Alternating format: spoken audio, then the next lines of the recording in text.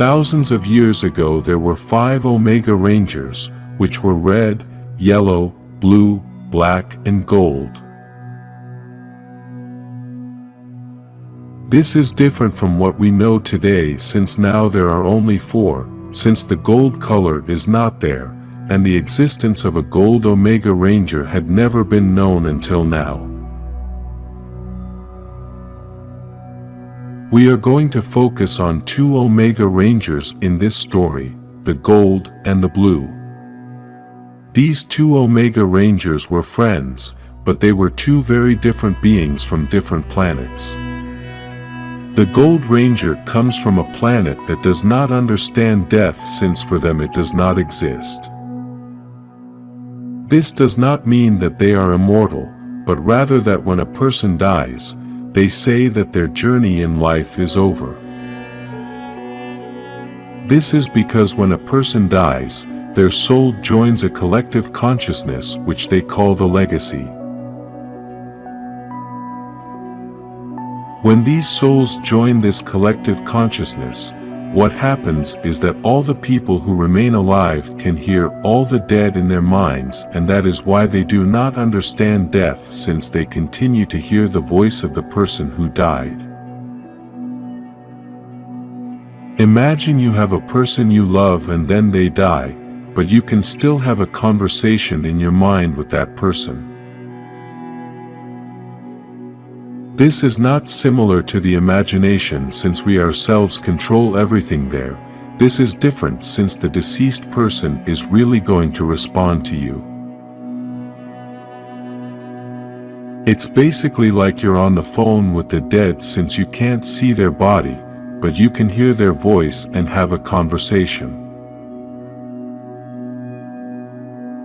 It is also how these beings on this planet live with dead people inside their minds, and that is why they do not understand death or loneliness. The Gold Omega Ranger, called Spark, was suffering since being very far from his planet, he could not hear the voices of this collective conscience. It was the first time he felt loneliness, although he really wasn't alone, since he lived with the other Rangers. For him it was a different loneliness, since he was used to hearing all these people in his head, and now he didn't hear anything. His friend, the Blue Ranger, tried to cheer him up and explain that he really wasn't alone, that there was a lot of life around them, but even so Spark couldn't understand this. At that moment a giant enemy attacked them and killed the Blue Ranger before she could transform. At first Spark did not feel the death of his friend and never cried, since he thought that her soul was going to connect to the collective consciousness, and he was going to be able to continue connected to her. Obviously, this didn't happen, since she was from another planet, and little by little Spark began to get depressed because it was the first time he had that feeling of emotional pain. All Rangers deal with pain in different ways, but Spark wanted to find a solution to that pain. After a few days the Rangers had to stop a monster that was similar to a giant mouth, but it was really a portal that led to the darkest with a lot of knowledge.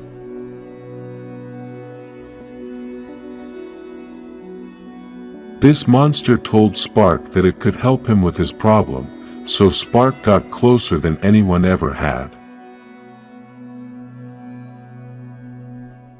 The Rangers were able to defeat the monster and lock it up, but it was too late. With the dark knowledge that Spark had found in that portal, he began to experiment with the energy of the Morphin grid.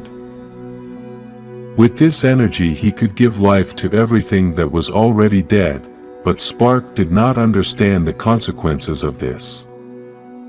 After supposedly mastering this energy, he quickly went to the Blue Ranger's grave to revive her. The other Rangers noticed this and quickly went looking for him, but it was too late. Spark had revived the Blue Ranger. Even though she was alive, the Blue Ranger seemed like a lifeless puppet that Spark was simply controlling with the new power. Spark was happy because her friend was alive, but the other Rangers tried to explain to her that this was wrong since she should be dead. That was her place now and she had to learn to accept it. Spark refused to accept the death of his friend, so the Black Ranger began to treat him like any other threat from space and attacked him. At that moment the Blue Ranger attacked the Black Ranger since Spark was controlling her. After this, Spark woke up all the dead that were buried in that same place and he could control them all. The Omega Rangers had to transform to start fighting with all these living skeletons controlled by Spark, which now becomes the Death Ranger. Even though Spark was able to control the dead, he couldn't fully control the Blue Ranger, who broke free and started attacking Spark. In that moment of weakness, all the other dead broke free as well, started chasing Spark, seized his blaster, and shot him. With this shot, all the connection of the new power vanished and the Blue Ranger was sorry for what had happened since that was not what she wanted. Again, she started to die as she was only alive due to the Death Ranger's power, but at the same time Spark also started to die. When Spark died, his soul was seeking to join the collective consciousness like all the people on his planet, but being away from his planet, his soul couldn't connect to the collective consciousness. Because of this, her soul was attached to the Morpher since it was the only thing that could keep her, and then the Omega Rangers hid this Morpher.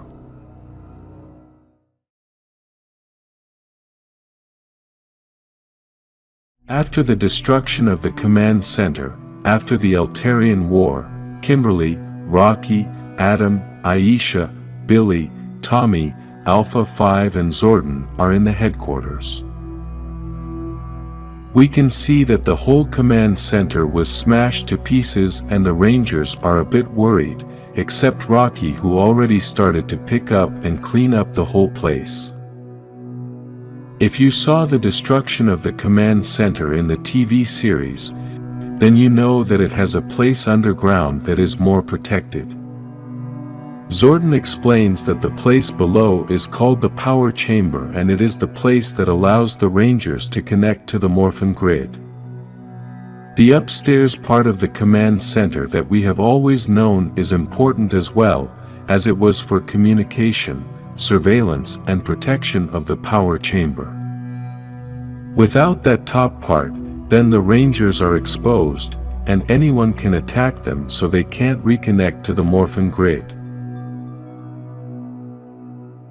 Although we all thought, including the Rangers, that there was only one command center in the entire universe, Zordon and Alpha 5 explained that it was a basic Eltarian command center and there are many just like it.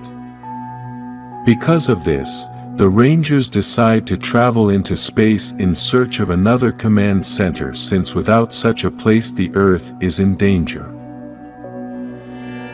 Zordon states that even though Lord Zedd helped them in the previous war, he still seeks the destruction of the Power Rangers. Rocky returns home to talk to his mother and she tells him that she needs him to stay home to take care of his siblings since she must travel, otherwise she will lose her job. Rocky tries to make excuses that he has a school trip since he knows they must travel to space to find the command center. At that moment Rocky's sister arrives very surprised as if something was happening with the moon. When they all look up at the sky, they realize the moon was disappearing. But Rocky says that's a problem for the next day. In Promethea we can see Grace, the first Red Ranger and creator of the Terra Venture ship, repairing the place and receives a call from Dr. Zaskin, who confirms that the moon did not disappear, but was camouflaged.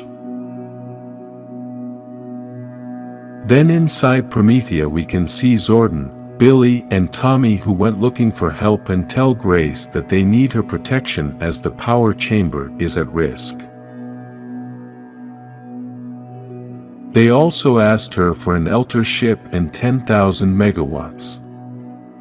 Grace agrees to help them since the Green Ranger, who is not Tommy, comes from Promethea, and he also needs the Morphin grid to access his powers. On the ship, Tommy and Aisha are getting ready, then Rocky arrives and tells them that he won't be able to go on the trip.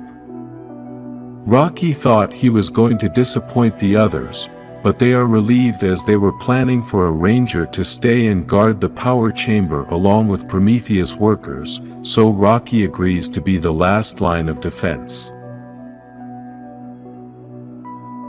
The ship takes off, and quickly, without wasting time, Rocky is attacked by robots that only had his face, a tire and arms with laser weapons. These robots are different in that they can learn from their mistakes and continue to be better warriors. Rocky transforms and begins to destroy as many robots as he can, but they start to become too many for him alone. As Rocky tries to attack, another robot blasts him with a laser beam from behind and knocks him to the ground. One of the robots sends a message with a request asking if he should neutralize or eliminate him, but he is given the order to eliminate Rocky. At that moment, a green lightning bolt explodes all the robots that were around. At that moment, Matthew Cook arrives, the Green Ranger who works with Promethea, who also wants to defend the power chamber. Rocky is very worried and hurt. He tells Matthew that the other Rangers have already left, and he is afraid that the robots will return, but Matthew tells him that he is not alone.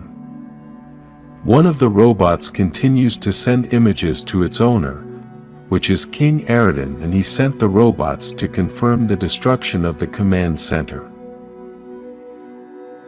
Now the king knows that the command center is destroyed and vulnerable, that Lord Zedd has retreated from the site, and that most of the Rangers are off-planet.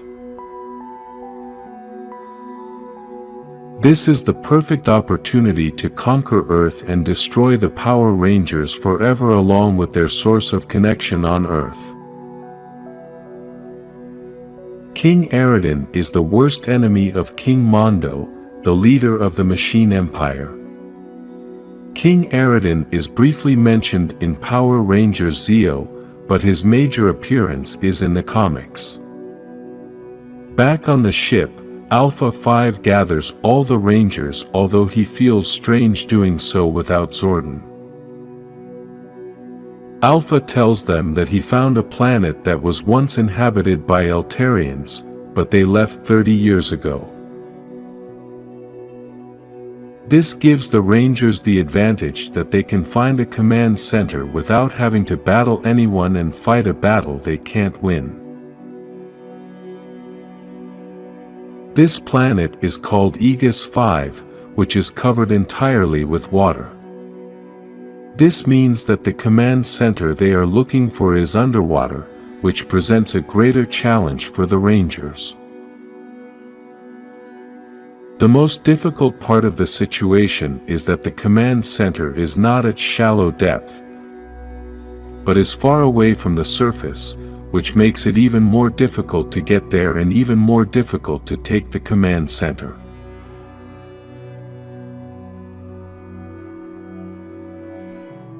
At this point in the story, the Imperial's threat is over, the Blue Emissary is missing, and Robot 11 is out of commission. Omega Rangers Jason, Zach, Trini and Yale are in Safe Haven, which is a safe place at the point of eternity. Now without the Blue Emissary, the Rangers must find a way to work alone. Jason searches the computer for signals to find Lord Draken and his ship, but the computer tells him that there is nothing. Still, Jason keeps faith that he will find him. At the lab, Trini is still working tirelessly to try to repair 11 and is on video call with Billy to try to help her by telling her what to do. Even so, Billy's advice is still not working as he is relying on the workings of Alpha 5. They both manage to turn 11 on, but apparently, she has no memories and that doesn't work for them. In a secret room full of weapons are Zoc and Archon, a respected elder in Safe Haven who has a direct connection to the Morphin grid. They both realize that someone has stolen a weapon and Archon tells Zoc that more things have gone missing recently. Zoc acknowledges that it is a place with a lot of inhabitants, but still asks Archon if he has any suspects in mind and Archon says yes. Zoc goes in search of that suspect, which is Kever, a Hartunian who was stealing fruit at the time. Zoc gives him a chance to return the weapon he stole without having to do it the hard way, but Kever throws the fruit in his face and flees. After a quick chase, Kever hides and Zoc thinks he lost him, but surprisingly manages to catch him. Although Kever continues to deny that he is the thief of the gun, Zoc continues to insist and tells him that if he doesn't take him to where the gun is he will lock him up for several centuries. Back at the lab, Trini keeps trying to bring 11's memories back, but nothing has worked. Even 11 can talk and do everything normally, but it's like it's a new system. At that moment, Trini gets a call from Billy, who was running a diagnostic on 11's entire system, but everything was normal. The only thing he could find is that a user was blocking 11's memories. Trini is confused since she didn't do it and knows that Jason or Zoc wouldn't know how to do that. Then, the unexpected happens. 11 tells Trini that he is blocking his own memories as she had told him that he has seen many terrible things, worlds destroyed and many people who have lost their lives. Because of this 11 doesn't want to have to think about all that again and tells Trini that he doesn't need all those memories to be a good Omega Ranger's assistant. This is 11's final decision, and he tells Trini that if he can't respect that then he should pull the plug. Elsewhere, Jason continues to work with the computer searching for the Wraith 2 ship and Lord Draken, but the computer tells him it has found nothing. At that moment Yale enters chasing a flying jellyfish and interrupts the search and the computer setup. Yale runs off to the roof of the place and Jason goes after him and notices everything that Yale has destroyed. He then climbs up to the roof very angry and is amazed at all the flying jellyfish he sees in the sky. Continuing with Zoc, Kever and Archon, they go in search of the stolen weapon and Kever directs them to where he lives now as he says his parents died in Hartunia and he was forced to travel and was abandoned in Safe Haven. Unfortunately, no one wanted another mouth to feed, and they passed Kever from family to family until he found that place where he lives now. When they arrive, Kever tells them that inside is the gun and asks them to find it and leave him alone. When they enter the house, they realize that Kever had stolen more things than they had thought. We can even see that there is a king's crown, an Eltarian warrior's helmet, and even a Red Ranger's helmet. At that moment, Kever appears with the weapon and threatens them as he says he must be prepared when the beings that destroyed their planet arrive. Zoc and Archon tell him that he is safe there as the Imperials no longer exist. They start fighting and Kever starts telling Zoc that the Omega Rangers are the only thing holding Safe Haven together. If the Omega Rangers leave, then people are going to start fighting each other and form a war for power. Kever gives Zoc a hard blow and tells him that he has nothing left to do but survive in that place. At that moment, Archon takes a swing at Kever and takes away his weapon to save Zoc. Kever thought that Archon would take his life, but surprisingly he tells him his story and tells him that when he arrived on that planet, he had nothing because of the Hartunians, and yet he decided to make Safe Haven his home and swore to protect it. Besides that, he tells him that he cannot protect the planet alone and needs help. Then, Archon extends his hand and offers him a home and a purpose to live. After that, the 4 Omega Rangers meet at the computer site and begin to talk about the future of the Omega Rangers and the other planets. Trini tells Jason that he must change since he has spent every day and every hour on the computer looking for Draken, and they must leave the past behind and focus on other things and other worlds that need the Omega Rangers. Surprisingly, Jason agrees with Trini and tells her that Yale helped him realize everything he was missing. Then, the Omega Rangers start sending a message to all the planets in the universe to tell all the inhabitants that they are not alone and that the Omega Rangers are going to protect the weak and warn the villains that they are not going to continue abusing the weak. In one of those worlds, we can see Andros, the Red Ranger from in space, but in another world, we can see the followers of Vox, a powerful villain who had already had problems with the Omega Rangers. These villains were destroying a planet and sacrificing the inhabitants when they received the message and decided to track the signal to know the exact location of the Rangers because they want their revenge. After Zordon was at Promethea asking Grace for help, he now returns to the command center, which we know is destroyed. Promethea employees are cleaning up the place to get everything ready before the Rangers find a new command center. After a bit of a bumpy ride, Zordon arrives at his destination. Matthew the Green Ranger greets him and opens the doors. One of Promethea's employees helps move Zordon's tube out of the truck but drops it in a very silly way.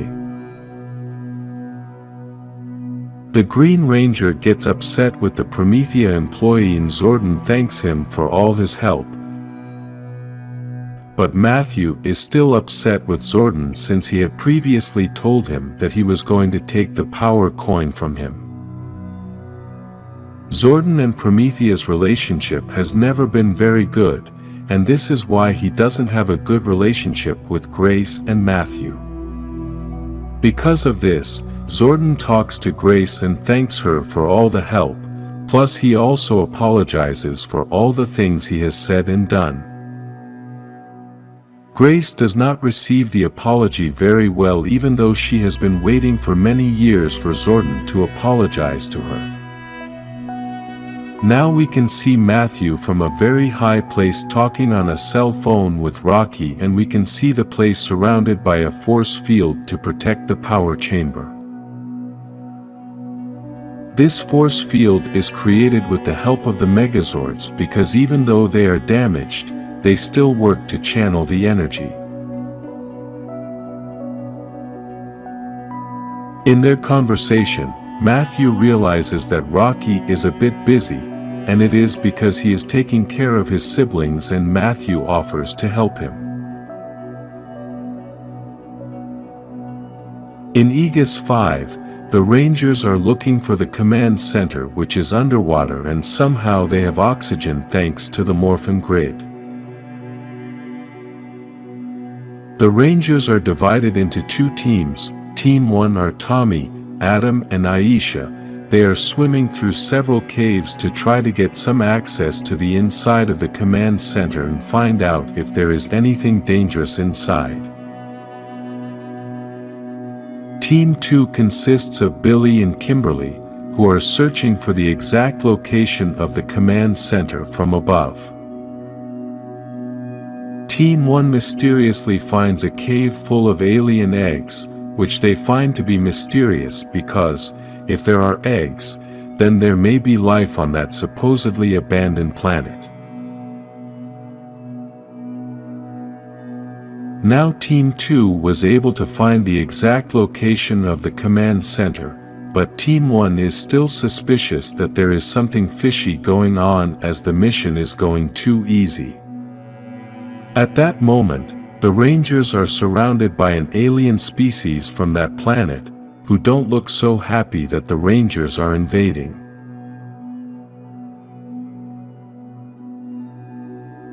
Back on Earth at Rocky's house, all his siblings are getting ready to leave for another location and are waiting for a special guest. It should be noted that Rocky's family obviously doesn't know that he is a Power Ranger. At that moment, someone knocks on the door and when they open it, it is the Green Ranger coming to take them all to another place. Back on Igus 5, the Rangers begin to fight with the inhabitants of that planet, who are very angry because they think that the Rangers are Eltarians coming to invade and enslave them. The Rangers were looking for the command center, which is a surveillance center created by Eltarians, and in addition to this, they also arrived at that planet in an Eltarian ship, and it is because of this that the inhabitants of the planet think that the Rangers are from Eltar. Aisha manages to stop the fight and tells the planet's leader that they are not from Eltar and that they only came to look for the command center. Unfortunately, for the Rangers, that command center is what is protecting the eggs of these inhabitants, so they are never going to let them take the command center.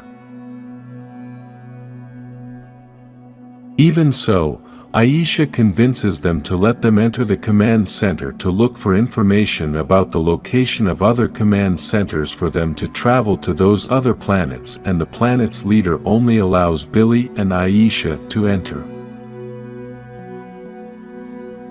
On the way inside the command center, the leader tells them that the Eltarians offered them many things in exchange for them to join their troops, supposedly for peacekeeping, but in reality, it was for wars. Because of this, this planet was almost extinct, and this made the Eltarians leave. This is why the inhabitants of this planet hid, so that the Eltarians would continue to think that there is no life there. When they arrived inside the command center, we can see that there is a giant bubble that protects the offspring of these aliens, and the leader of the planet tells the Rangers to look for everything they need because this will be the last time someone will enter that place. While Billy begins to look for coordinates of other command centers, Aisha tells him that she has never seen him worried about losing his powers, but Billy tells her that he has never been worried about that. He is worried about losing his friends and sees the world in a different way, because when he sees places like that planet, he can realize that there is something bigger than power weapons and Zords.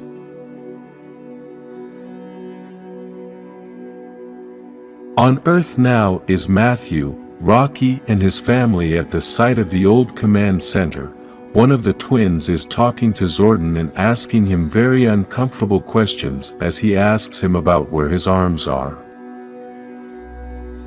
Rocky, very embarrassed, goes to find him quickly and acts as if he has never met Zordon, as his family doesn't know he is a ranger. Inside the offices is Rocky's sister, and he meets Grace.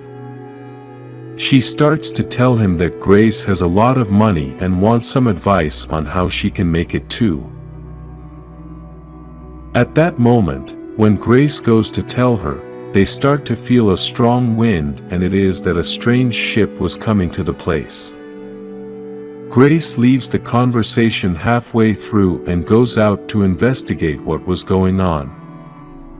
She asks Dr. Zaskin about the ship and who is driving it, but the doctor tells her that he finds no signs of life.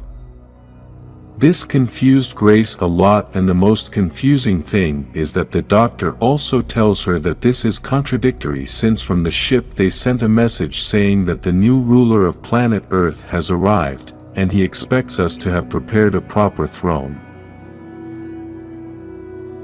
At that moment, we can see King Aridan and his servants get off the ship, who want to conquer the Earth, taking advantage of the fact that Lord Zedd and the Rangers are not there, besides the fact that the Earth is vulnerable without the command center. Back in Safe Haven are the Omega Rangers, but while Zack and Trini are sleeping, Jason and Yale are training hard. Then, when Jason arrives back at the house, Zack and Trini are already awake, but a little cranky as they are still tired. While Jason prepares his breakfast, he tells the Rangers that they should enjoy this paradise because they can do whatever they want, without lies and without hiding their identity, but Trini only thinks that they still have a big responsibility because they must protect the universe. Now, the Rangers go to the Point of Eternity and talk to 11 to know if they received any response from the message they had sent to all the planets. The Rangers receive responses from 2 different planets. On the first one there is no sign of life, and it can only be a ship that was stranded on that planet. The second response comes from planet KO-35 and is an urgent emergency signal, as there are attacks with large weapons all over the planet. The Rangers decide to split up in order to travel to the 2 planets, so first, it's Morphin time. On the first planet, which is located in the Mindrose system, we can see Zack and Trini looking for the emergency signal, but it takes them a while to find the ship that is emitting this signal. We can see that the ship they found is destroyed, and the Rangers feel that this could be a trap. Because of this, Trini decides to enter the ship alone, so Zack stays outside watching. Inside the ship, Trini realizes that the signal was disabled and there are only dead bodies. She also tells Eleven that the escape pod is gone, which means someone had to use it and may still be nearby and need help. Zack is outside the ship and finds the engine, but realizes that it is unstable and could explode at any moment. Suddenly, a loud noise is heard outside the ship, which scares Trini very much.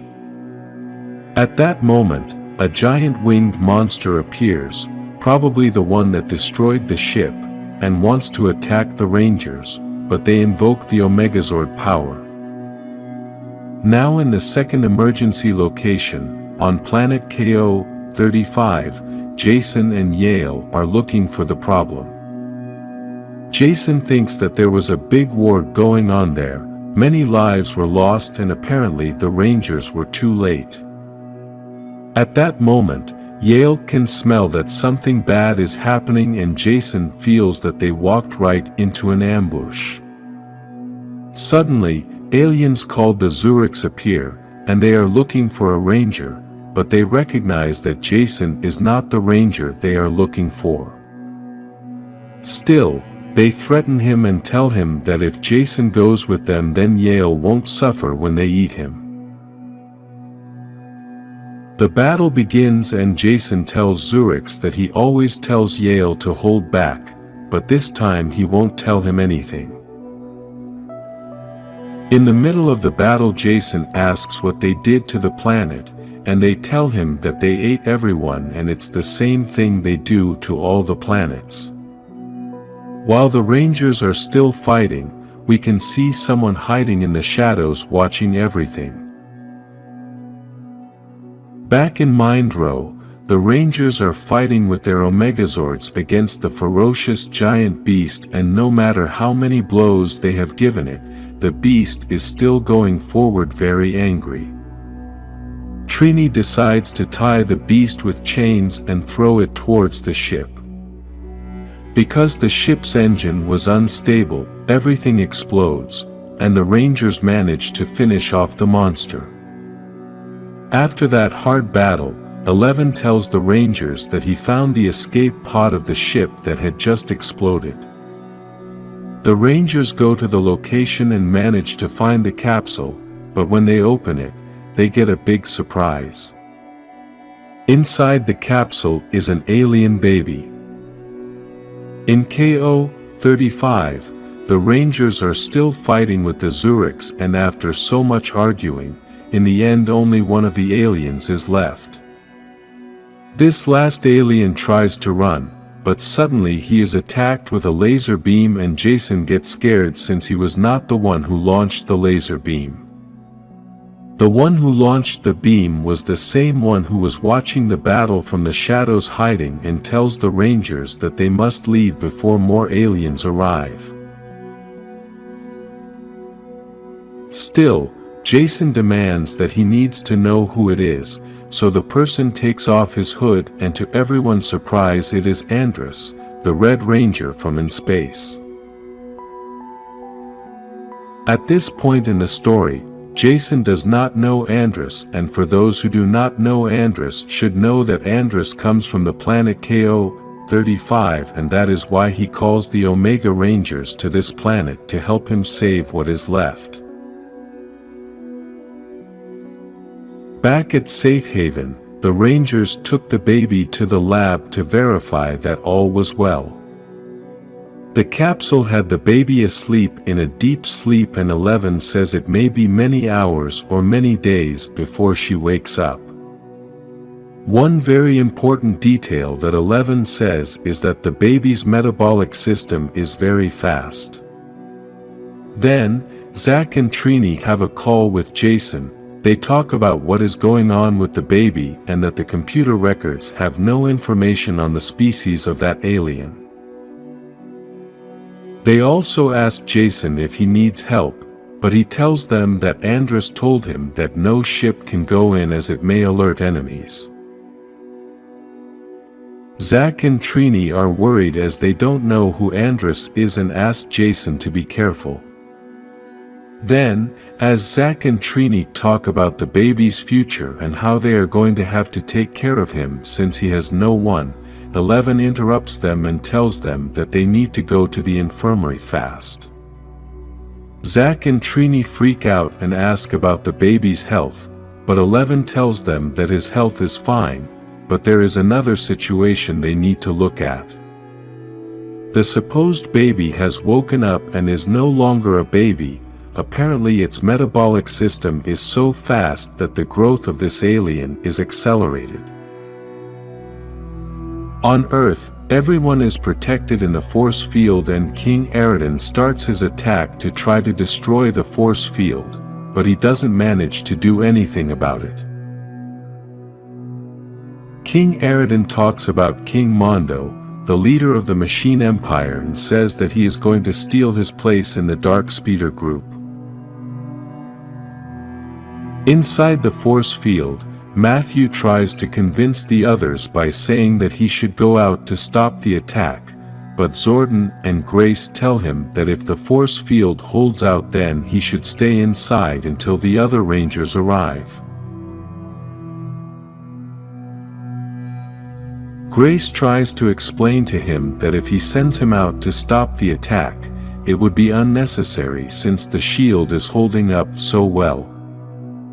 Because of the whole situation, Rocky decides to take his brothers to the power chamber, so they don't have to see everything that is going on.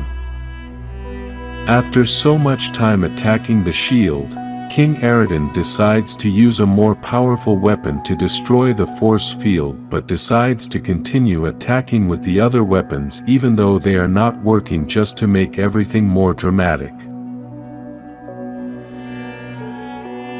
In the power chamber, Rocky is with his brothers and sisters. At that moment Matthew arrives and tries to talk a little with the kids to get them to think about something else.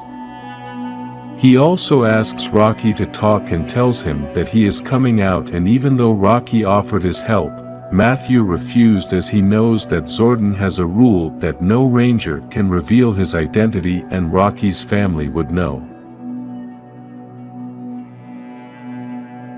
Before Matthew goes out to fight, Zordon tells him that he was wrong in his choices as Matthew is just like Tommy. Zordon did not choose him to be a Power Ranger, yet both have been able to be good Rangers. In addition to this, Zordon shows his support for him to be a Ranger. The other Rangers are now on the planet Leonus, a planet located in the Lion Galaxy, where they have a hidden command center, and the king of this planet has in his body the device that makes the command center undetectable. The king is going to have a party and the Rangers must enter and be near the king for 4 minutes in order to deactivate the device with another device invented by Billy.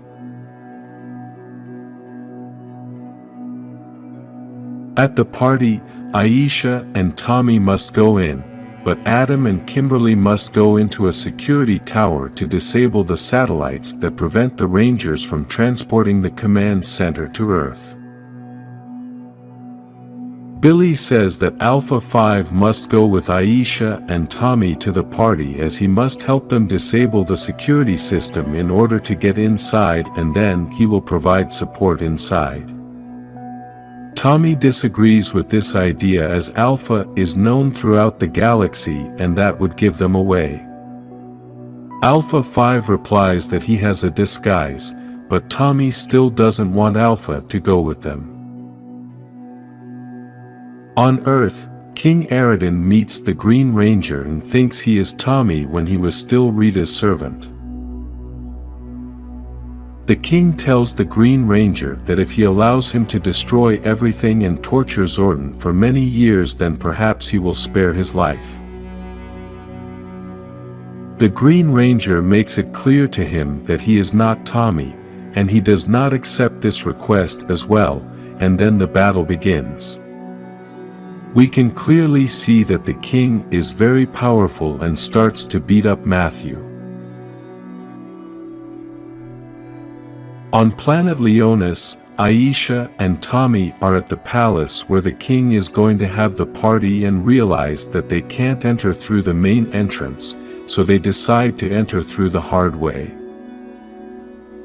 When they manage to get in, they steal the costumes of other guests, and at that moment the king is talking to his guests. Tommy interrupts him and tries to have a conversation with him, but the king realizes that Tommy doesn't know anything about what he is talking about, so he starts asking him questions suspecting that Tommy shouldn't be at that party. At that moment, Tommy is saved by Alpha 5 who mysteriously managed to enter the party disguised as a stylist. Back on Earth, the Green Ranger continues to battle, and inside the shield, Rocky, Grace, and Dr. Zaskin try to find a solution to help Matthew. King Aridan and his entire army are robots, so Rocky has the idea that maybe they can shut them down like any other electronic device. Dr. Zaskin has the idea of inventing a device that they can point at King Aridan and shut him down. While the Green Ranger is having a tough battle, Rocky tells him that they need the dragon dagger for a few seconds, and this was unexpected for Matthew since that was his only weapon at the time, but he decides to trust Rocky and looks to dodge all the blows without his weapon. After that, they return the gun to Matthew with the new device attached to the dagger and tell him to aim it at King Aridan. At that moment Matthew aims it at the king and gives him a big pulse shock to try to shut down the machines, but even though it was a hard hit to the king, it still did nothing to him.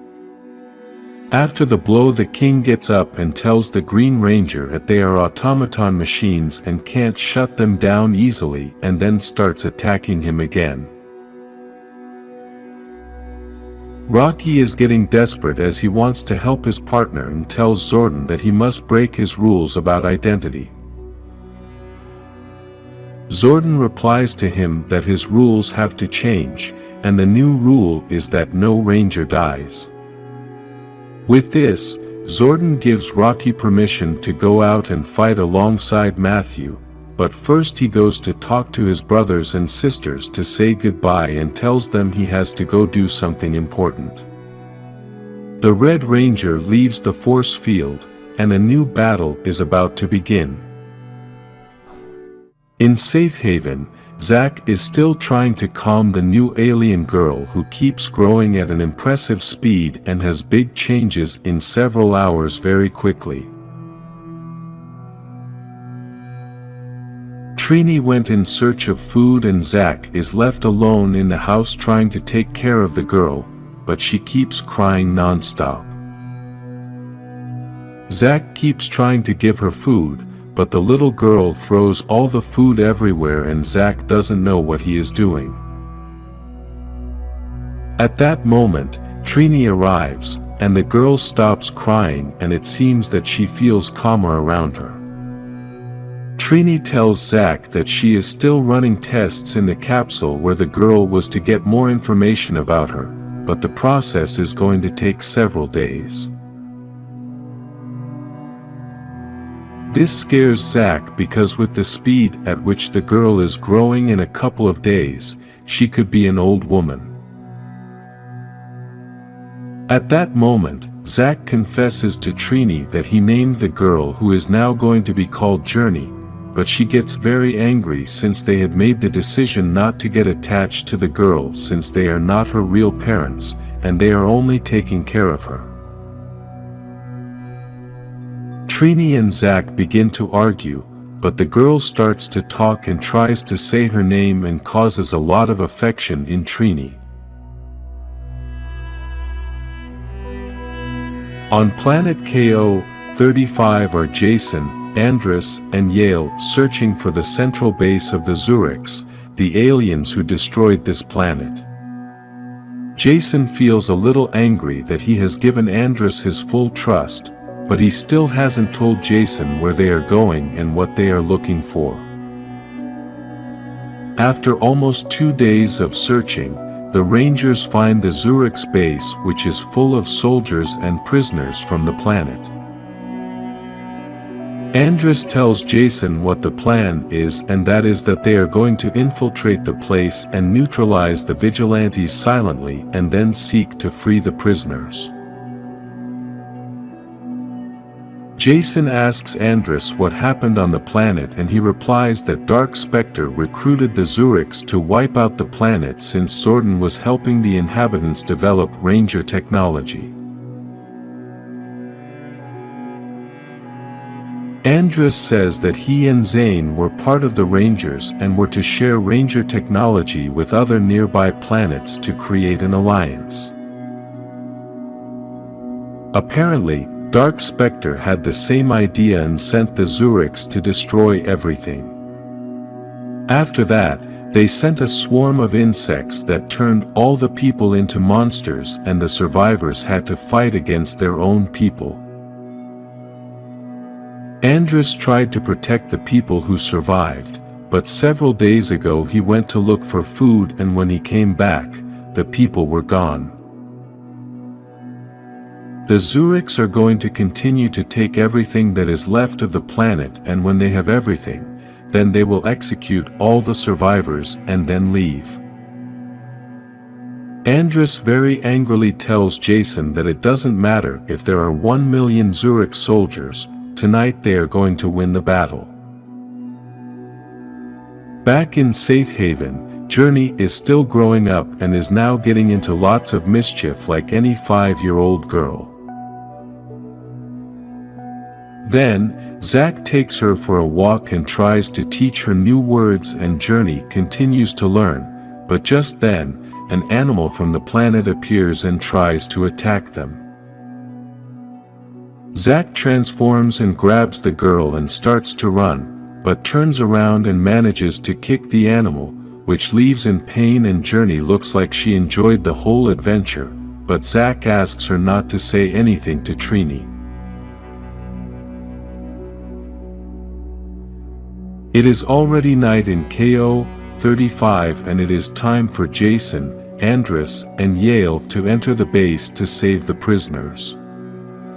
The Zurich's vigilantes realize that there is something strange at the water exit, and at that moment, Andros shoots one of the vigilantes with his blaster. The other one tries to escape, but Andros also shoots him after the vigilante had already given the alert. Now, we can see the ranger suit that Andros has, which is a different suit than the one we have already seen for years.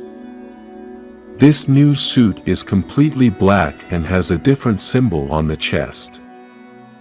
Andros wants them to split up, but Jason insists that they should stay together since this is just a mission to rescue the survivors. Andros continues to insist that he wants to attack the Zurichs and show them the same mercy they have shown.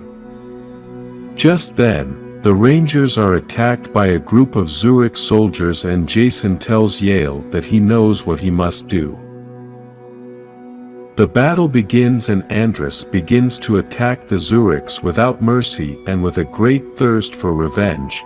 Jason realizes this and tries to stop him, telling him that he must remember that they are only there to rescue the survivors. At that moment, Yale arrives with all the rescued prisoners who attacked the Zurichs. Andros is confused and doesn't know how this happened, and Jason tells him that this happened remembering that it was a rescue mission. Back in Safe Haven, Zoc is teaching Journey how to play a sport they have on that planet. A family passes by the same place who also have a little girl just like them, and the family stops to say hello to the Rangers and talk a little with Journey as well. When the family leaves, Journey realizes that they are all the same, but she doesn't look like Zoc and Trini. Because of this, she asks them why she is different. Trini decides to tell her the truth and tells her that they are not her real parents and that her real family may be dead, or maybe there is also a possibility that they are still alive. In addition to this, she also promises him that they will take care of her and keep searching until they find her real family. At that moment, Zoc receives a call from Kimberly, who is on another planet and apparently gives the Rangers some bad news. On KO 35, the survivors board a ship to escape the planet and seek refuge, at which point Andros says goodbye, but Jason asks him to go with him to Safe Haven. Andros then tells Jason that during the invasion the Zurich stole the Astro megaship, which contained most of the Ranger technology, including several prototype morphers. If Dark Specter finds this technology, then the Morphin grid will be at risk. Andros says goodbye to Tikwa and has a conversation with her as he apparently has a secret plan that the Rangers cannot know about. Part of that secret mission is to save Zane and make Dark Specter pay for everything he did to this planet. Now, Jason talks Eleven into opening the portal that takes them back to Safe Haven, and on the other side are Zack and Trini waiting for Jason to give him the bad news Kimberly told them. Trini is crying and Zack doesn't know how to tell Jason what was going on. Finally they tell him that his mom had passed away. Tommy, Aisha, and Alpha 5 are on planet Leonus at the party of the king, trying to complete the mission to get the location of the command center they have hidden there. Alpha saves Tommy as he starts talking to the king, and he believes everything that Alpha is saying, who is disguised as a stylist. At that moment, Billy sends a message to Aisha and tells her that he already has all the data he needs and can get Tommy and Alpha out of the place. Although Aisha was enjoying Alpha's performance, she interrupts the conversation and manages to get them out of the place. On Earth, Rocky joins Matthew to fight King Aridan in a tough battle. The Rangers are trying to buy time to wait for the other Rangers who are on planet Leonus. Matthew is fighting the king and Rocky must take out all the other robots. Unfortunately, the king is very powerful and is beating the crap out of Matthew. The king has the Green Ranger lying on the ground about to finish him off, and Rocky saves him by firing his blaster. The two continue to fight and try to stick to the plan so they can give the other Rangers more time.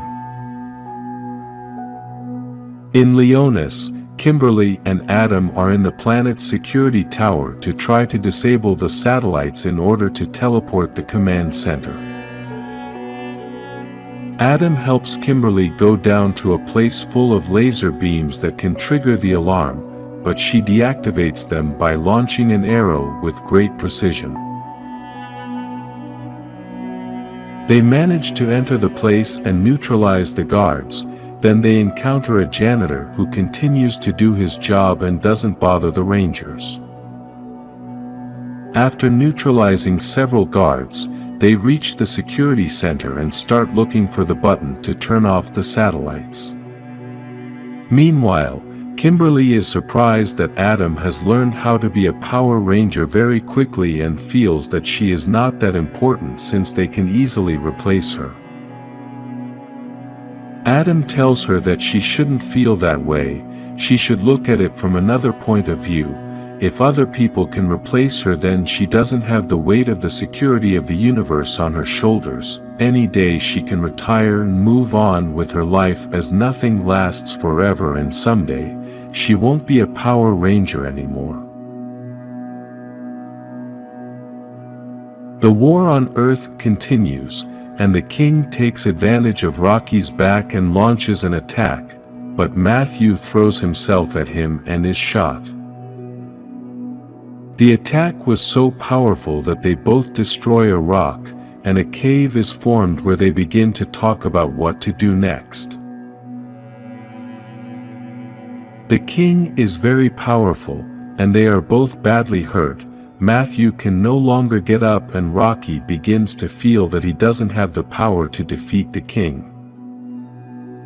Matthew tells Rocky that he is very strong despite being under so much pressure from the invasion. He still hasn't stopped taking care of his family. With those words, Rocky regains his strength and stands up ready to continue fighting, but before he leaves, Matthew gives him the power of the dragon.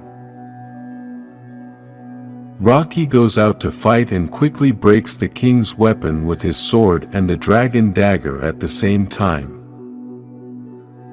On the other planet, the Rangers find the command center and prepare to make the biggest teleportation in the history of the universe.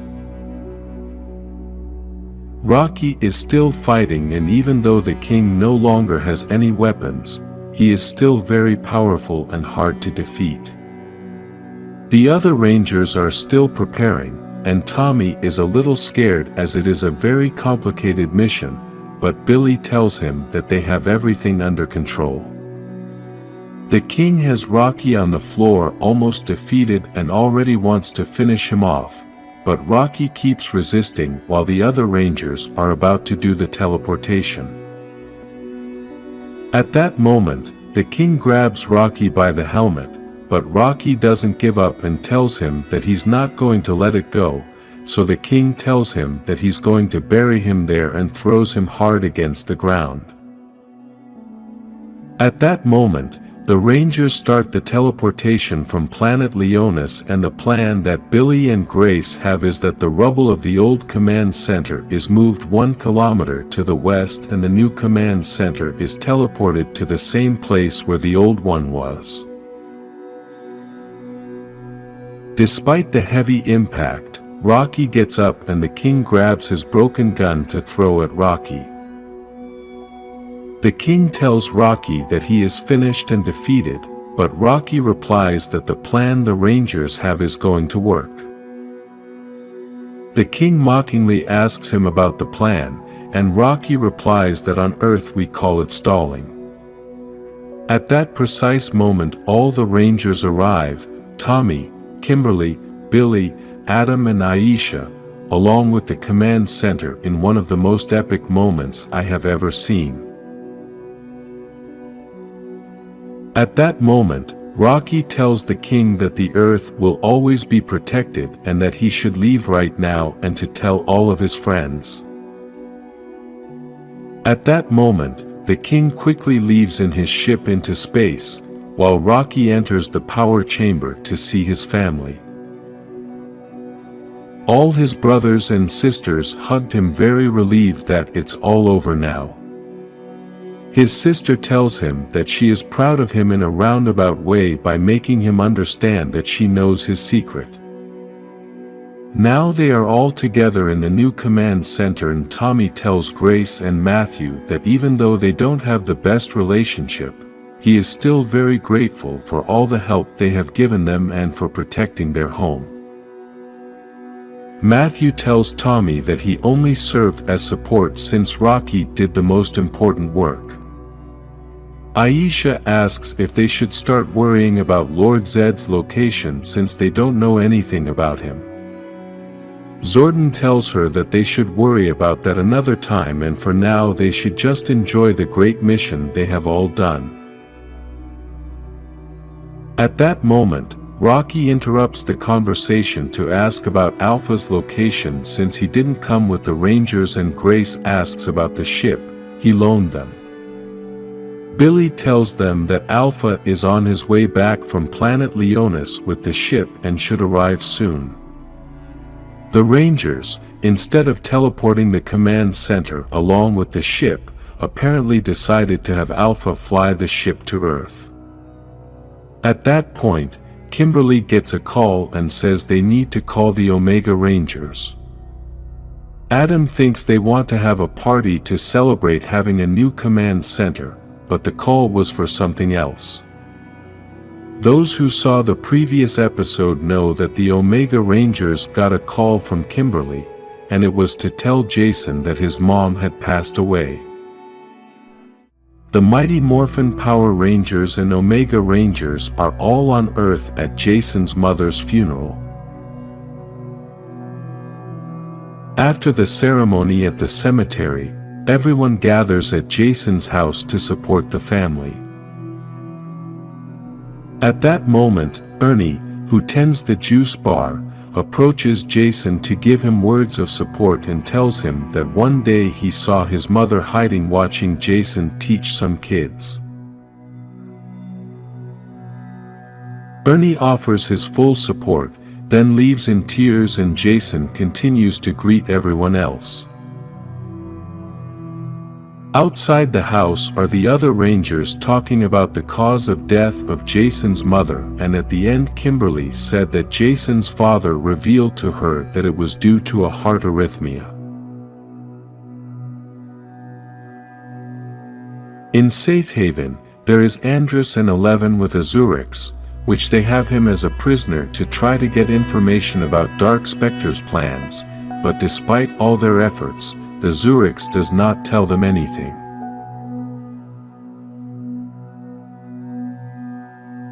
The prisoner takes the opportunity to try to humiliate Andros by telling him that the people of his planet were cowards because they had invaded another planet which was less developed and the people were able to defend themselves, but the people of KO-35 hid like cowards.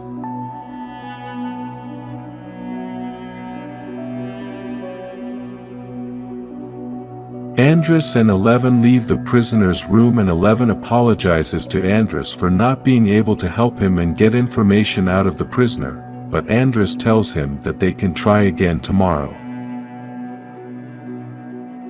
Then they say goodbye and 11 thinks Andros is going to sleep, but in reality, he came back with the prisoner and pulls him out of his energy shield to have another kind of dialogue without witnesses.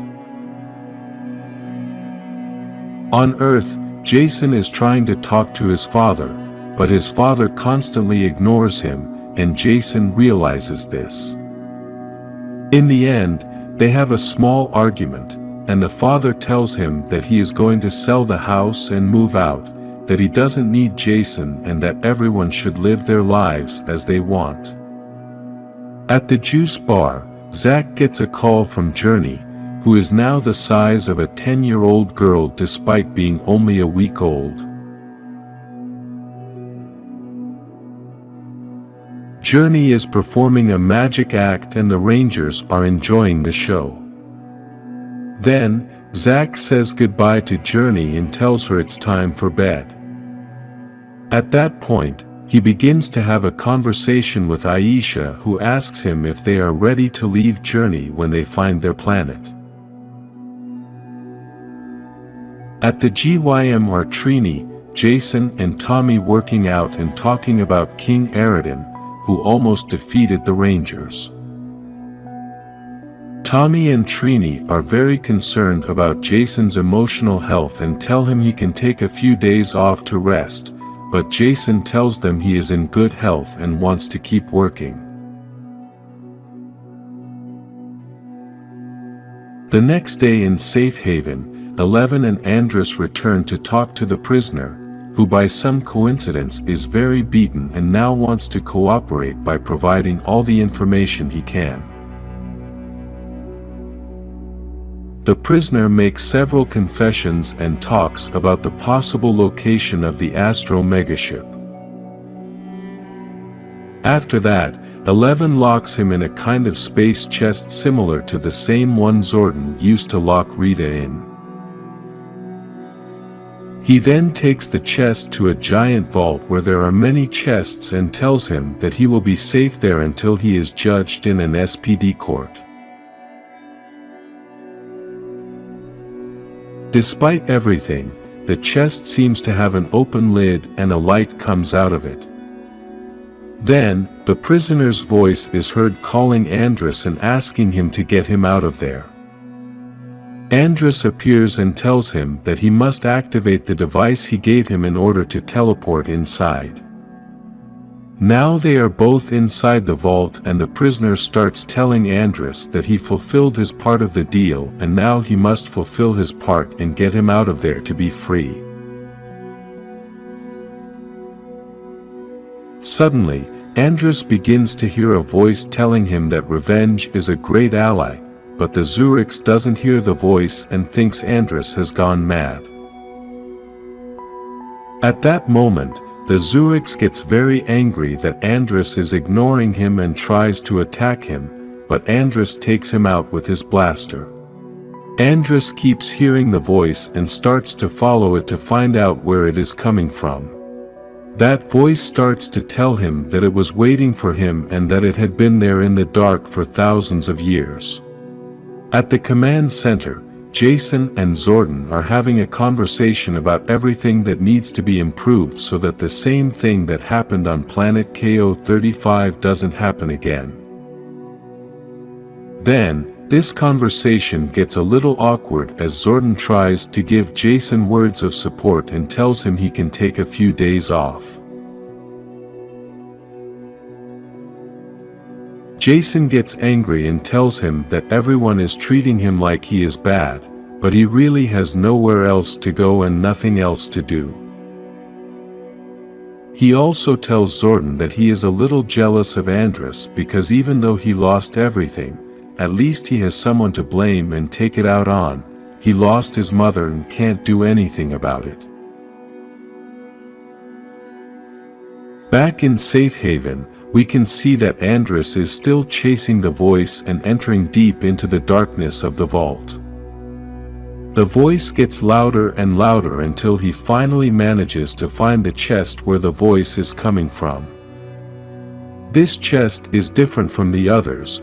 It is isolated and chained, which gives us a clear reference that what is inside is very dangerous. The voice says that he was able to defeat death, and this is why Andros wants to free him to help him defeat Dark Specter. The voice tells him that he will do that and much more. It also tells him that Andros has seen the face of death, and with loss comes understanding and power. It also tells him something very important, and that is that long ago he was one of those chosen to protect the universe forever, and he has some unfinished business. Andros then breaks the chains and opens the chest to see that what is inside is a gauntlet just like the Omega Rangers. Several days after Jason's mother's funeral, Kimberly goes to visit him because he is very depressed and won't accept help from anyone. She brings him food and Jason receives it with no desire to receive visitors. When they are in the kitchen, she realizes that several people have already brought him food as well, and Jason has a lot of clutter in his house. She offers to help him, but Jason insists that he is fine and doesn't need anyone's help. When she leaves Jason's house, Kimberly runs into Trini outside and they begin to have a chat. Kimberly thought Trini had come to help Jason, but she had actually just left since she also realized that Jason wants to be alone. The two begin to talk about how after they get to Earth, they must answer all their cell phone messages since they don't have that signal in space to receive messages and calls from Earth. Trini also tells Kimberly that she needs to go shopping since they don't have clothes for humans in space. After trying on a lot of clothes, Trini decides to wear something more daring, and Kimberly is a little confused since she had not seen Trini with that style, but she tells her that in space she learned not to follow cultural fashions. Then, they both sit down to eat and start to have a little awkward conversation as Trini starts to tell her about some secrets. Kimberly was surprised as she couldn't believe that there were other Power Rangers now that she knew about Andros. Trini tells her that there are actually more things that they don't know, and because of this Kimberly is very curious to know more about it. Trini begins to tell her about how everyone knows that Lord Draken had escaped from his cell and then returned to help with the Imperials, but that wasn't the first time he had actually returned. The first time he came back was when he killed Tommy, and Rangers of all times and space came to defeat Draken. At that time, all the memories the Rangers had of that event were erased, but an emissary restored the Omega Rangers' memories, and that is why Trini knows all of this. Kimberly gets a little confused and obsessed with all these secrets Trini told her and goes to the command center where Billy is repairing the Zords to ask him for a favor. She tells Billy that he was able to repair and upgrade the Green Ranger Power Coin, so maybe he can manage to upgrade the powers of the Power Rangers. Billy suspects that this request is because of something else, so he asks Kimberly, and she replies that she talked to Trini about the future of the Power Rangers and found out that they are all replaceable. Billy starts to get interested in the situation, and Kimberly tells him that the Rangers always put their lives at risk and need to increase their power to be prepared. Billy agrees to start working on something that will help them improve and is going to share the idea when he has something worthwhile. Kimberly goes to the GYM to train, but she is still very thoughtful about the whole thing. At that moment, Tommy arrives and realizes that something is wrong with Kimberly. Even though he tries to talk about it, she doesn't feel like talking about all the bad things she is thinking. Even so, Tommy tells her that she doesn't have to go through all of this alone. At that moment, Kimberly receives an alert from Billy and Tommy decides to join her. The Rangers arrive at the command center to talk to Billy, and he tells them that he searched Zordon and Alpha's files so he wouldn't invent something that had already been made up and found something that can help them improve their powers. Billy's plan is to send the Rangers to a simulated pocket dimension where he can create fake villains so the Rangers can practice and use the new power. Kimberly and Tommy make their transformation and travel to the pocket universe Billy has prepared. Quickly, in this universe, you can find old villains, the Z-Putty Patrollers, which were the first soldiers that Rita used to confront the Power Rangers. Then, Billy introduces the most recent villains, the machines that Rocky and Matthew had to fight. The Rangers begin the battle and Billy tells them they can activate the new power to begin the test. The metal armor is the new power that the Rangers now have, which gives them more strength and power to continue battling. The Rangers begin to test their new power and realize that they can destroy enemies even with their bare hands. At that moment, Billy realizes that the new armor consumes a lot of power from the Morphin grid, but the problem with this new power is that the energy is very unstable. Because of this, Billy asks the Rangers to deactivate the new power, but Kimberly starts to really like the power and doesn't want to deactivate it. Tommy talks to Kimberly and tells her that they should deactivate the power and do what Billy says, but she still thinks she can control all that power. Billy clarifies to her that it's not about self-control, but that the new armor's power is volatile and that throws the Morphin grid out of control. The pocket dimension depends on the Morphin grid and it is very risky. At that moment, the communication with Billy is cut off and the Rangers try to connect again but are unsuccessful. They start to worry, so they decide they must get out of there but realize that nothing works.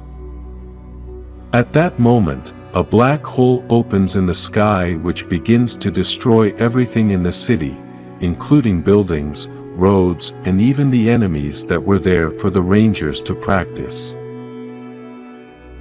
The ground begins to break, and lava appears.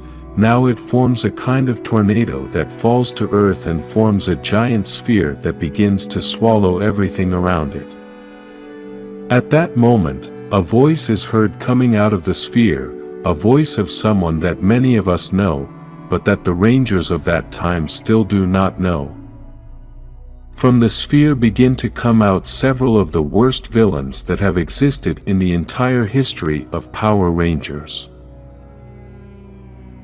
Now we get to see Trakina, the villain from Lost Galaxy. Then there's Sledge, a villain we started seeing in Dino Charge E but was in several more seasons.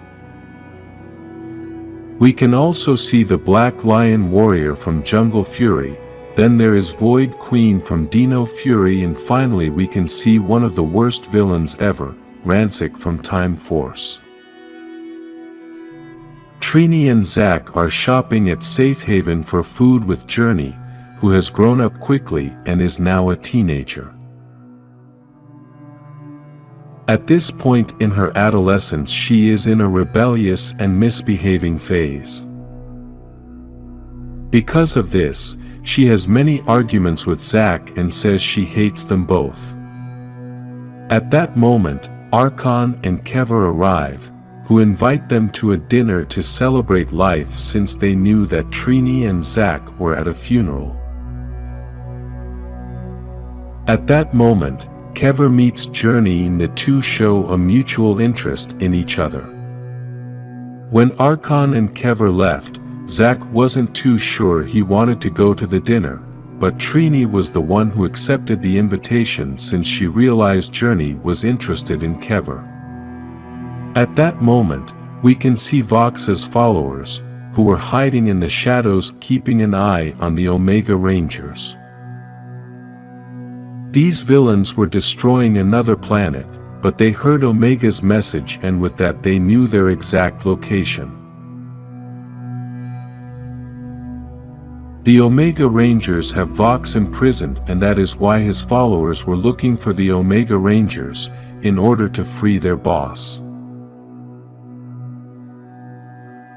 Now, Jason, Andros and Eleven are planning how they are going to look for the Astro Megaship, since Eleven was able to find it with the help of the Zurichs they were holding prisoner and cooperated voluntarily after a short visit from Andros. Part of the mission is to evade an entire army, and Andros intends to do the mission alone, but Jason won't allow it and tells him that Rangers always help each other because if something goes wrong, then he will have support.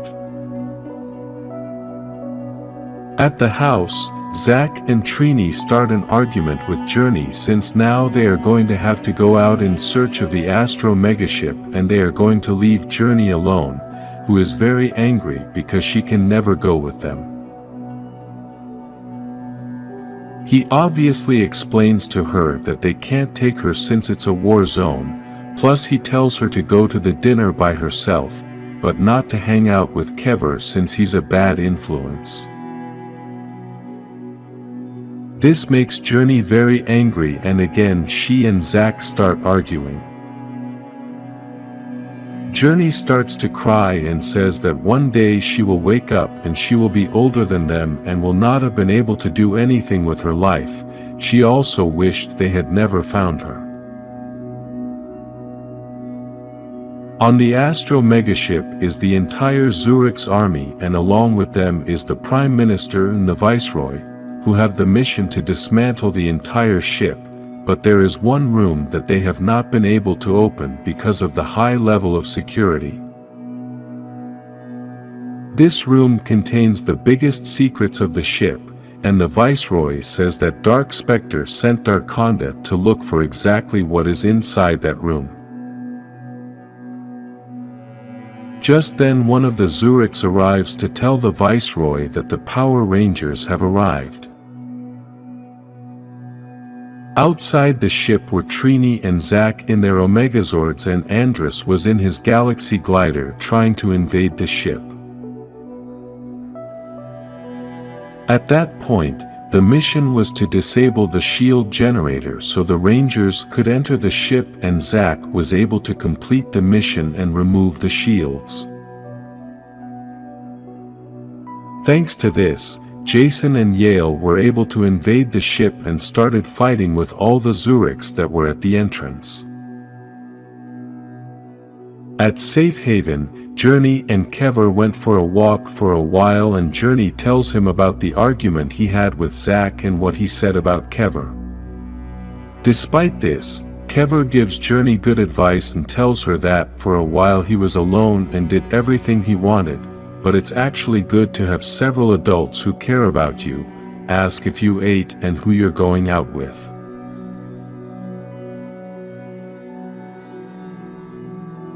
Meanwhile, in the kitchen, Archon and 11 are preparing food and having a conversation about the different flavors of energy to charge 11. At that moment, 11 receives a shock from Vox's followers, who take advantage of the opportunity that the Rangers are out of the planet. Inside the Astro megaship are Yale, Andros and Jason fighting with many Zurichs, and Jason tells Andros that even though he likes the black suit, he should do Morphin since that would be the help they need. Andros tells him that even though he can morph, he won't do it since he promised himself that when he fixes all that trouble that happened on his planet, then he will morph again. Jason respects his decision, but suddenly he realizes that Andros is gone. Now Jason and Yale have to face an army by themselves.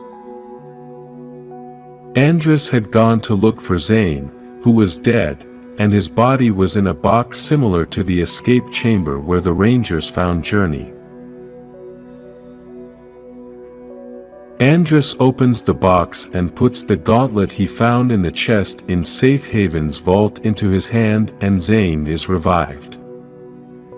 In Safe Haven, Vox's followers want to enter that same vault to look for their boss there, but despite threatening Archon by telling him they are going to eat rotisserie chicken, he still won't give them access to the vault since the only one who can open it at that moment is 11, but they disabled him upon arrival. Kever and Journey are in hiding figuring out how they are going to help Archon, but Journey is too scared and Kever tells him they must go out and fight. On the other side, Trini and Zoc are surrounded by many members of the Zurich's army.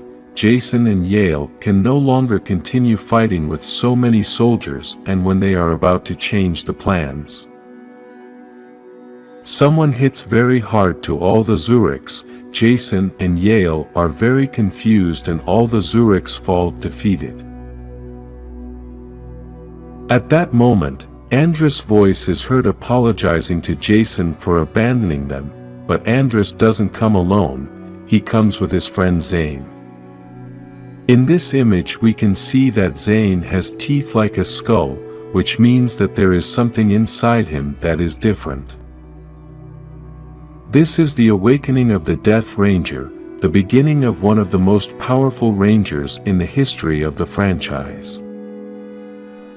In the pocket dimension, which is damaged, and the Rangers no longer have communication with Billy, are Tommy and Kimberly, who are about to have a battle with Rancic and several other villains. The villains are a bit confused because they can't recognize the Rangers since they are not from their time, but they still want to take them down. Tommy and Kimberly are aware of this, so they begin a dialogue that they are going to have to fight. The battle begins and the Rangers quickly realize that these villains are very powerful. Tommy tries to attack, but they hit him so hard that he goes out flying. Kimberly shoots an arrow, but it is easily deflected. Then several villains attack Tommy at the same time. Kimberly tries to help him, but they also attack her. Rancic grabs Tommy by the neck and says this brings back memories. At that moment, Rancic hits Tommy so hard that he destroys all his armor and he is left lying on the ground while Kimberly is badly injured and can't do anything. Kimberly tries to save Tommy, so she holds him and starts to fly away, while the villains get a little desperate as they don't want to let her escape. But one of them says to let them go so they can hunt them down and it will be more fun. Kimberly is desperate and starts checking Tommy's pulse to see if he is still alive. Tommy is still alive, but he is badly wounded and can no longer fight. Just then the unexpected happens. the pink emissary appears and tells Kimberly that Tommy is only alive because of the awesome armor the Rangers have developed. Kimberly is confused as she thought there were only 3 emissaries. But the emissary tells her that their job is to exist beyond the known to monitor the Morphin grid for threats. Kimberly blames herself for everything that is happening as she thinks she pushed Billy and now the new armor has created instability in the grid. The emissary clarifies to her that even though the armor was unstable, what really caused those villains to arrive was her fear. Kimberly tells her that she is afraid because Trini told her that Tommy died in the events of the shattered grid and that the Rangers must be replaced by other Rangers. The emissary tells her that she has a little knowledge, but in reality, she has a lot of misconceptions, yet she blames herself because the emissaries thought that erasing the memories of the shattered grid events would help protect them from further disruption. But in reality the opposite happened.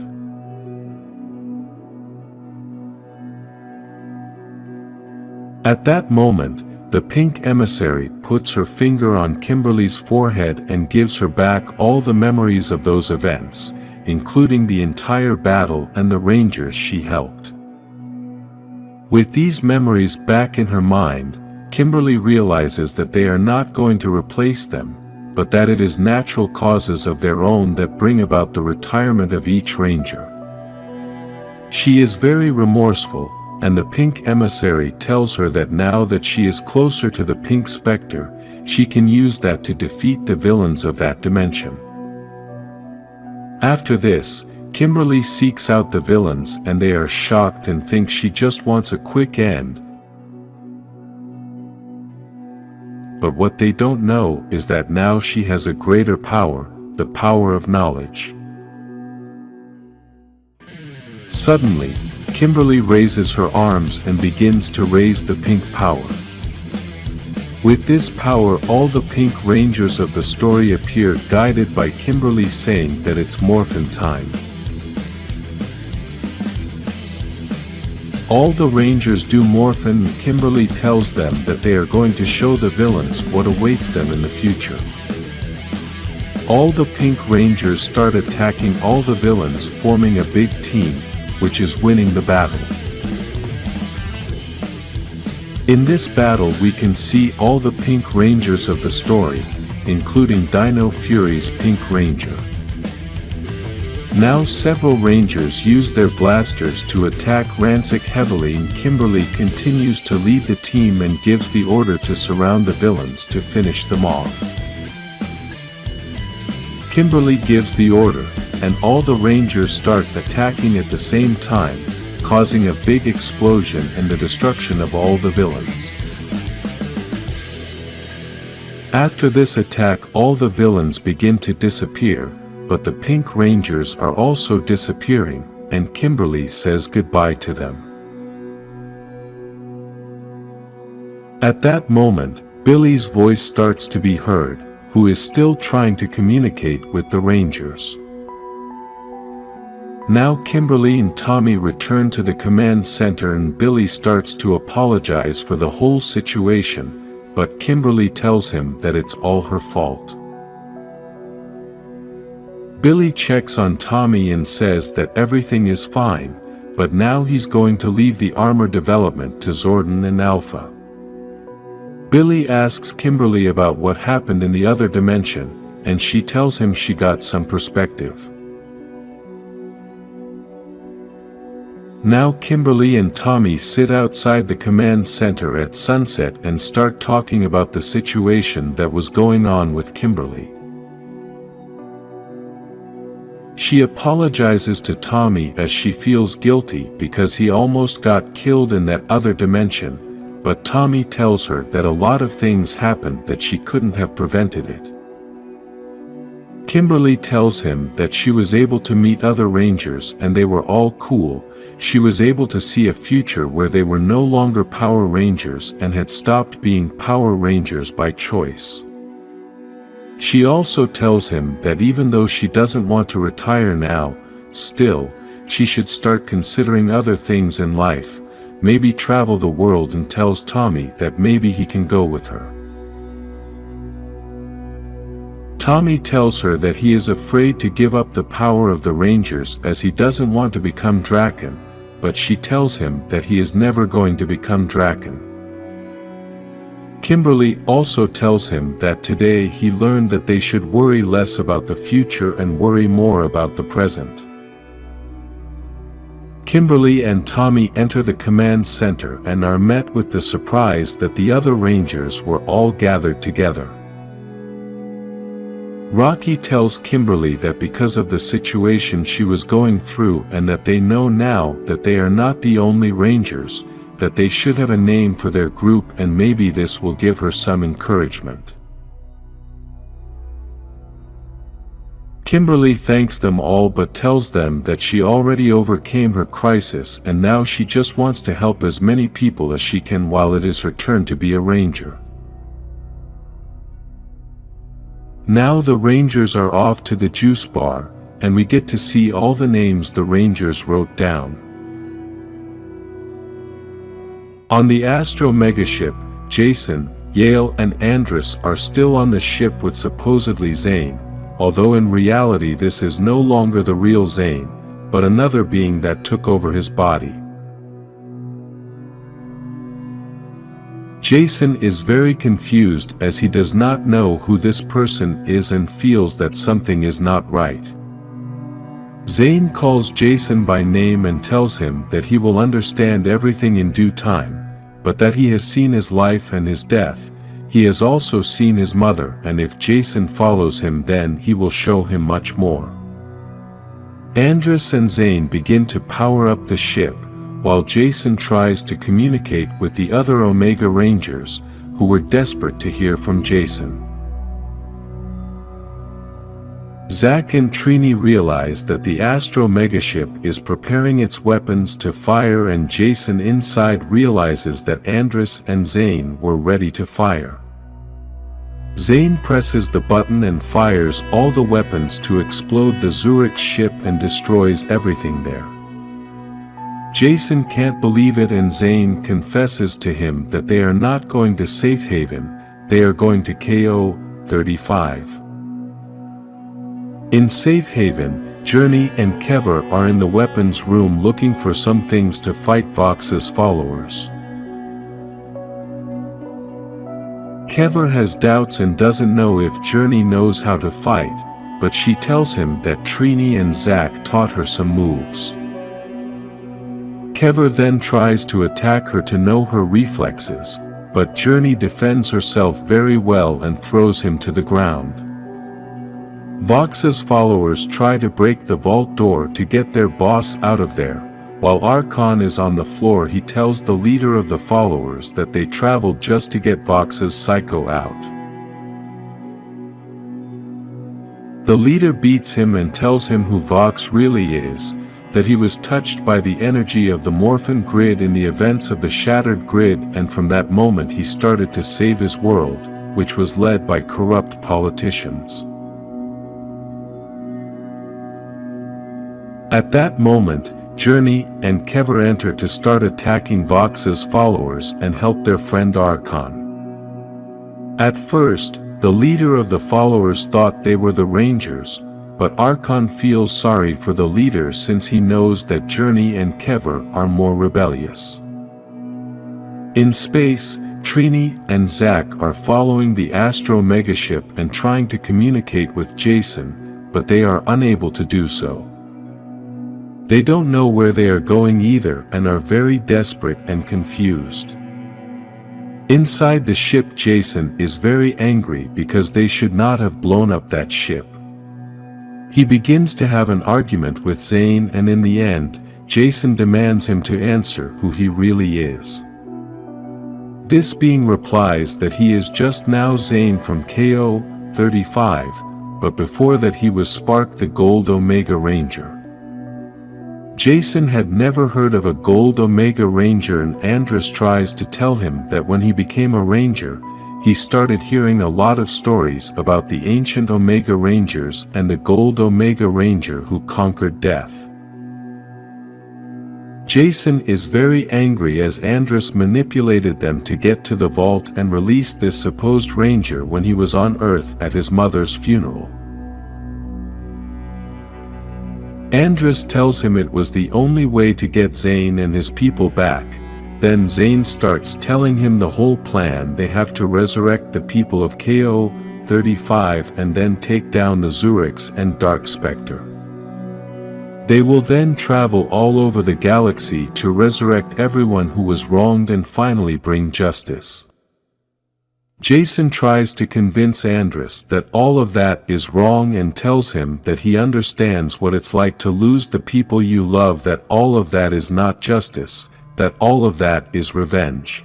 Even so, Andros still thinks that he deserves to have his revenge, but Jason keeps trying to convince him that, despite feeling a lot of pain for the loss, a lot of innocent lives are really going to be lost in the process. He also tries to explain to him that he would give anything to get his mother back, but if that thing possessing Zane's body were to bring her back, then she wouldn't be the same. Finally, he tells her that he is using it to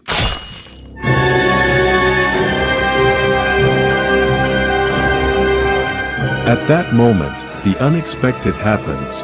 Jason is pierced with a sword in the chest by the being that possesses Zane's body. Now, Andros is very scared and can't believe what is happening, but Zane tells him that Jason won't be dead for long. Then, Zane's voice changes and it is the voice of this shadowy being saying that Andros wanted his friend back and he requires a more powerful body. Then, Zane takes off the gauntlet and puts it on Jason, while telling Andros that he should not regret the death as they are fighting for the soul of the galaxy itself and need soldiers. After this they also take Yale's life to make him just another soldier of this shadowy being. In Safe Haven, Journey and Kever are still fighting with Vox's followers and are winning the battle, but then the leader realizes that there is no one else with them to fight, so he starts trying to hit Kever and breaks his weapon. When he is about to hit Kever, Journey saves him by giving the leader of the followers a terrible kick. The leader is very confident and thinks Journey is no match for him, but she dodges all the blows, raises her weapon with a lot of power and makes a tremendous energy blast. Archon and Kever are surprised because now we can see Journey bigger and they don't know how old she is now. In space, Trini and Zack arrive at KO-35. Their Omegazords don't have much energy anymore, but they must land on the planet since they know that the Astro Megaship is there and everyone knows that they already arrived too. On the planet we can see Andros and Zane talking about the planet and everything that is happening. Zane thinks everything is beautiful, but Andros tells him that all of this is not right since they were supposed to drive away the horrors, not bring new horrors to the planet. Zane tells him that everything is not exactly as they imagined, but thanks to him the whole planet is about to live again. At that moment, Trini and Zack arrive. They start asking about Jason and Yale. They also ask Andros about Zane since they had never seen him before. Now something impressive happens. All the dead people on the planet start to resurrect and look like alien zombies. Trini and Zack decide to go back to the Omegazords, but the Death Ranger in Jason's body tells him that he won't allow it.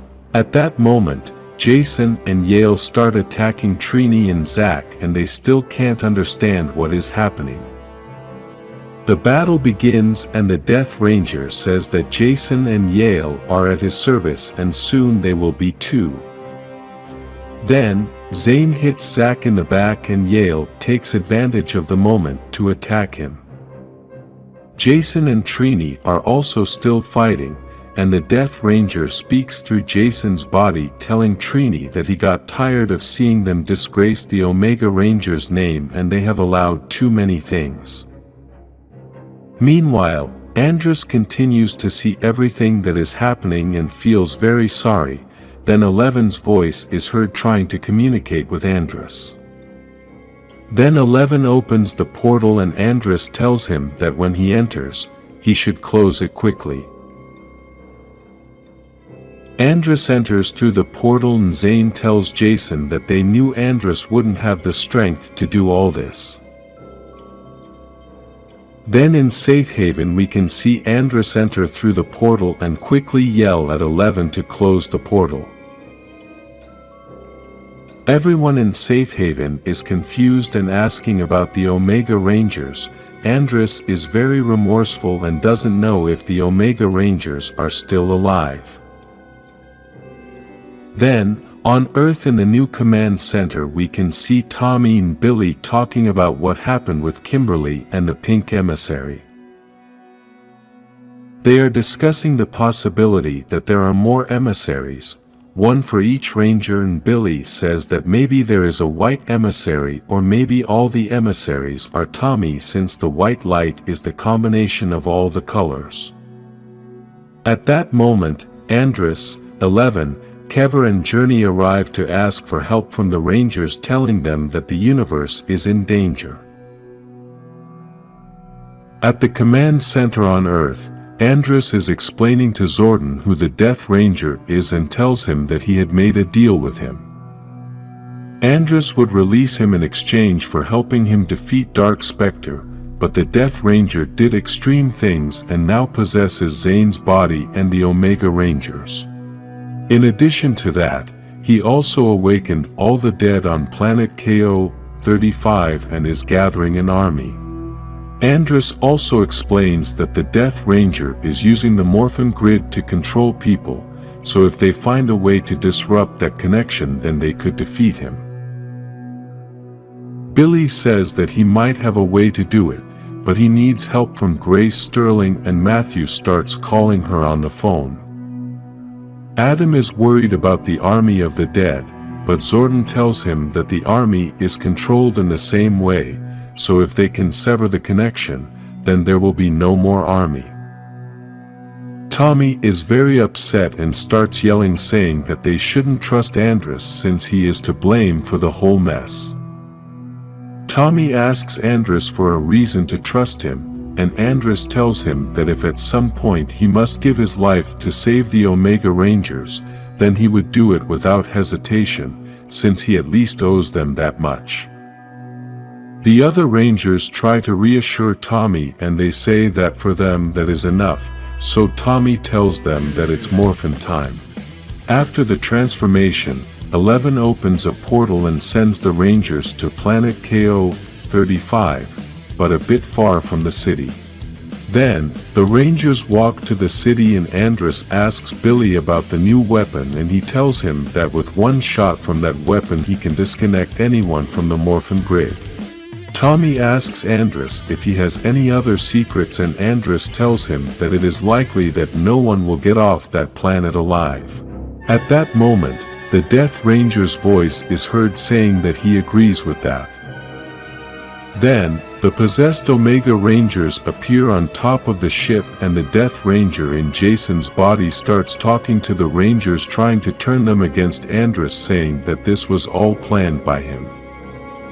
Kimberly takes off her helmet and starts giving Jason some words of support, but the Death Ranger says that she is a good friend, but Jason is happy where he is. He also says that he took Jason's pain away and gave him peace in exchange for his body, and he can do the same to all the Rangers if they choose to surrender, but Tommy scoffs, saying that they won't surrender. The battle begins and this seems to be a war between all the Rangers. Aisha, Rocky and Kimberly are battling against Trini and Yale, but they are trying to just dodge the blows, so they don't hurt the Omega Rangers since they know they are their friends controlled by the Death Ranger. Despite this, Kimberly gets hit by Trini and Aisha is being tempted to hit Trini. Adam and Matthew are fighting Zack, while Billy adjusts his gun to try to free Zack. Then Billy shoots, and even though he hits Zack, it still didn't do anything to him. Elsewhere, Tommy and Andros are surrounded by all the zombies. Tommy wants to help Andros, but Andros tells him that he must go fight the Death Ranger. He is going to take care of the zombies since it is his responsibility for causing all this. At that moment, Zane appears and starts to fight Andros as he thinks he is a traitor. Now Tommy starts fighting with the Death Ranger, who starts telling him that Jason despises him since the White Lighter should have been his. He also tells him that he is an imposter and doesn't deserve to lead the team since that was Jason's place. Tommy tells him that if he wants to twist Jason's words to hurt him, then he should try a little harder. At that moment, the Ultra Omega Zord appears and Tommy tells him that it doesn't scare him, but then the Death Ranger brings the Gold Omega Zord and joins it with the Ultra Omega Zord to make it more powerful so he can control it by himself without needing the Omega Rangers. Then, Tommy tells the Rangers that he has good news and bad news, but the bad news they can already see. The good news is that the Death Ranger already showed what he had and called the Zords early, so the plan worked. Tommy then asks the Rangers to call in the Thunder Zords and tells Matthew to back up the Rangers with the Dragon Zord. He also tells Andros to bring him the new weapon, but Billy isn't sure if it will work. Tommy continues to fight with the Death Ranger and asks all the Rangers to trust him. Aisha is worried about what is going to happen to the Omega Rangers by leaving them alone in the battle, but Tommy tells her not to worry as help has just arrived. Just then, Archon, Kevin and Journey arrive to help the Rangers with the zombies and keep the Omega Rangers busy. We can see that Archon has awesome armor and Journey is bigger and looks like a warrior.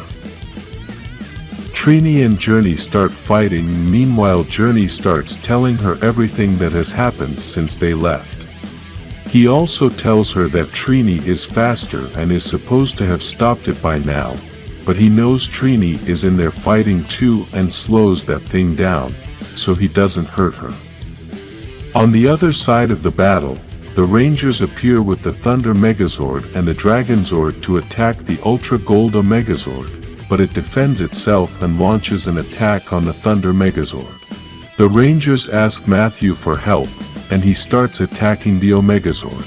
Despite all the attacks, the Omegazord defends itself very well and hits the Dragon Zord very hard. On the floor, the battle between Tommy and the Death Ranger continues, but Tommy tells him that he has an offer for him. Tommy tells him that if he releases the Omega Rangers, then he can take his body. The Death Ranger pauses for a moment as the offer is tempting, but Andros appears and shoots him. Unfortunately, he misses the shot, and the Death Ranger realizes it was all a trap, so he cuts Billy's gun in half. He then tells Tommy that he is going to be his new body so he can control the other Rangers. In that moment of carelessness, Andros climbs on top of him, and this causes him to laugh, and he tells Andros that he won't be able to stop him. Andros tells him that he may not be able to stop him, but the Morphin grid can. Andros morphs and creates an explosion inside the grid that separates Jason's body and the Death Ranger, but the Death Ranger keeps talking and tells Andros that he can't hide. Andros tries to wake Jason up and yells at him that he must wake up. The Death Ranger keeps trying to control Jason's mind, who is trapped in a dream with the other Rangers, and suddenly Andros appears. This surprises Jason as he is confused, but Andros tells him that he must trust him, and they both begin to fall. Now, they appear in another memory of Jason, which is the arrival of all the Rangers before the Battle of the Shattered Grid, and Andros tells him that they must leave quickly. Unfortunately, it's too late. The Death Ranger appears, grabs Jason by the foot, and they start falling. Down come all the memories of Jason's life. Andros tries to help Jason and tells him he must remember who he really is. Now Jason begins to live a memory with his mother, and in that memory, he also asks about his father. At that point, Jason realizes that it's all fake and it's the Death Ranger trying to control him with his mother's memories, so he decides to get the hell out of there. Now, the Death Ranger shows up and tells Jason that he gave him peace, revenge, and freedom, yet they reject him. Jason tells him that they must be better than that because they are Power Rangers, and then hits him so hard that he destroys his armor. At that moment, there is an explosion, and they manage to get out of the Morphin grid and out of Jason's mind. Then, we can see that Jason's body is on the ground and the Death Ranger's presence is gone. Andros says that the Death Ranger's life force has been disconnected from the Morpher and there is no telling where he might be now. Now all the Omega Rangers begin to be released from the Death Ranger's presence and the zombies begin to run out of life. Despite this, the Omegazord continues to attack the Thunderzord and Dragonzord as the Death Ranger's life force joined with the Omegazord. Matthew tells the Rangers that they should merge the Dragonzord with the Thunderzord, and Rocky tells him that he was one step ahead, so they merge both Megazords and transform it into the Dragon Thunderzord. With this new Megazord, the Rangers make a big attack with their sword, and with this they destroy the Death Ranger, who before leaving says that he already saw what is coming and he will be laughing at the Rangers. After a week, the Rangers are in safe haven, but some of them don't want to go back to Earth, but Tommy tells them that Zordon said they must go back before Lord Zedd shows up again. Andros thanks Billy for helping him with the cryogenic chamber, and he tells him that if Zane absorbs enough energy from the Morphin grid, then there may be hope. Tommy asks Jason if he has told them yet, and he says not yet, but he will when the time is right. Aisha is worried about leaving Trini and Zach alone, but Kimberly tells her that they will understand since they are also saying goodbye. We can now see Journey in a bed, which looks very old, and the Rangers are saying goodbye to her. Trini tells her that because she went to fight, her metabolism accelerated and so now she is aging faster. Journey is happy that she was able to travel to different worlds, fight aliens, have lots of love and save the universe. People with longer lifespans don't do all those things. After Journey's death, the Omega Rangers meet and Jason tells them that he can no longer morph since in order to destroy the Death Ranger, Andros had to cut Jason's connection to the Omega power. He also tells them that Billy may be able to reconnect him to the grid, but he doesn't know how long that process will take. Trini tells him that he should go rest and spend time with his father since life is very short and he should enjoy it. Meanwhile, someone else will take the leadership. Then, we can see Jason listening to a voice message that his mother had left him before she died.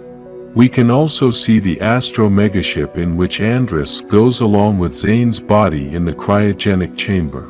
Now Trini and Zach say goodbye to Jason, then the Rangers morph and we can see that Kever is now the yellow Omega Ranger and Trini has taken the lead and is the new red Omega Ranger.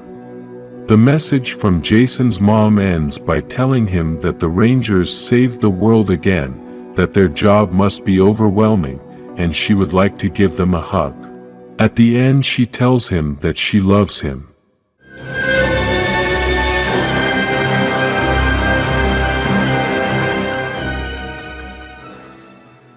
This comic book number 101 begins by telling the story of what happened more than 10,000 years ago when Zordon had Rita tied up ready to sentence her to life imprisonment in a container and launch her into space. We all know that at that moment Rita cast a spell, and although they managed to lock her in the container, even so, Zordon was trapped between time and space. The important detail is that in that conversation they had, Rita told Zordon that the war was not over and that his power was going to grow, and she was going to defeat him. After 10,000 years, in the present, after the Rangers finish the Death Ranger thing, Zordon wakes up after having a nightmare about what Rita told him at that time. Because of this, Zordon has a bad feeling and tells Alpha to scan the moon again. In past events, the moon had been invisible, and this is why Zordon's feeling about the moon is strange. In Promethea, the Rangers are training in a training room that Matthew managed to get. In this training, the Rangers form two teams, and the training is paint-based to detect who has been left out. In a not-so-important fact, we can see that Aisha and Matthew have had a bit of a romantic moment, and then the Green Ranger asks Kimberly if Aisha has a partner. After training, Billy brings the news that the moon has reappeared, and even though this is supposed to be good news, still, Billy is worried as it means something has changed. The Rangers return to the command center, and as Zordon begins to talk about the moon, at that moment, they receive an emergency signal. Incredibly, it was a signal from Lord Zedd asking the Rangers for help. Although the Rangers think it is a trap, they still feel they must go and see what is going on. After the Rangers morphed, they used the Dragon Zord with the new modification to fly so they could reach the moon undetected. Despite not wanting to be detected, even so, the enemy that was waiting for them on the moon was able to detect them and sent putty patrollers to stop the Dragon Zord. These putty patrollers are different, they are destroyed and then turned into cement. With this they managed to crash the Dragon Zord on the moon, and there we can see the command center of the villains. The Rangers start to see that many putty patrollers are coming, and along with them is Golder, but then they realize that Golder is not the leader, he is trying to run away from these new putty patrollers. Golder begins to desperately ask the Rangers for help, and the Rangers use the power blaster to destroy most of the patrollers. Golder tells the Rangers that she is coming and that she is going to kill Lord Zedd, then the Green Ranger hits Golder and knocks him out.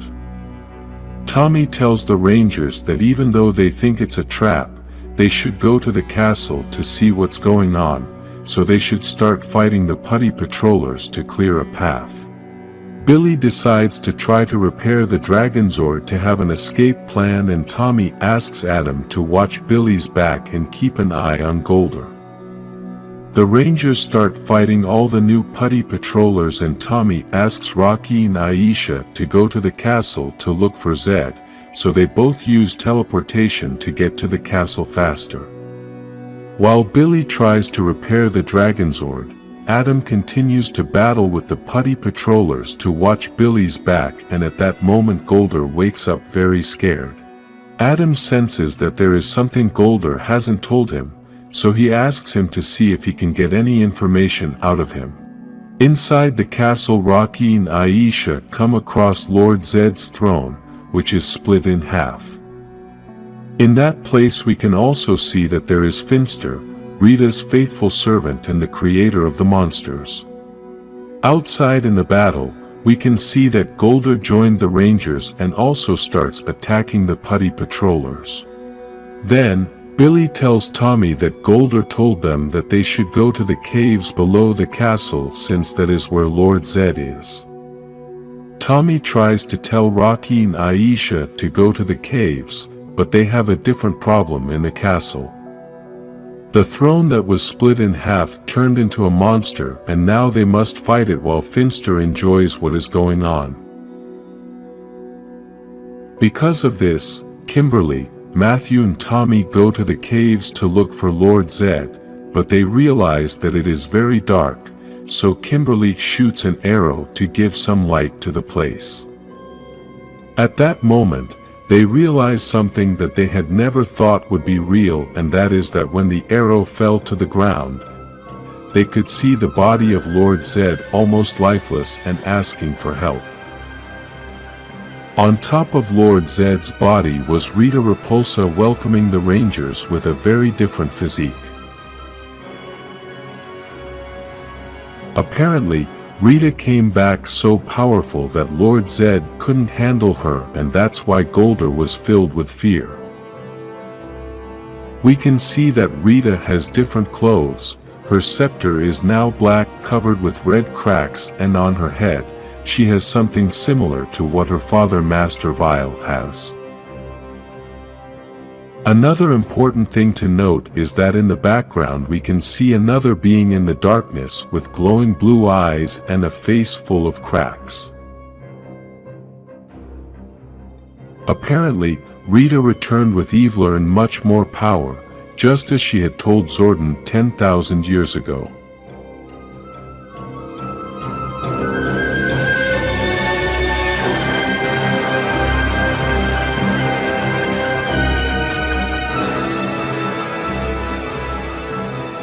The Rangers are over the moon at the castle, and Rita has Lord Zedd lying on the ground in agony.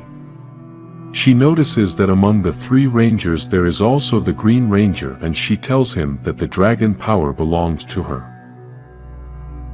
She also tells him that she would like to know what the Green Ranger's allegiance to her power is now.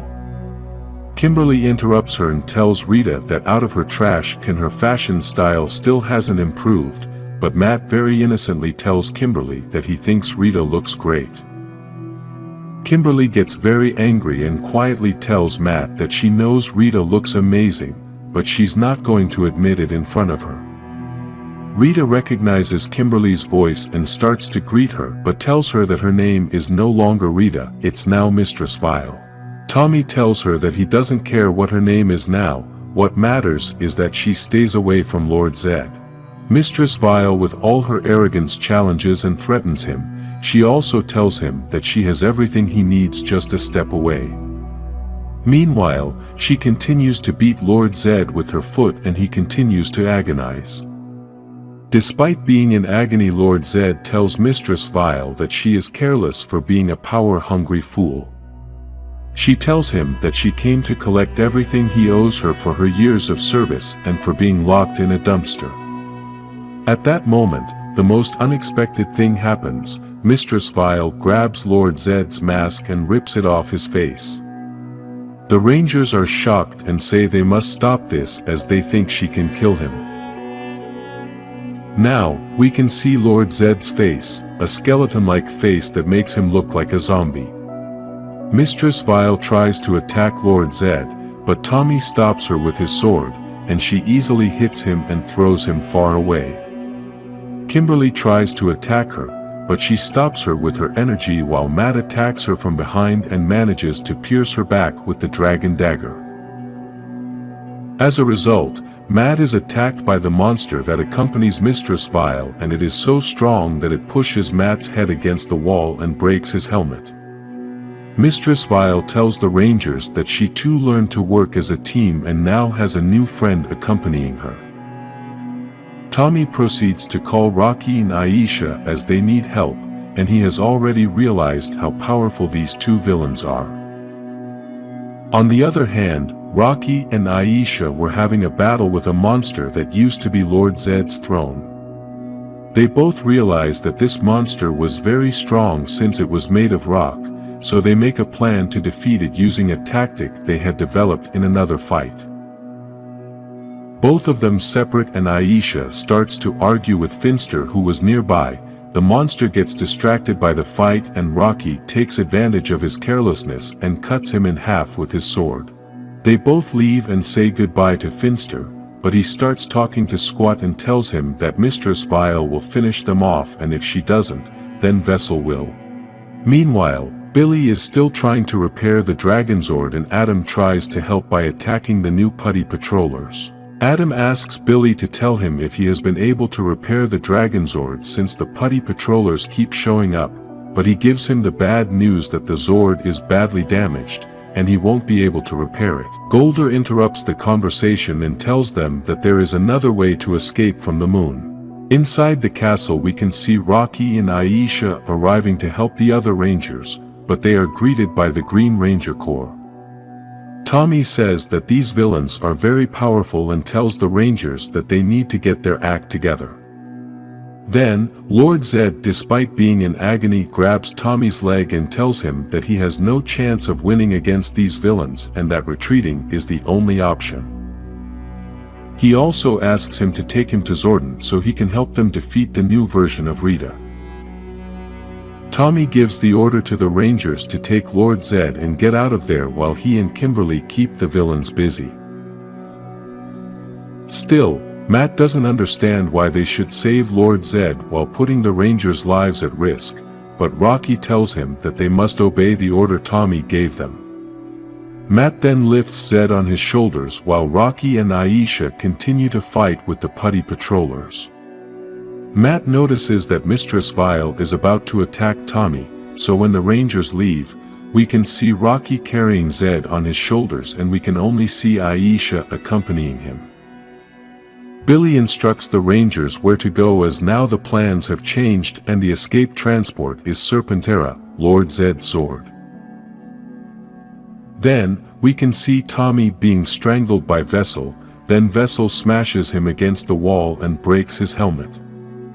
With this we can see the impressive power that this monster has, but in these images, we can also see a green power that is coming out of Lord Zedd's scepter. Meanwhile, Mistress Vile keeps hurting Kimberly with her power, and then even though she tries to defend herself, she throws her far away with so much power that it takes away her transformation. Then, we can see that the green power was Matt with Lord Zedd's scepter, and he attacked Mistress Vile to help Kimberly. He also tells her to get Tommy to get out of there since it's his turn to save her this time. While Kimberly and Tommy get out of there, Matt stays behind to fight the two villains using Lord Zedd's scepter. Inside Serpentera, Billy tries to keep the Zord flying ready to leave, and at that moment Kimberly and Tommy arrive. Aisha and Kimberly want to wait for Matt, but he tells them not to wait for him as he will not go.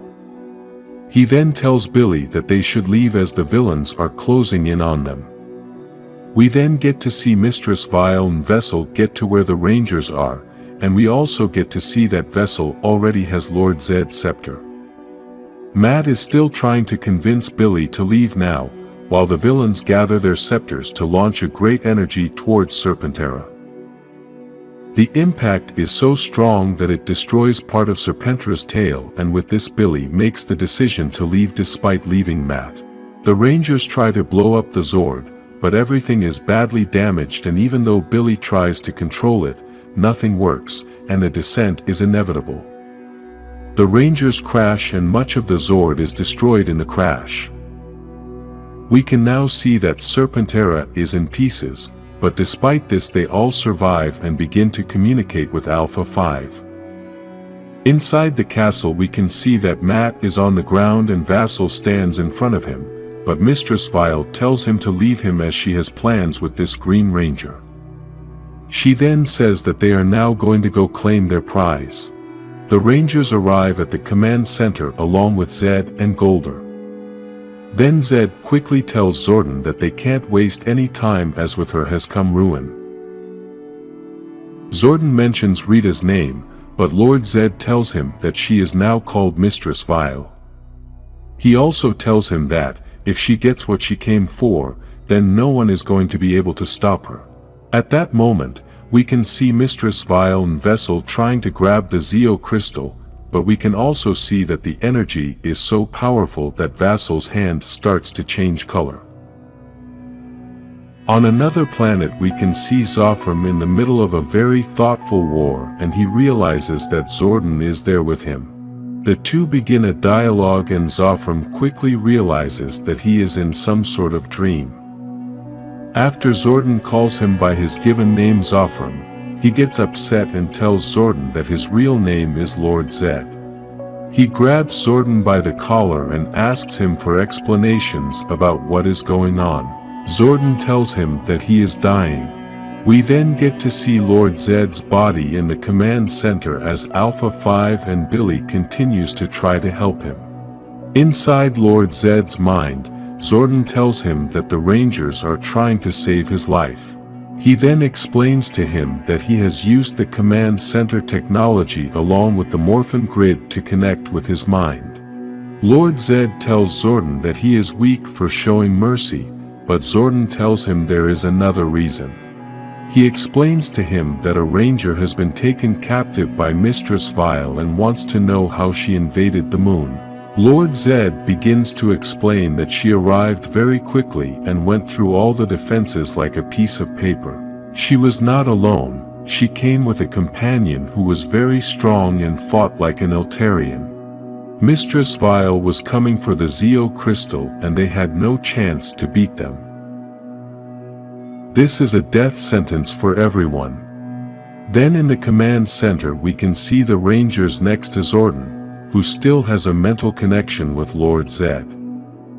Kimberly is very angry because she feels they must do something soon and she doesn't want to sit idly by. She starts to complain to Tommy, but he tries to explain that they should keep waiting for Zordon as he is looking for the information they need. Aisha starts to support Kimberly and says that they have other Zords they can use. Rocky tries to tell them that won't work as they are also going to be shot down, and Adam backs him up by saying that they should wait until they have a plan. Aisha starts crying desperately and starts running. Adam tries to reach her to comfort her and looks for a way to dialogue with her. Aisha tells him that she is scared as they recently almost lost Jason, Trini and Zach to the Death Ranger. Adam realizes that Aisha likes Matt and now it will be difficult for them to find out if they will be able to have a relationship. On the moon we can see Mistress Vile with the Zoc Crystal in her hand, and Squat is very nervous because he thinks that crystal is dangerous. Mistress Vile very angrily asks him to be quiet and tells him that the crystal can't hurt them anymore. She also explains to him that the crystal is a key to open the door to a great unimaginable power. She then asks Squat to take Vessel to Finster's to see if he can repair the arm he hurt pulling the Zoc Crystal out of its trap. Mistress Vile also says she has a parting gift for the Rangers. In the lab we can see how Finster is draining Matt's green energy, and at that moment Squat arrives with Vessel. Squat starts telling Finster about all the doubts he has about Vessel and Mistress Vile. He thinks Golder was right since Rita came back very different and Vessel hasn't said a word. Finster tells him that he already made the decision to be on Mistress Vile's side and that Golder has always been too loyal to Lord Zedd. He also tells him that he better be on the right side and Mistress Vile's plan comes to fruition. At the command center we can see Billy trying to communicate with Trini, the new Red Ranger of the Omega Rangers. Despite making many attempts, Billy fails to communicate with Trini and says that it must be that she is in unknown space. Kimberly tells him that it wouldn't be the first time they've been ignored and asks Billy why Lord Zedd needs to be helped. Billy replies that that's what Rangers do, save lives, even if the other person doesn't deserve it. But Kimberly very angrily replies that it's at the expense of Matt's life and that she's not going to give up until she saves him. Billy tells her that he's not going to give up either since Matt was the one who protected him the first year at school. We then see Grace come in very angrily claiming to Zordon that the Rangers left Matt and the Dragonzord stranded on the moon. She also tells him that this is not the first time he has sent Rangers to die on the moon. This is because the first Ranger team Grace was the leader, Zordon sent them on a mission on the moon and almost all of them died there. Zordon replies to her that this was not the case and that she was the one who gave Matt the morpher. He also tells her that this is a burden he doesn't wish on anyone and hoped he could carry it alone. Grace tells him that we humans are like animals that walk in packs and like to share burdens. In a park we can see Jason talking to Bulk and Skull about some karate classes since they want to learn how to fight. At that moment, we hear a loud explosion and it was a huge monster with some putty patrollers. The monster speaks and says that Mistress Vile sends her greetings to everyone. Then the Power Rangers arrive to battle the monster and they all start fighting. Jason tries to push Bulk and Skull away and tells them that the Rangers have everything under control. It should be remembered that Jason gave up being an Omega Ranger to take a break and also take care of his father. The Rangers begin to fight the monster and quickly realize that they can't pierce its skin since it's made of glass. Tommy tries to use force with several kicks, but this doesn't work, and the monster hits him hard. Aisha tries to help him, and Tommy tells her that he is fighting slowly because he is still recovering from the battle they had on the moon. Then we see Kimberly, who is still very angry and wants to end the battle, so she calls her Zord. Kimberly's Zord arrives and launches a strong attack on the monster, which causes a big explosion and ends the battle. In the command center, Tommy and Kimberly start arguing since she broke the rules. Kimberly tells him that they can't keep wasting time waiting for Rita to make the monster grow and then keep fighting the Zords until it is destroyed. Every second that passes is valuable time to try to save Matt, who is still suffering. Grace interrupts the discussion to inform them that she had put a tracker on Matt and now he is no longer on the moon, and neither is the Dragon Zord. This means that Mistress Vile isn't on the moon either, and the monster was just a distraction for her to leave the moon and take Matt with her. Zordon says they don't know where they are, and Grace says they must be somewhere in deep space. Tommy agrees with Kimberly and says enough is enough, they should stop running. Then, Billy gets a signal on his communicator and the red Omegazord can be seen badly destroyed, but he loses the signal. Alpha 5 manages to locate the coordinates of the Omegazord and Zordon tells the Rangers that they must make a tough decision again. The Omega Rangers need their help, but they won't stop Matt's search. The Rangers travel to the coordinates given to them by Alpha 5 and find the Omegazord and realize something strange is going on. They start to hear a very disturbing song and can see someone start to come out of the Omegazord. Alpha 1 is the one who was there waiting for the Rangers, as he knew Zordon was going to send them and now he could have his revenge. In space, Rita says that there is never a worse moment than the one in which you discover that, although you gave it your all, it was not enough. In the end, you were still throwaway, broken by those you most wanted to please. We then see how she is saying these words to Matt as she continues to torture him. Rita tries to tell him everything she went through to make him understand that they are both alike, but Matt tells her that he is not like her. Rita tells him that he is still loyal to the Rangers even though they abandoned him, but he believes that if she tells him her story then he will understand that the two of them are alike. A few months ago, after Lord Zedd betrayed Rita and locked her in a space trash can just like Zordon had done, a ship appeared looking for this space trash can and had finally found it. Before we see the crew members of the ship, Rita tells the story of her life, in which she says she lived between love and hate. We can see that when she was born, Zordon was present, and her mother gave her a loving upbringing. Then, her father Master Vile found her and took her away to raise her in darkness. He made her a general and then Lord Zedd ordered her to conquer 1,000 worlds for him. Rita began to grow this army by seeking out beings that were being abandoned or in need of a firm hand. Still, this was not enough as she was defeated by Zordon. Despite this, she was persistent, she betrayed her mother, but, even so, she too was betrayed by Lord Zedd. At that moment, she knew that her father was right, it was enough who she had become, and she had to become more. On the ship, we can see Divatox, a galactic pirate who was with her crew specifically looking for this space trash can. The real reason is that they were looking for Rita, so they opened the canister to find out if she was inside and they were right. Divatox tests her by telling her that he would like to know how much a witch would cost on the black market, but Rita fights back and tells him not to mistake her misfortune for weakness.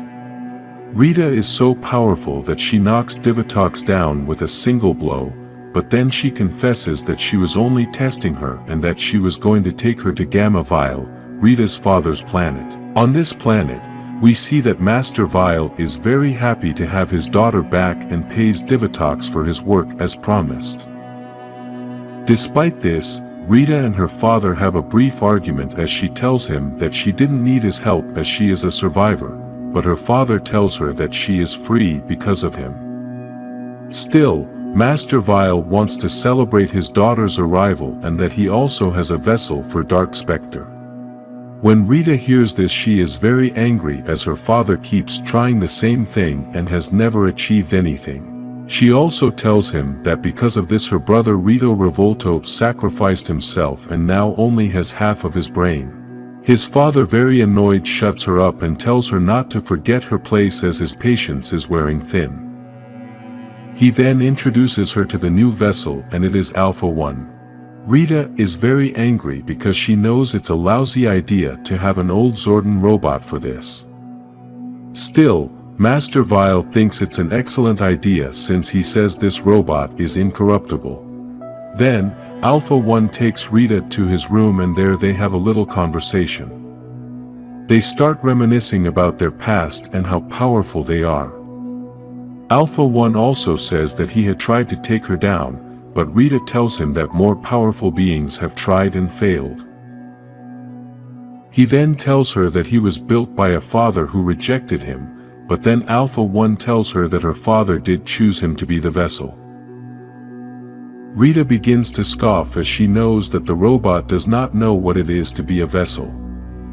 She begins to explain to him that Dark Specter wants to go through the Morphin grid but cannot because it is toxic to him. It is for this reason that he is looking for a vessel that will allow him to pass through it, but he will burn the soul of this vessel in the process. He also tells her that Master Vile's love is not worth dying for.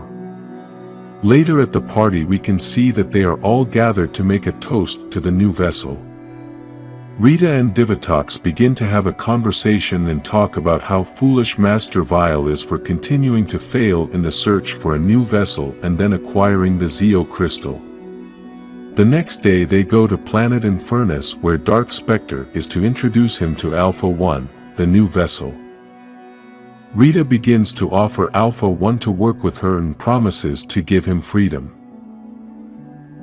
Although this seems like a simple conversation, this moment is key for Alpha 1. They then meet Darkonda and he tells Master Vile how he dares to come back after all his failures looking for a vessel. Master Vile promises him that this time he will not fail and Darkonda asks him if the vessel is Rita, but he tells her that she is an old witch. Rita gets upset and wants to fight Darkonda, but her father stops her. Then, Master Vile apologizes to Darkonda and Darkonda lets him in to see Dark Specter. Here we can see that Dark Specter's soul is in a lava pit, but at the same time he is controlling another body so he can talk. Master Vile proceeds to introduce him to the new vessel and tells him that Alpha 1 is strong, loyal, willing and has no spirit or conscience. Dark Specter gets very angry as he says that a robot is not a proper tribute and proceeds to attack Alpha 1 who is badly damaged.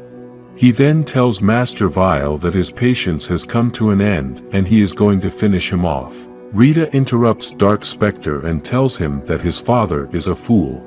She tells him that after he gave her everything, yet her father has only given her failure after failure. It is an insult to his greatness, and he is not worthy of the title Vile. Dark Specter tells her that he knows who she is, that she is a cursed child and not fit to be his vessel. Rita tells him that she is not there to be the vessel, she is there to be the new Vile, which means to be Dark Specter's new general. Master Vile threatens her and then they start fighting. Rita attacks him first, but Master Vile is very powerful and attacks her back.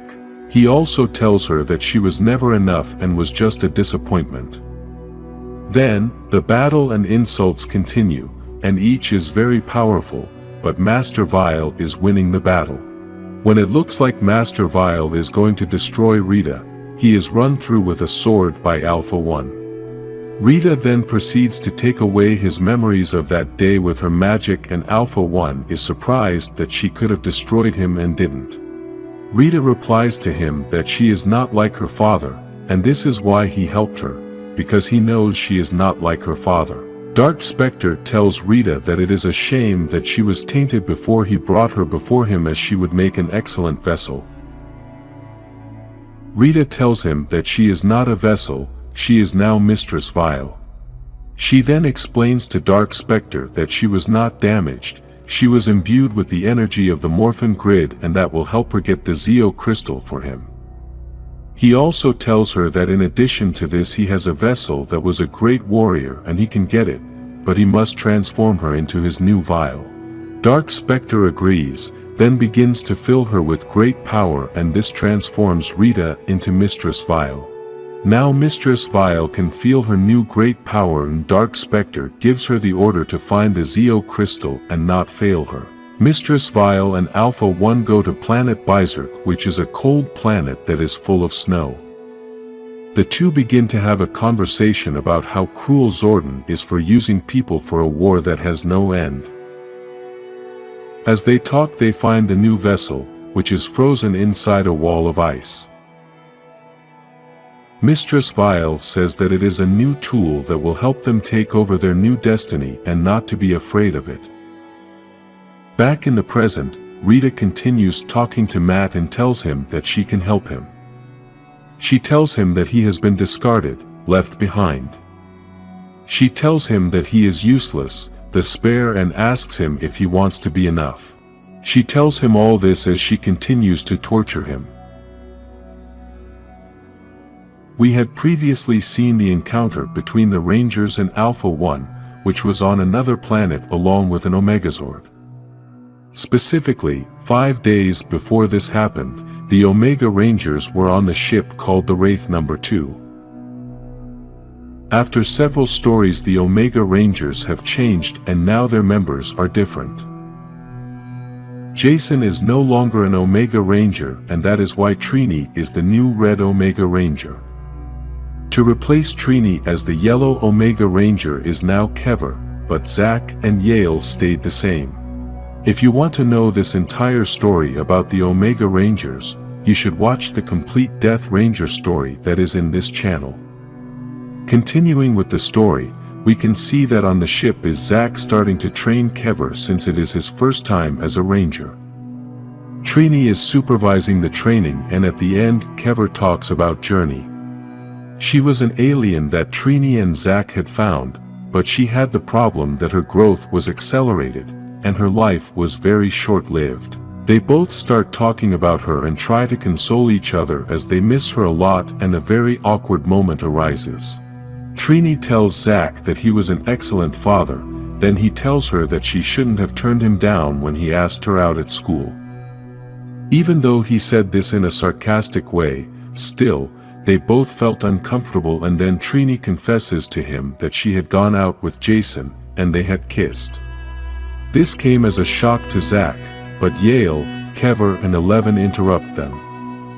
Then 11 warns them that they are going to reach the planet Casentine and that the Omega Rangers are looking for a supposed trace of the Death Ranger. This planet was one of the places where the Morphin Masters used to live, and it is full of Morphin energy. After 5 days, in the present, we can see the exact moment when the mighty Morphin encountered Alpha 1. Kimberly had already faced this robot, but Adam, Rocky and Aisha had never interacted with it. In the command center we can see that Lord Zedd is still asleep and Billy is still overseeing Tommy's recovery. They both start talking about how worried they are that Lord Zedd is still there, plus how bad Tommy feels about not going with the other Rangers to help them. Alpha 5 is also tired of continuing to babysit the other villains since they eat so much food and it's driving him crazy. Tommy asks Billy about staying there and not helping the other Rangers, but he tells him that he is more useful there in the command center than fighting outside. Tommy thinks Billy doesn't want to be a Ranger anymore, but Billy replies that he loves being a ranger and will continue to be one. On the other planet, the Rangers start fighting Alpha 1, who attacks Kimberly and Rocky first. Alpha says he already knows Kimberly's moves, but Adam tries to beat him since he doesn't know her moves. Then Aisha attacks him, but Alpha pushes them both away and starts using parts of the Omegazord to build himself a new armor. Alpha begins to say that just as he destroyed the Omega Rangers, he is going to destroy them as well. The mighty Morphin are frightened, but Kimberly tells them not to believe him since he is lying and that they must use his moves since Alpha does not know them. Even though Kimberly tried to distract Alpha and then Aisha attacked him from behind, still, his power is too great and the Rangers are losing the battle.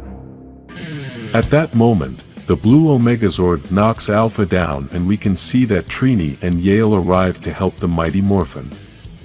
Despite this, Alpha tries to steal the blue Omegazord's energy, but the mighty Morphin call their Zords to fuse them with the blue Omegazord and give it more power. This combination forms a very powerful Megazord in order to defeat Alpha 1. Even though the mighty Morphin have many questions about how Yale can control a Zord, they all start to destroy Alpha together. After they destroy all of his armor, Trini proceeds to cut off his head, but tells the Rangers that they must leave before he recharges. The other Rangers don't understand how this could be possible, but Trini tells them that Alpha is a robot enhanced with dark magic and he took Kever and Zack to send them to Mistress Vile. The alert about the Death Ranger's presence on that planet was a trap by Alpha to trap the Omega Rangers. At the command center, Lord Zedd wakes up, quickly gets up, breaks his bonds and starts walking through the dark corridors of the place. He finally reaches Zordon and Alpha 5, who are very concerned about the situation. Lord Zedd tells them that they can be calm since he does not represent a threat to the state of health in which he is and, besides, he is not going to run away from his destiny. On the other planet, Alpha 1's head is rebooting as Trini and Kimberly have a conversation. Trini starts to say that Alpha got there and trapped Kever and Zack for a witch named Mistress Vile.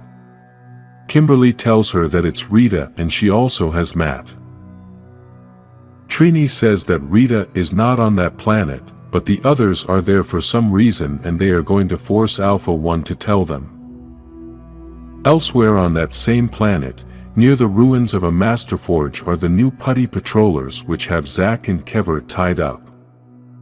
These putty patrollers are searching for lost objects near that place and are putting them all together near the Rangers' Morpher. The other Rangers arrive to save Zack and Kever and start destroying the putty patrollers. Then in another place we can see Trini and Kimberly trying to burn Alpha's head to torture him and get information out of him. Even though Alpha is a very advanced robot, he is still a rather naive being and starts talking about things he shouldn't say. Within everything he says, he talks about Mistress Vile, about Dark Specter and about finding a navigator. All of this he said by threatening Trini and Kimberly, and not by torture. Then they both ask 11 to take them back and they leave before Alpha tries to attack them. Back on the ship, the Omega Rangers get back together and they all hug as one big team. Then the Rangers start talking about the things the putty patrollers were looking for in that place and Zack presents them with something he found next to his morpher. As we see images of Alpha 1 recovering and sending a message to Mistress Vile about his recent failure, 11 begins to explain the significance of the object Zack found. The object is a navigator to tune the Masterforges to specific coordinates within the Morphin grid. Basically it is similar to a GPS and helps to define the path. Then we can see how Tommy and Billy send Lord Zedd and the other arrestees in a car to another place. In all this time we can keep reading the message that Alpha 1 was sending to Mistress Vile and told her that due to his short connection with the Omegazord he was able to track the next location of the Rangers, and this time he is not going to fail. On another planet, thousands of years ago, Lord Zedd and Rita were fighting. At that time they did not know each other yet. It was the first time they met, and Lord Zedd only knew that Rita was a witch sent by Master Vile. He tells her that she is a delusional witch for daring to come to his land, enchant his soldiers, and kill his generals, all in the name of Master Vile. How dare she attack him if he is the Emperor of Evil? At that moment, he also asks her who she is to challenge him, and she answers that she is Rita Repulsa. Even though she is very powerful, Lord Zedd is still stronger and attacks her. He then tells her that he accepts that she is very powerful, but that her loyalty to Master Vile weakens her potential and that she should serve him.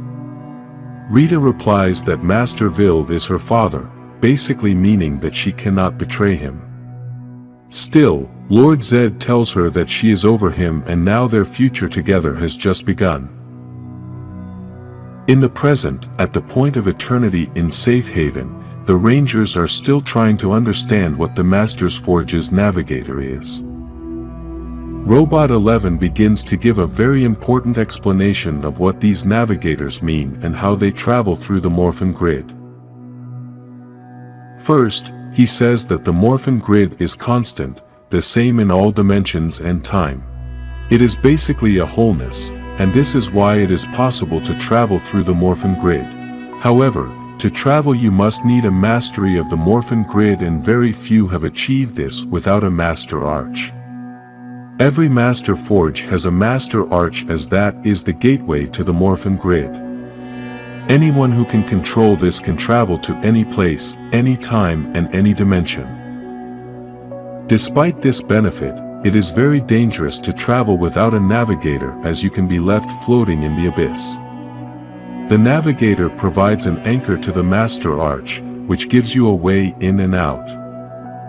Many years ago, the Morphin Masters built master arches on many planets that had a strong connection to the Morphin grid. But a malevolent entity was determined to enter this dimension through these portals and sent numerous invasions to these planets. The results were catastrophic. As a last resort, the Morphin Masters withdrew into the grid where Dark Specter could not reach them. They then destroyed all the Masters' arches, and it was assumed that all the navigators were also destroyed, but this obviously did not happen. The Rangers quickly realized that, if Rita is looking for a navigator, then she knows she also needs a master arch, and the only working one in the entire known galaxy is in Safe Haven. Kevin naively thinks that the Omega Rangers can defeat Rita easily since Zoc had told him all about Rita, but Zoc himself tells him to stop since they also mention something about a certain Dark.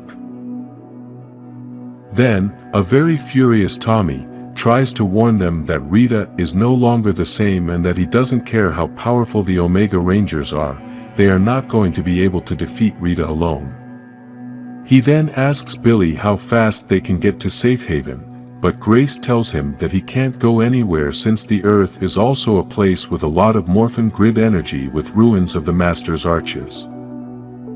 An argument then forms between everyone, as the Rangers who are on Earth want to travel to Safe Haven and those who are already there want to stay to help the Omega Rangers. Zordon wants the Rangers to stay on Earth and orders the mighty Morphin who are in Safe Haven to return to Earth, as they must protect it. Tommy and Kimberly join in to tell Zordon that they are not going to lose another friend, but he stops the argument and yells at them, saying that enough is enough. He then tells them that he's already given an order and he's going to see that it's carried out. Later, Grace and Zordon have a conversation and she is surprised at Tommy's attitude, but Zordon tells her that he is just scared and doesn't want to lose Matt. He also tells her that even though they are young, they are also soldiers, and he recognizes all that you have to go through to be a ranger. That's why he tries so hard to protect them, but Grace tells him that being a ranger comes with the benefits of trauma and guilt. In the end, she tells him that he's not trying to protect them, he's trying to protect himself because he's filled with fear. Zordon accepts that he is terrified and explains that Rita was infused with Morphin grid energy so that she could not be used by Dark Specter as a vessel, and somehow managed to use this to her own advantage. Now, she has the Zoc Crystal, is looking for a navigator and a master arch to bring Dark Specter to this universe. Because of this, all existence is at risk. In Safe Haven, we can see Trini and Kimberly talking about many things since they had not been able to have time for each other. They both start talking about Kimberly staying to help the Omegas, and also about Matt and Aisha's possible relationship. Then they both stop the conversation as a fireball passes through the sky that creates a big explosion. It was Alpha 1 arriving with a troop of putty patrollers to challenge the Omega Rangers, but he knew nothing about the mighty Morphin. The purpose of Alpha's arrival was to take back the Navigator, but the Omega Rangers greet him with Omegazords and the battle begins. On Earth, in Promethea, Grace tries to talk to Lord Zedd, who begins to say that true warriors know when they have lost the battle, but humans are always optimistic. He also tells her that Mistress Vile has the Zoc Crystal, has Vessel, and has been empowered by Dark Specter. Her army is large and deadlier than any, but still the humans think they have a chance to escape total annihilation. Grace tells him that he underestimated humanity, and now look where he is. Besides, the Rangers saved his life, and if they all work together, then they have a chance since Lord Zedd knows Rita well.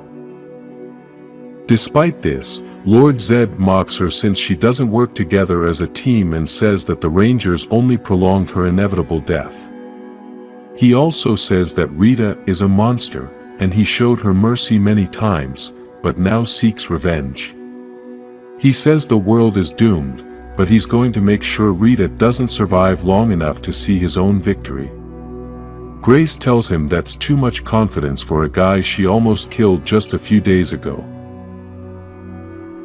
She then thanks him for Serpentera and tells him they're going to put it to good use. In Safe Haven, the battle continues, and the Omegas have split into two teams. Trini and Zack are fighting Alpha 1, while Kever and Yield try to crush the putty patrollers. Trini tells Zack that it's time, then grabs Alpha and starts carrying him towards another location as he starts telling her that she's not as smart as Billy and should never have been a Red Ranger. Kever and Yield continue to fight the putty patrollers who are very clingy. Alpha 1 manages to escape the red Omegazord's hand and then tries to open it while Trini proves to him that she was always out of the Zord. She calls the mighty Morphin, who arrive with their Zords to destroy all the putty patrollers. Meanwhile, Alpha keeps trying to absorb the power of the Omegazord, but Zack tells her that he put up a firewall and then launches an energy attack on her. Back on Earth at Jason's house, the front doorbell rings and his father asks him to open the door. The person standing in the doorway was Tommy, who started telling Jason everything that was going on. He also tells him everything that happened to Matt and that he feels guilty for inviting him to the fight. Despite this, Jason tries to make him understand that Matt did what he himself would do in that position, sacrifice himself for others. At Promethea, Lord Zedd starts talking to a security guard, who thinks he can make fun of him for being locked behind those energy bars. Lord Zedd shows him that he is not afraid of pain and that in his life he has been through pain he could never have imagined. He then grabs him by the neck and breaks through the energy bars, ignoring all the pain this causes him. Grace and Torona, who was also a ranger on Zordon's first team, heard the red alert and ran to see what was going on. They both find to their surprise that Lord Zedd had escaped and was holding something in his hands. What he had in his hands was a morpher that was originally meant for Rangers but was modified meant for something different. This morpher had Lord Zedd's Z on it, and he activated it saying, "It's morphing time!"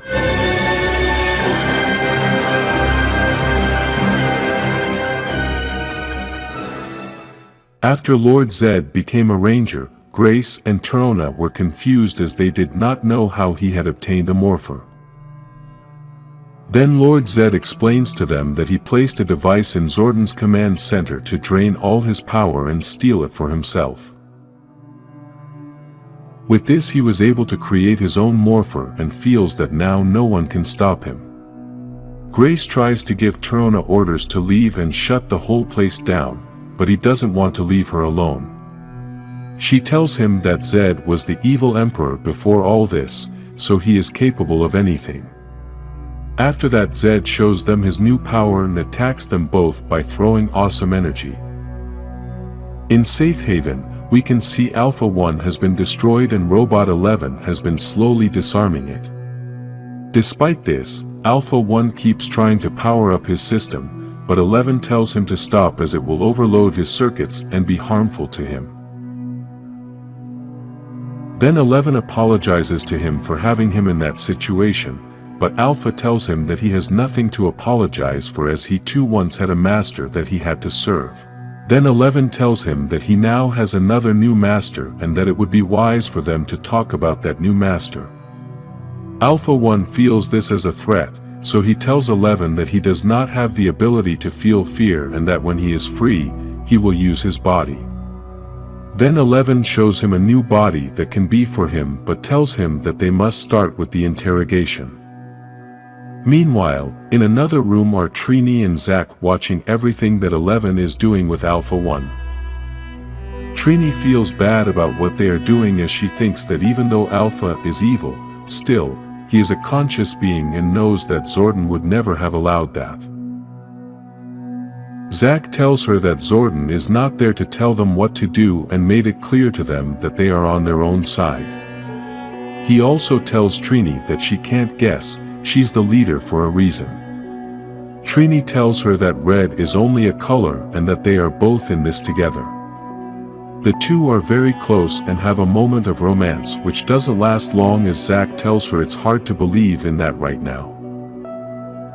Trini apologizes to him for not telling him what happened between her and Jason, but Zack tells her that's none of his business. Then Trini asks him, "What if I want it to happen?" At that moment they are both interrupted by Aisha, who tells them that Kimberly is trying to call Tommy, so they are soon to leave. Back on Earth at the juice bar are Tommy and Jason about to fight in training form, and the two are having a conversation before they start. Tommy thanks Jason for taking him along to train, and Jason asks him about Kimberly. Tommy tells him that she still hasn't communicated, and the last time they spoke she said she wasn't going to apologize. Obviously, this is because Zordon had given them the order to return to Earth and the Rangers stayed in Safe Haven. Tommy then begins to explain to Jason that he feels that he and Kimberly are drifting apart, as Rangers and as a couple. He also tells her that he just wants her to be okay and then asks for Jason's opinion on what he would do. Jason tells her that he is the least likely to give love advice, but he can kick her ass. The two of them begin fighting to spar, but at that moment a huge explosion is heard, and part of the juice bar is destroyed. Tommy starts communicating with Zordon to find out if they were seeing everything that was going on. Alpha 5 tells him it's Mistress Vile, and Tommy asks Zordon if the other Rangers are on their way. Zordon tells him not yet, but that he already alerted Billy to the situation, and he is on his way.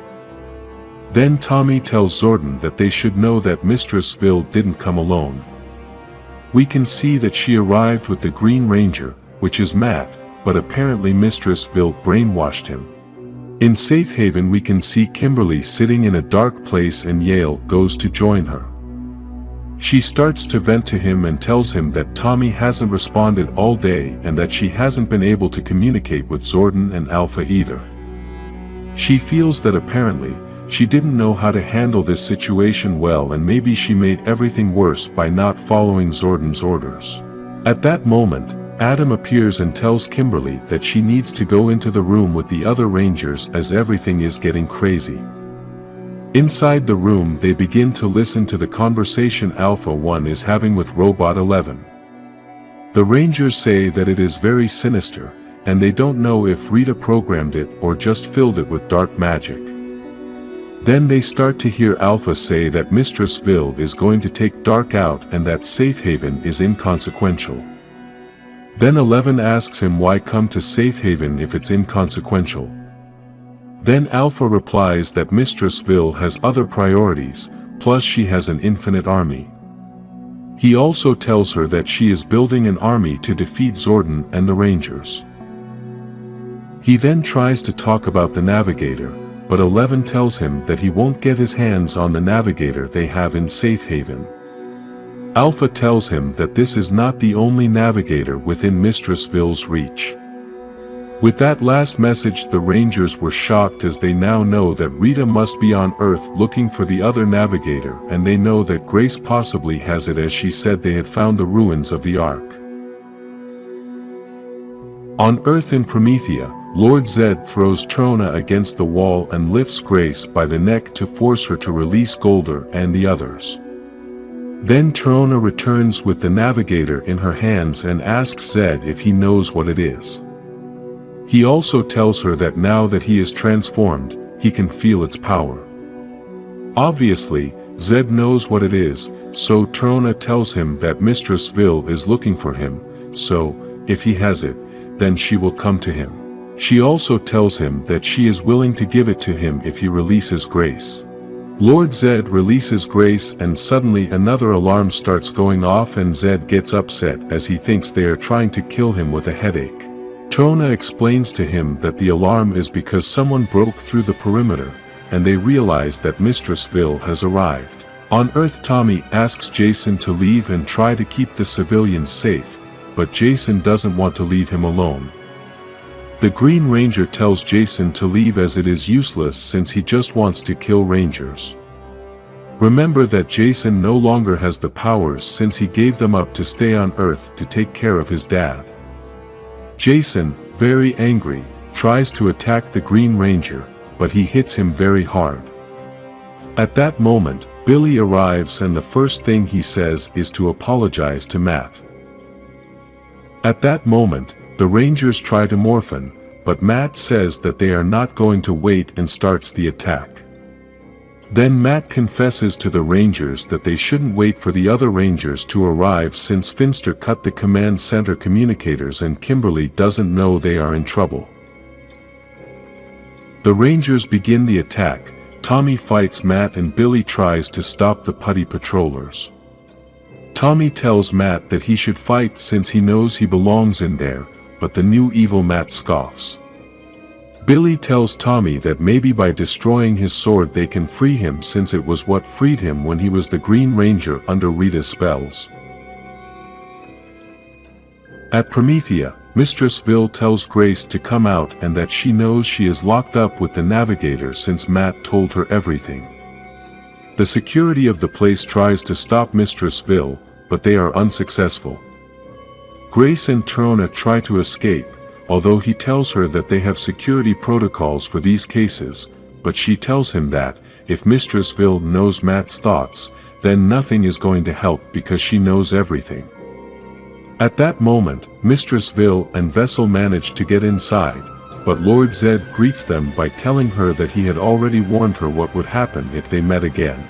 Mistress Vile starts teasing him by telling him that she likes his new look since she doesn't have to keep seeing his brain. Then Zedd tells her that he would have crossed the entire galaxy to get his revenge, but she is such a fool that she came to him. At that moment, she gives the order to Vessel to fight Zedd and he gets very angry as he wanted to fight her. Lord Zedd and Vessel start to fight, and the first thing Zedd did was to take away his staff. Despite this, Vessel keeps fighting since he carries a sword on his back. In the battle with the Green Ranger, Matt starts saying crazy things to try to make the Rangers angry, and apparently, he is making Billy angry. Because of this, when Matt tries to attack them, Billy kicks him and then tells Matt that he will never leave him again. In Promethea, Grace and Trona are trying to escape, grateful that Lord Zedd is keeping Mistress Vile and Vessel busy. They are both thinking about the latest contingency plan, but suddenly they run into Mistress Vile. In the other battle, Billy tries to keep attacking Matt, but Matt says it's game over. We then see that Matt has Billy on his knees with his sword to his neck about to finish him off, but at that moment an arrow pushes Matt's sword away. Kimberly and Aisha had arrived to help Tommy and Billy. Lord Zedd hits Vessel so hard that he breaks his helmet. As this battle happens, we can read Aisha's words telling Matt that they know that underneath that dark magic and underneath that helmet is their friend. While she says that, we can see that Vessel shows his face and Zedd is very surprised because he sees Zordon's face. Vessel took this opportunity of Zedd's carelessness to attack him very hard. In Safe Haven we can still see Alpha 1 talking to 11, and he tells him that while they are struggling to follow Mistress Vile's plans, she has already advanced to the next point. While Alpha 1 keeps talking, saying many things about Mistress Vile's plans, we can see a person walking through the corridors until we get to the vault where they have all the villains imprisoned in jars. Surprisingly, this person is Lord Draken, who freed Kia, who had been a Blue Omega Ranger and had betrayed the team.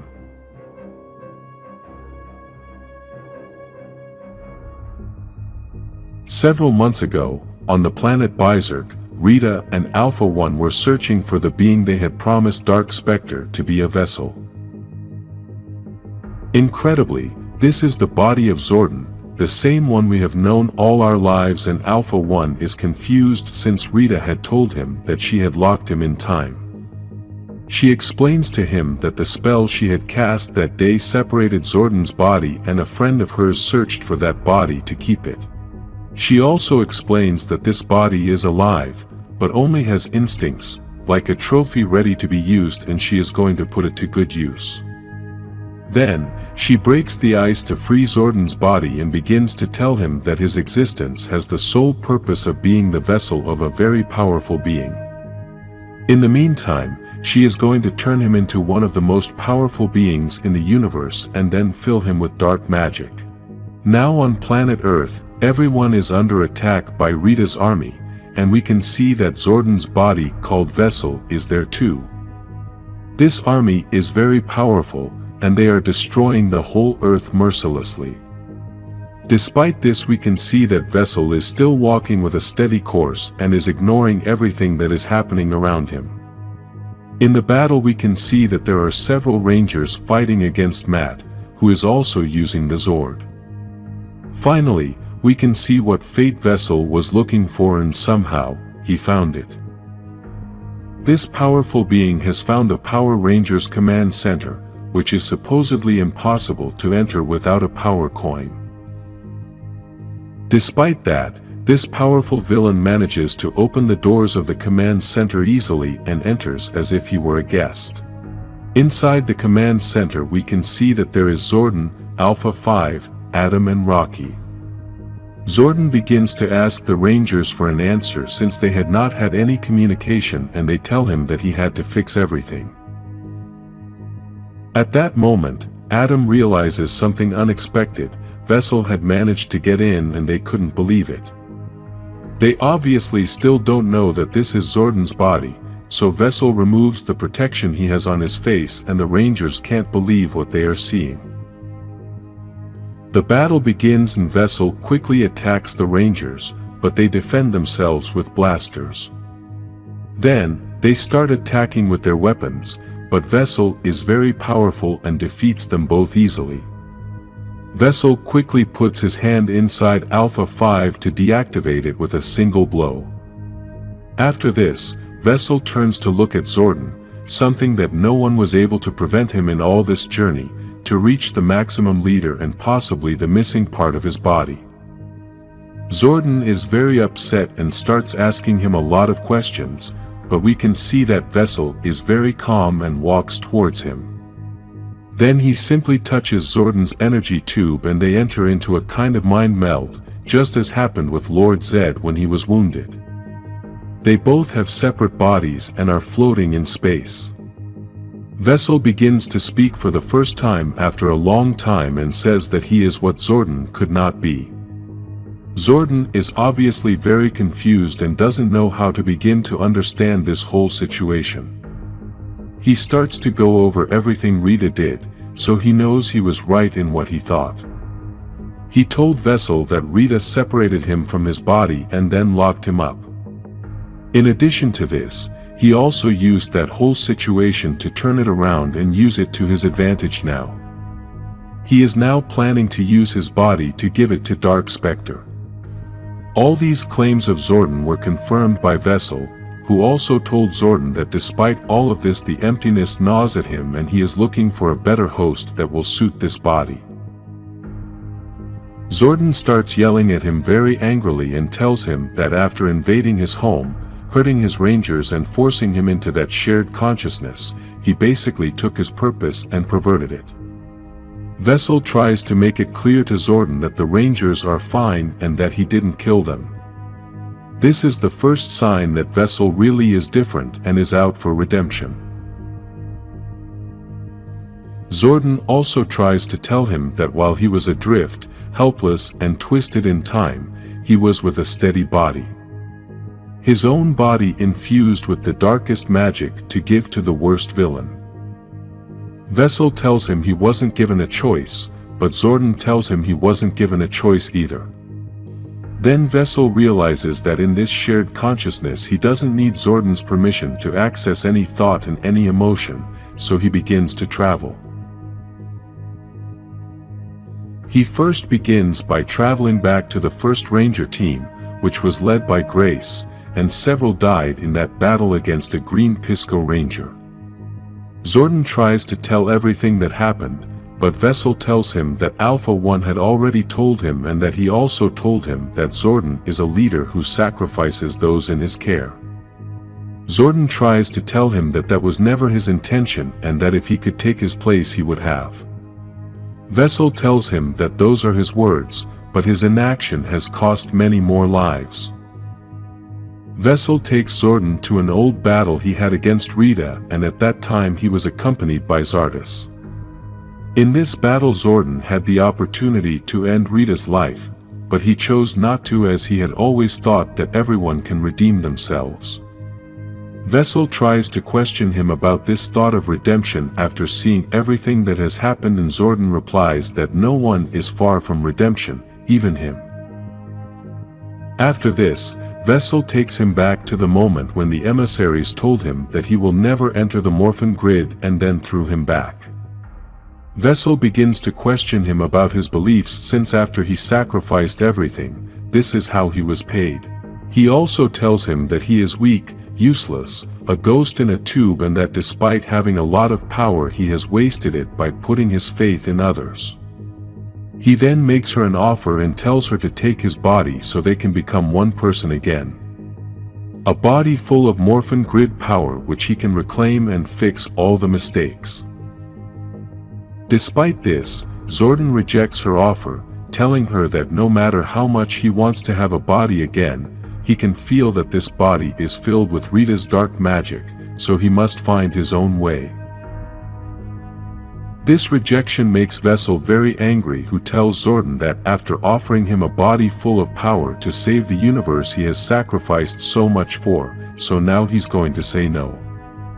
Zordon tells him that he can say no too, even he doesn't have to decide between Dark Specter, Rita, or even himself.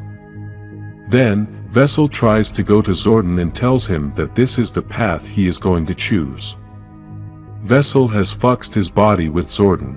Then, the shared consciousness ends, and he returns to the real world thinking it's all over, but inside him Zordon tells him it's not. Vessel falls to his knees as Zordon tells him that he made his decision, but I made mine. Zordon begins to show him many positive thoughts and tells him that he accepts that he is weak, but he manages to find his strength in those people and will not hesitate no matter the cost. For all that evil that consumes us, there is always hope, redemption, good, and he will always choose that. Then, Vessel starts to scream as he can't handle all those words Zordon is saying to him and both bodies separate again. Now we can see a very different Vessel and Zordon tells him that now he is free and can choose his own way wisely. At the end Zordon tells him, "May the power protect you." After Draken releases Kia from the confinement inside the bottle in safe haven, she tries to attack him, but is unsuccessful as she no longer has powers. Draken asks her to calm down as he is not the enemy, but she responds by reminding him of everything she lost because of him. Because of this, Draken changes his answer and tells her that he is no longer the enemy. He also tells her that she no longer has her Omega Ranger powers, so she obviously can't fight him, and her best option is to listen to his proposal since he released her because he needs her. After this, Draken takes Kia to a master bow and she thinks he brought her there so she could try to activate it, but she doesn't know how to do it. Still, Draken replies that this is not her purpose, he only brought her there so that she can back him up and help him fight against those who oppose him. At that moment, Kever and Yale, the yellow and blue Omega Rangers, arrive. We should point out that Kia was the blue Omega Ranger and because of this, she gets very angry because she thinks they gave her Morpher to a cat. At that moment, Kia and Draken get ready to fight. The Omega Rangers starts to attack, but Draken and Kia stop them easily. Then the other Omega Rangers arrive and Kia gets mad at Trini for giving her Morpher to a cat. Draken drags Kia into the archway and then tells Trini to destroy that archway before she gets to him. By this, we assume Draken is referring to Rita trying to get Dark Specter. In Promethea, Rita drags Grace to take her away, but she doesn't understand why she's taking her too if she already has what she needs. Rita responds by telling him that she's very cunning and isn't going to take any chances.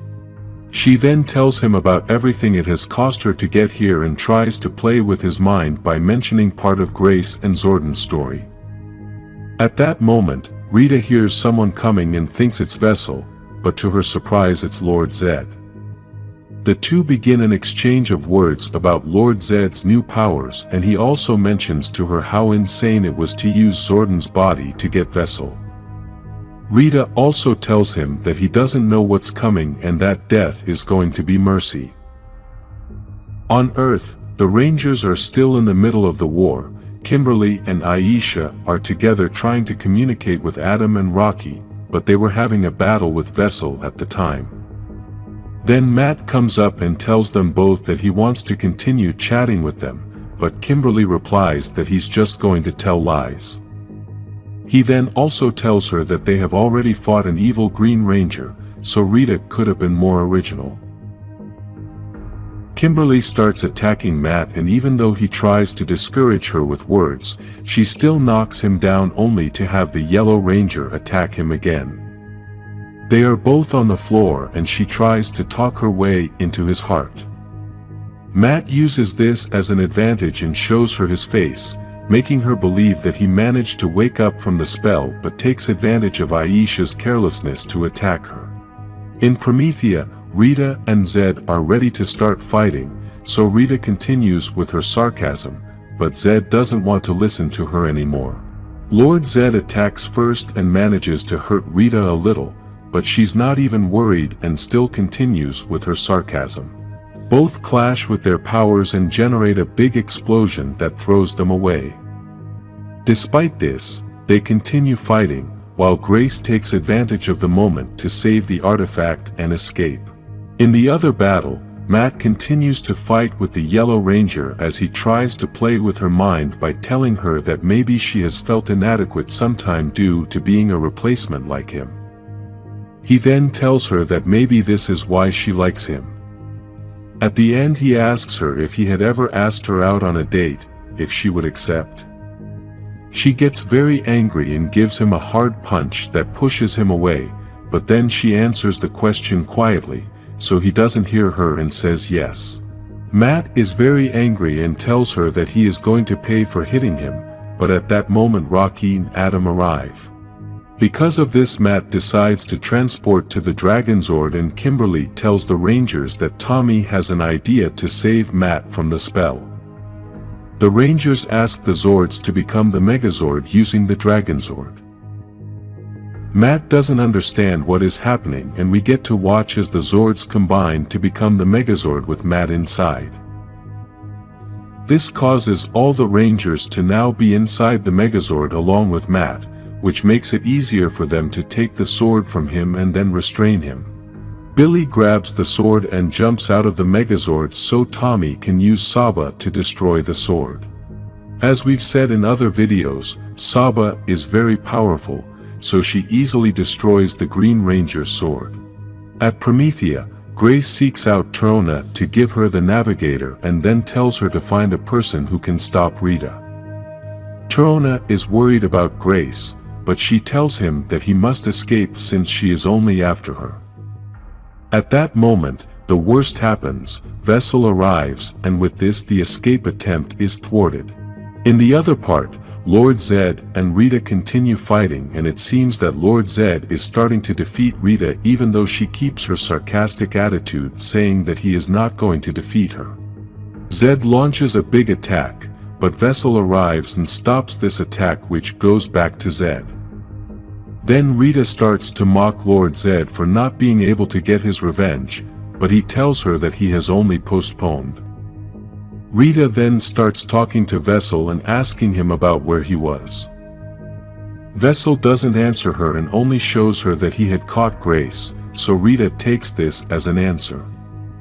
She starts talking to Grace and acknowledges that Grace took advantage of the distraction to escape, but unfortunately, today is not the day to give second chances. She then asks Vessel to kill her, but he tells her no. This really surprises Rita, and she asks Vessel to repeat his answer, and he once again tells her no. In the Megazord, the Rangers are still holding Matt, waiting for confirmation from Tommy to find out if he destroyed the sword yet, and then they realize that Matt loses the transformation. The Rangers think they have their friend back, but when Aisha holds out her hand, Matt grabs her tightly by the wrist. He then asks her to step away and then teleports to another location. Meanwhile, Tommy and Billy outside the Megazord start to see all the putty patrollers leave too, and this confuses them a lot. At Safe Haven, Trini starts interrogating Alpha 1 and says something is coming as Draken came through the archway and wants to know why he took Kia. Alpha is surprised as those weren't Rita's orders, so he wants to alert her that Draken is unreliable. Elsewhere, Zack tries to talk to Kever as Kever feels bad about being easily defeated by Draken. Zack tells him that sometimes you win and sometimes you lose, plus he has only been doing this job for a short time.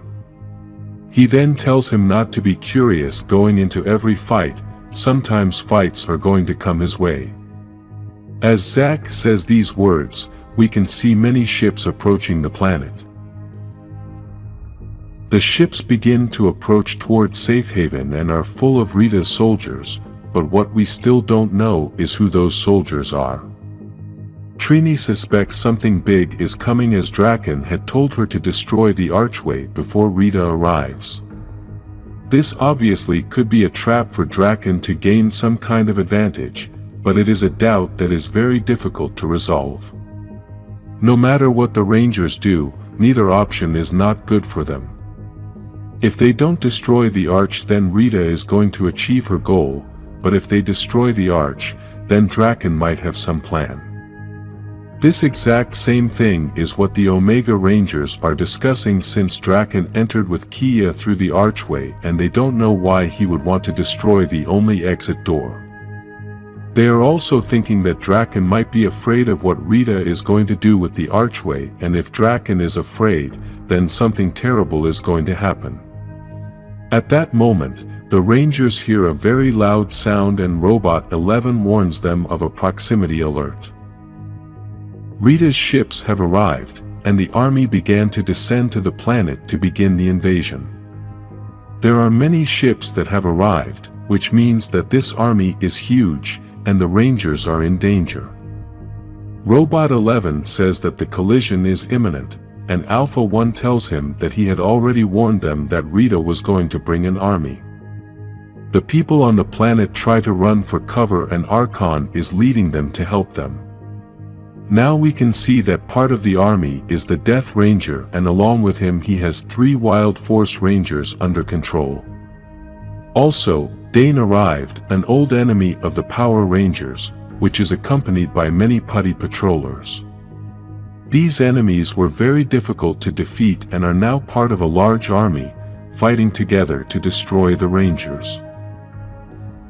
In Promethea, Vessel does not want to obey Rita, which started from his encounter with Zordon, and Rita wants to know what happened.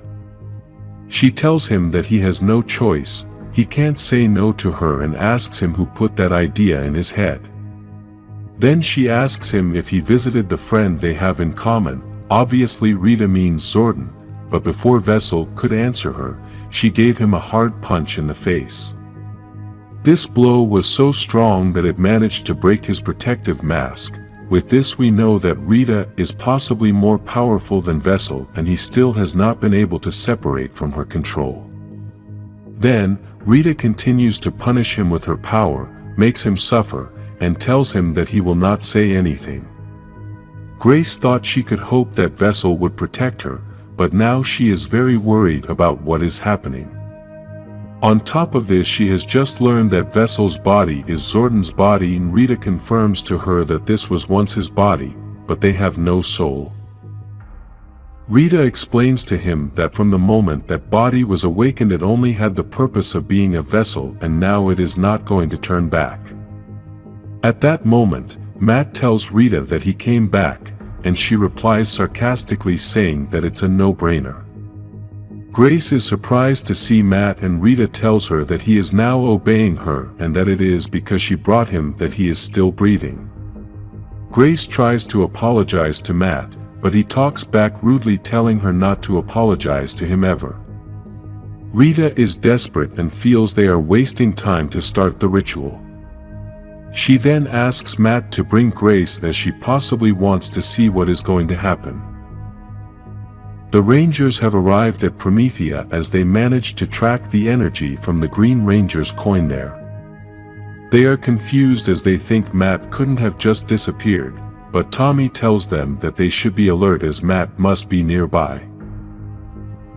Then, Lord Zedd shows up and tells the Rangers that they are always failing, that they are very predictable, and were late as usual.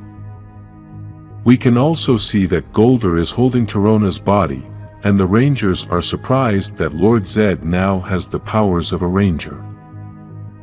Now, the Rangers try to check on Tarona's health, while Lord Zedd says to consider this a peace offering, but warns them that this is a temporary truce. He also warns them that they will never be able to defeat him with this new transformation. Kimberly tries to challenge him and tells him that if he is as powerful as he says, then why doesn't he eliminate them now? Lord Zedd replies that he has other priorities, and they must have them too. He then explains to them that Rita took Grace, Vessel, and the Green Ranger and is going to attack Safe Haven to use the bow, but she is going to fail as he is going to squeeze her neck to her last breath. Kimberly then asks if they are going to let them escape just like that, but this causes an argument between her and Tommy due to him telling her that she is now asking after not wanting to listen to anyone.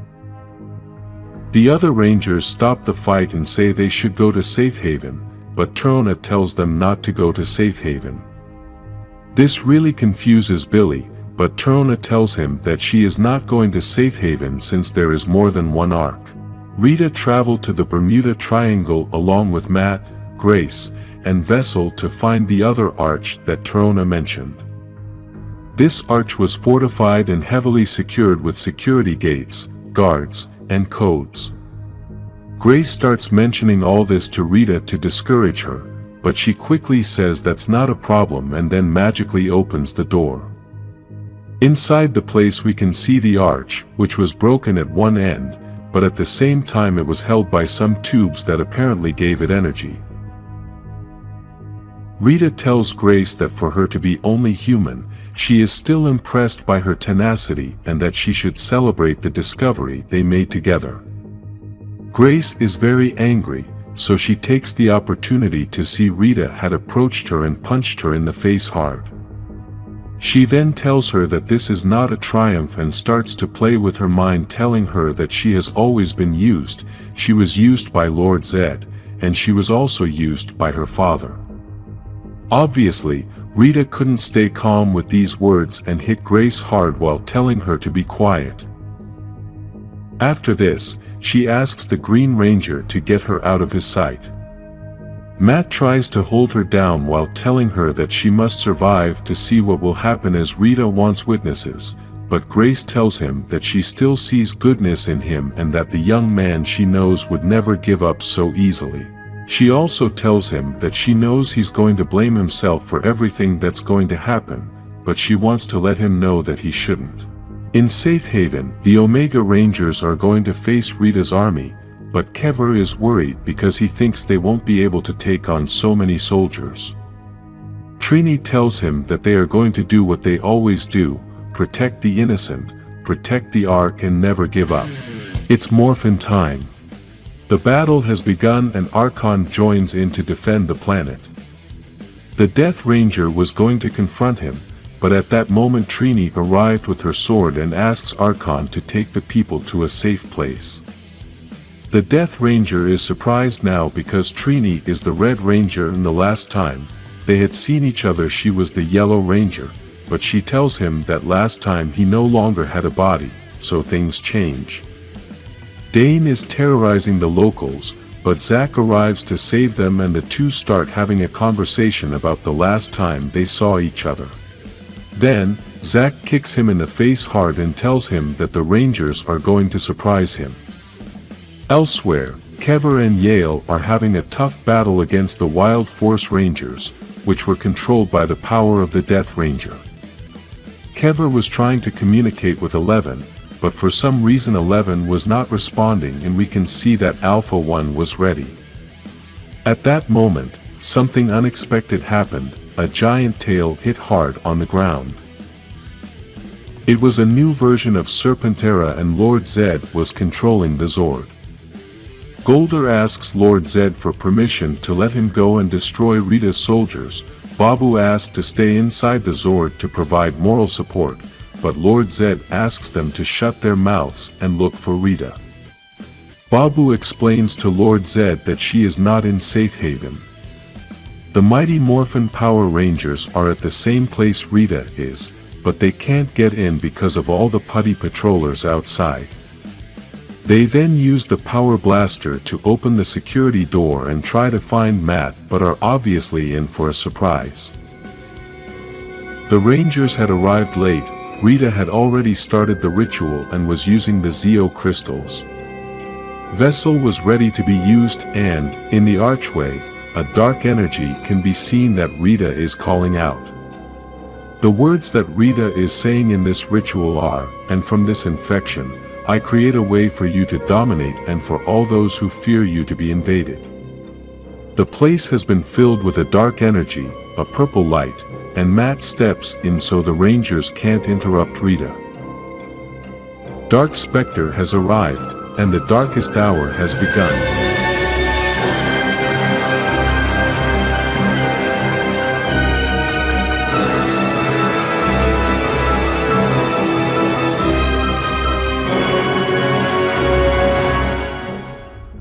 Several years ago, in Promethea, Matt began training to be the new Green Ranger. At first, he was a disaster because he didn't have the skills to fight, but after 6 months of intense training, he started to improve in battles. Promethea is a high-tech place, so they had the right tools to achieve effective training.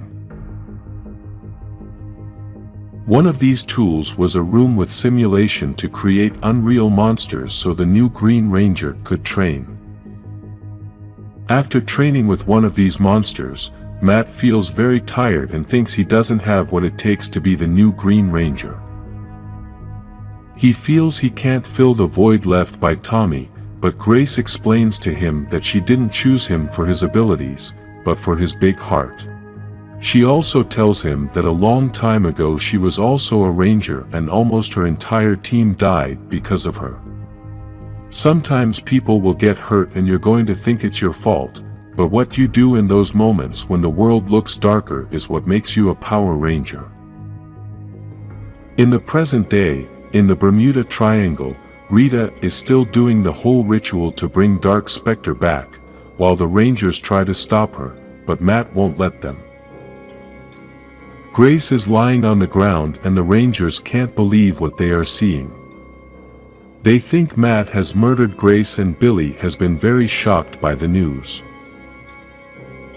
It must be remembered that Matt is bewitched by Rita's wickedness, and even though the Rangers had destroyed the sword, apparently this didn't work to get Matt out of Rita's power. Billy begins to ask Matt if Grace is dead, while Tommy tries to calm him down and Matt begins to be afraid of what the Blue Ranger might do. Then, Billy loses control and starts attacking Matt with his gun, telling him to stay away from her. Rita continues with the ritual, while telling Vessel to look at what she is doing, which is using the Zoc Crystal to complete the spell and bring back Dark Specter. This dark power creates a black energy that covers the whole place and surrounds Vessel, which is going to be the body Dark Specter is going to use to return. Rita thinks she is achieving her goal as she says she has accomplished the impossible, and this tells us that the ritual is about to be completed. The return of the darkest being is imminent, and this is going to have a huge impact on the entire universe. Rita allows Vessel to speak as she says that there are few triumphs without witnesses, but he claims her for what she has done as he knows this is pure evil and understands the danger the universe is in. Rita explains to him that she was granted unimaginable power and that is why she infected the Morphin grid to make Dark Specter's return possible. In Safe Haven, the Omega Rangers continue to fight Rita's army, while Lord Zedd continues to use the new Serpentera to try to find the witch in that place, but we obviously know she's not there. His desperation to find Rita is so intense that he doesn't mind hurting innocent people to accomplish his goal, but the Omega Rangers try to stop him. Kever is controlling his yellow Omega Zord and he doesn't know Lord Zedd, so he doesn't understand why Serpentera isn't careful with the innocents. He then asks Zedd to focus on destroying the gooey things, so he doesn't make the job harder for the Rangers.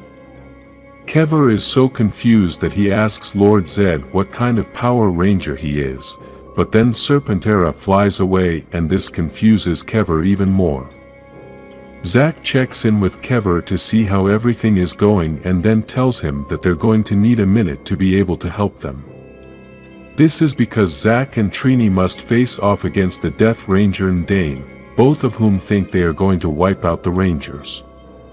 The battle begins and the villains are very confident. Meanwhile, Trini tries to communicate with Billy, but he does not respond. Obviously, the Blue Ranger does not listen to her because he lost control and is still attacking Matt, but Trini does not know what is happening. Both villains start attacking Zoc, but Trini arrives at that moment to help him. Alpha 1 stands in front of Safe Haven's Master Arch saying that he has not failed Rita as both arches will be theirs and they will show no mercy to their enemies. The Rangers continue to battle Matt, while Kimberly cries watching as the dark energy engulfs Grace. Matt then manages to push Billy away, but Tommy grabs the dagger from Matt and knocks him down. Tommy asks Matt to stop, but he tearfully replies that he should take Matt's life. Even though the Green Ranger is filled with Rita's dark energy, Matt's spirit is still there and is trying to resist this evil energy. Billy still can't control himself and the other Rangers must restrain him from attacking Matt.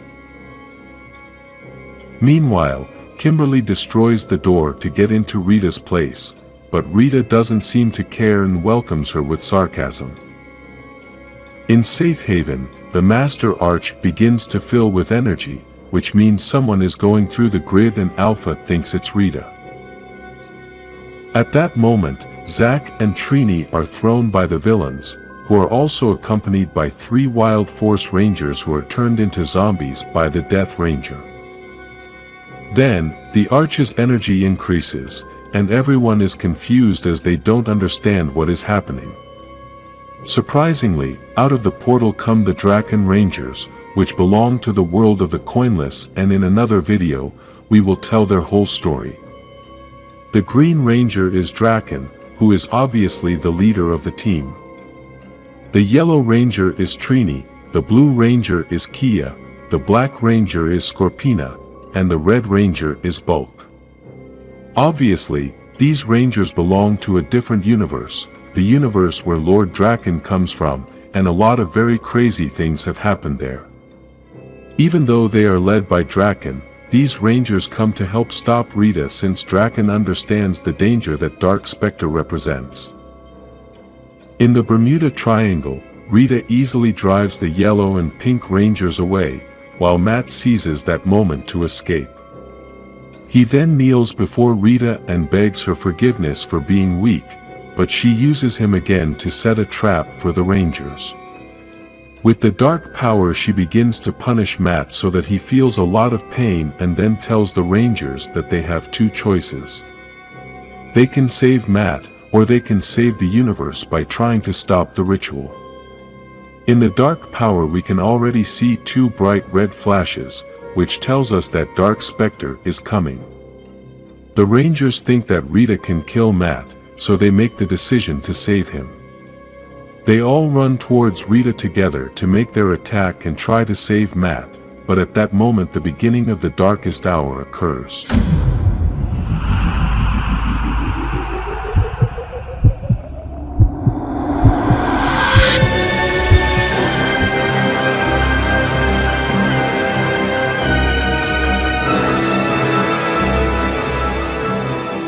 Dark Specter takes over Vessel's body and the dark energy spreads throughout the universe, across all timelines and the multiverse. Rangers from different times and in different places all perceive the dark energy that traverses time and space. We then see that Adam and Rocky have been left in bad shape, yet they are confused because they can't find the other Rangers. Apparently, the impact has been so big that it has affected everything around and we don't know what has happened to the other Rangers. Now, we can see that Vessel's body has changed, it is now red and no longer belongs to him, but to Dark Specter. The ritual is completed, Dark Specter tells Rita that he has done well, he also says that his new body is powerful and that this world now belongs to him. In this new episode of Mighty Morphin Power Rangers 112 comic book, we can see that Billy wakes up in a strange place after the explosion drove them all out. With his glasses broken, he gets up from the ground, and when he recovers, he can notice that there is something strange. What Billy was seeing was something impressive, an energy with different colors in an empty space that was dark, and this energy was the only light. Billy tries to touch this energy that was apparently moving, and he hears a voice that reminds him of one of the most important rules of science. This voice was of a specter in the form of a young woman wearing red and tells Billy that the most important rule is to look, but not to touch. Then, this same woman confirms to Billy that this place is the Morphin Grid and that she had a theory that this energy manifested differently for each person, but it does not.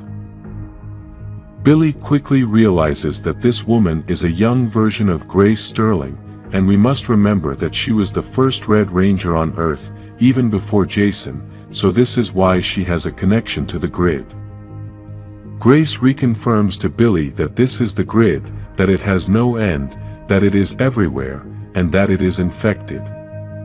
Somewhere else, Trini and Zack are fighting Rita's soldiers and still don't understand what is going on. For now, they just know that there are too many soldiers, and they start to climb as high as they can to try to escape.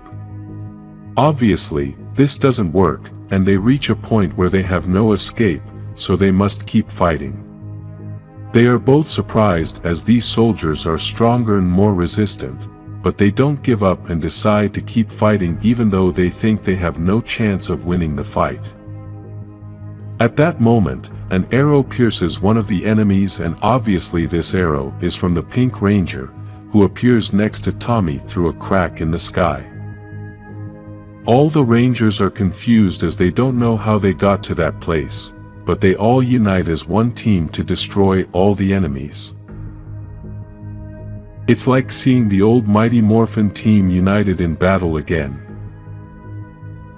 Inside the grid, Grace explains to Billy that they are in a pocket dimension, but Billy still thinks this is impossible because Grace is dead.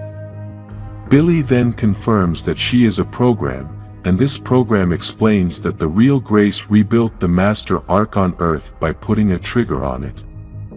This connected it to a transmitter she implanted in her own brain, and when she died, the transmitter sent a signal to the Master Ark to push Billy to safety.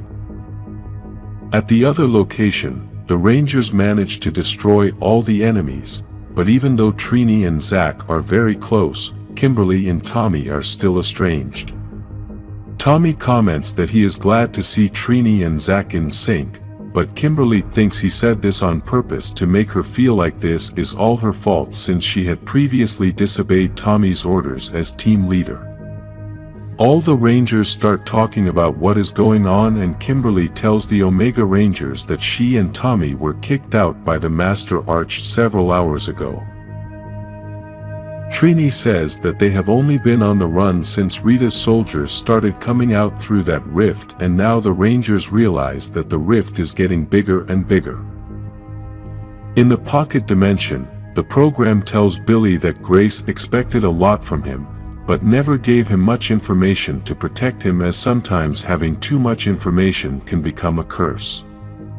Now they can't afford to hide the information, so she begins to explain everything to him. Grace discovered that the master bow she used was created by a being called the Morphinaut, but this being we know is the Phantom Ranger. Grace found the notes left by this being and was able to discover that he had closed the bow to leave Dark Specter inside his own dimension.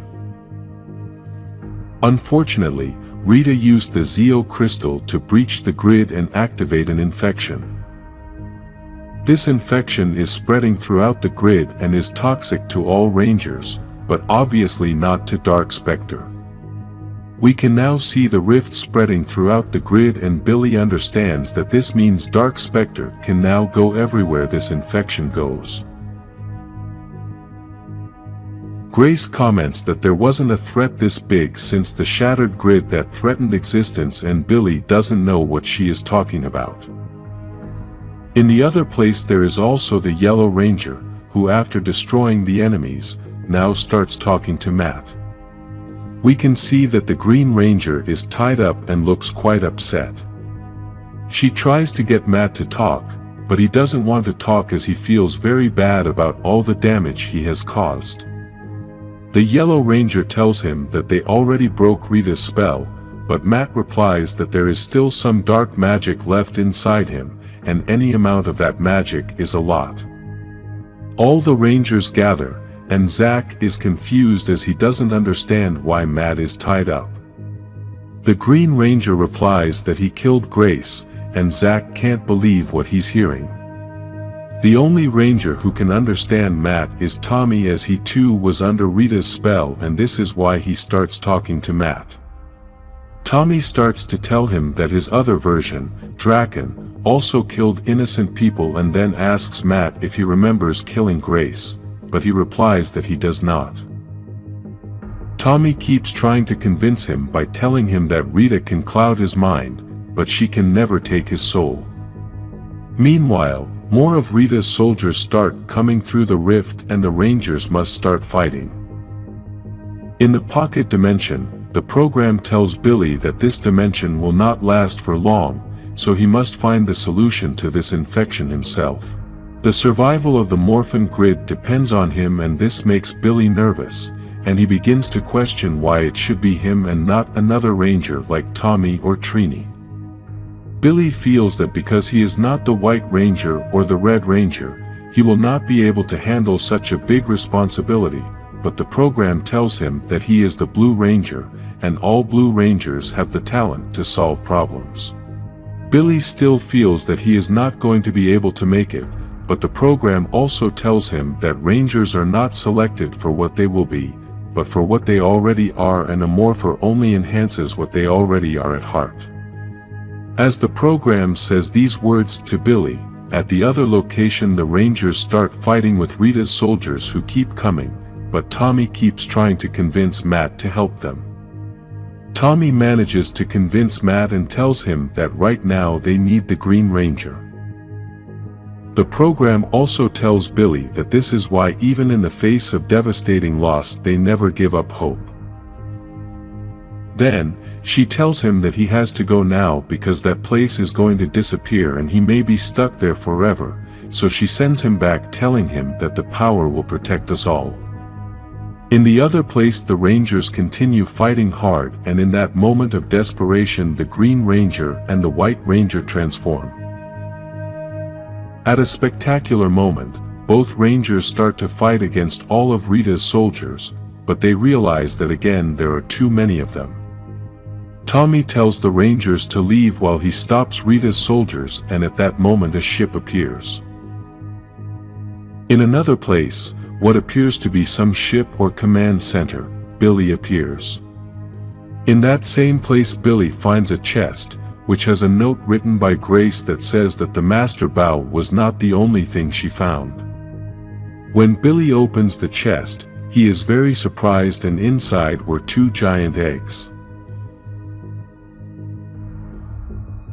In another dimension, in a dinosaur zoo, which we know belongs to the Dino Charge dimension, and this is one of the few times we get to see a different team in the comics. Kendall, the Purple Ranger, begins to see something strange in the energy in Energems. Obviously, we already know that this has been caused by the infection caused by Rita and Dark Specter in the whole grid. Kendall tries to explain to the other Rangers that they started to lose connection to the Morphin grid for a few moments, and although he doesn't know how this could be possible, he does know that this can't be a good thing. Because of this, Kendall asks the Rangers not to morph until she manages to find the problem, but they think it is impossible not to morph. It is something they simply cannot do. Kendall tells them that Keeper, the mentor of this Ranger team, is investigating and she still hasn't heard from him, so she made the decision to stop morphing for now. At that moment, the alert alarm begins to sound, and although Tyler the Red Ranger thinks it might be Keeper, it really isn't him. The alert sounded because Rita and Dark Specter just entered this dimension along with many soldiers who are terrorizing all the people.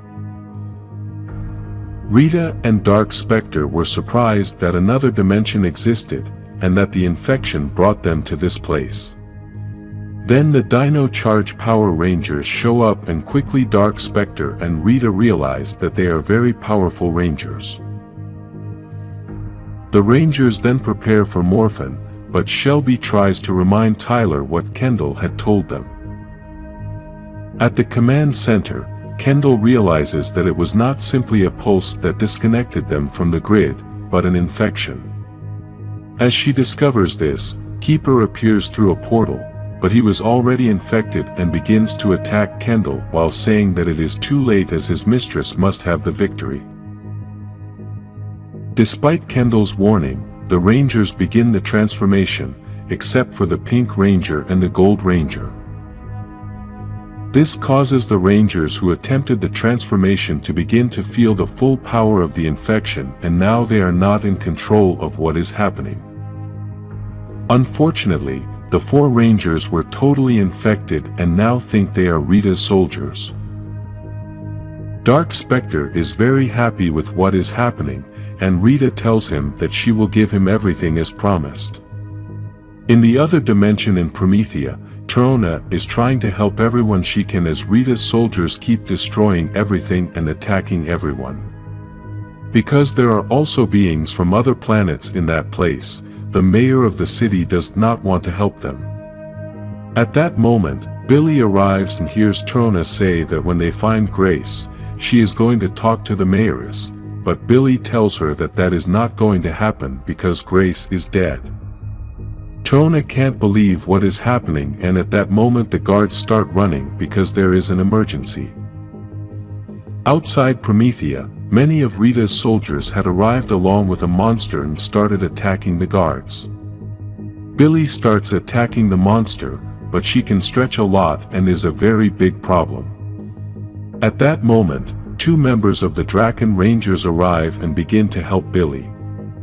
Because Billy had never seen these Rangers before, he thinks that Grace's program had sent him to another dimension, but the Draken Rangers confirm that he is in the right place.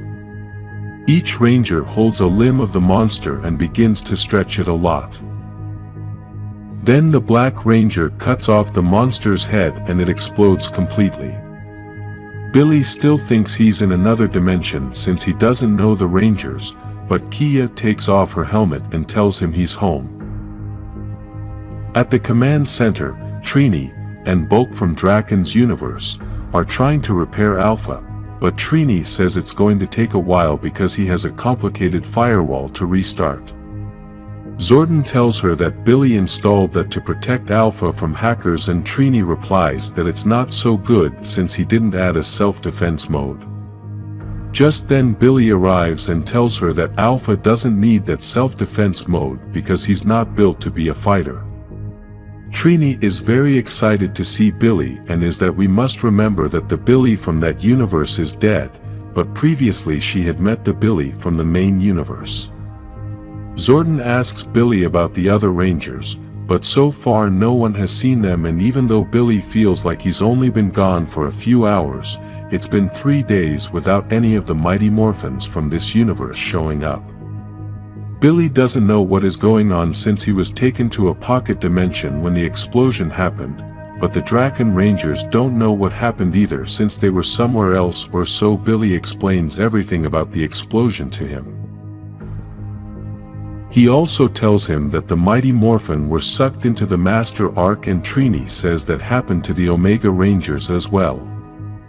Bulk explains to him that when all that happened, they had to escape to Earth with the cat and the cone head, which are Yale and Kever. Scorpina then tells Billy that while he was on vacation, Finster has used the Earth as his monster playground, and then Billy asks how they got back to being Rangers again. At that moment, Draken appears and tells Billy that it's because he was generous. Billy gets very angry, transforms, and even though Trini tries to stop him, Billy manages to shoot Draken. Then the two begin to fight until the Draken Rangers manage to separate them. Despite this, they all start arguing as Billy and Draken want to continue fighting, but Zordon stops them all. At Safe Haven are all the villains who helped with this infection mission, and Dark Specter is sitting on the throne. Rita begins to say that the infection is still spreading and now its reach is even greater. Soon their power will no longer have a limit, with the Zoc Crystal and her power corrupting them. The Rangers are going to fall just by doing morphosis. He then says that not even the Death Ranger has that much control, and when he goes to answer Rita, Dark Specter tells her that this power doesn't belong to him since he gave it to her and can take it away. Rita tries to answer him by saying that they have taken the power for themselves, but Dark Specter quickly attacks her to make it clear who the real boss is. Rita falls to the floor and Dark Specter tells her that there is no us, this power comes from him, and the victory is his alone. Then he asks her to get up because now they can't rest, and even less when the Morphin grid now belongs to him. Inside a spaceship are the Hyperforce Rangers, and they are all upset because they are receiving a call from a man who is always calling them. Inside the ship we can also see the Yellow Ranger of Wild Force, and in order to understand all this, you must read the Hyperforce comic, which we are going to read very soon on this channel. The man who always calls them is Draken, but this time he is with Billy, and they are looking for the Hyperforce Rangers to ask for help. The Blue Hyperforce Ranger is very excited because he is getting to know Billy, and since they are from the future, they know all the things Billy has done. Draken had asked them to find the Rangers all over the Morphin grid, but the Hyperforce Rangers tell him that they have not been able to do so because it is too difficult. The Yellow Ranger tells him that they were only able to find one Ranger from Dino Charge, and we can see that that Ranger is Kendall, who had previously been attacked by Keeper. Kendall says that this was much more than just an attack, so Billy wants to know everything that happened, and the Yellow Wild Force Ranger tells him that the Death Ranger transformed almost the entire Wild Force team. Kendall also tells everything that happened in their dimension and explains that the infection is spreading throughout the grid, making it toxic. Then the Hyperforce explain that they have not been affected by the infection because they travel through time and space using the Hyperstream. Zordon realizes then that Rita doesn't have access to the Hyperstream, but Draken tells her that she doesn't need that since she has the Zoc Crystal and Safe Haven's Master Bow. He also says that soon the grid is going to be completely infected, and they should find as many Rangers as they can before Rita finds them. Although this idea sounds great, the Hyperforce Rangers have been searching the grid for several days and only found Kendall. Besides that, the grid is infinite, and they don't have a map. At that moment, Billy has an idea since Grace left him something and he thinks he might know how to use it. Quickly some Rangers went to the place where the explosion happened, and there was Finster, who managed to escape. Billy asks Bulk and Scorpina to guard the door while he and Trini work inside. Once inside the place, Trini and Billy start to have a little argument since she knows that Billy is bothered by her working with Draken. Billy tells her that it is very stupid since Draken is evil, plus he is also working with Kia and Scorpina. Trini tells him that she trusts Scorpina as she is not the same person he thinks she is, plus she sees life very differently after losing many friends. Now it's not about good or evil, it's about survival. Meanwhile, Billy begins to take out the eggs that Grace had left him and explains to Trini that these are power eggs which contain the power of the universe inside them. These eggs belonged to the Morphin Masters and Grace managed to find them. Billy also explains that if they transform then they can activate these eggs, and this can open the Master Arc. This can help them find the other Rangers, or it can also bring them back. Then Trini and Billy start the transformation, and this causes a big explosion in that place. With this explosion the Phantom Ranger appears, who now points a gun at Billy and asks him what he did. In Safe Haven, Rita and Dark Specter have turned the whole place into their command center and at the same time into a prison. In this prison we can see that they have trapped Rocky and Adam, the Red and Black Mighty Morphin Rangers. Both of them are looking for a way to relax, and each one uses his own style to be able to do it. Despite all the effort, desperation is very hard, and they decide to check if there are other people locked in that prison as well. When they start shouting to find out if there are other people, they realize that there are other Rangers from different teams locked up very close to them.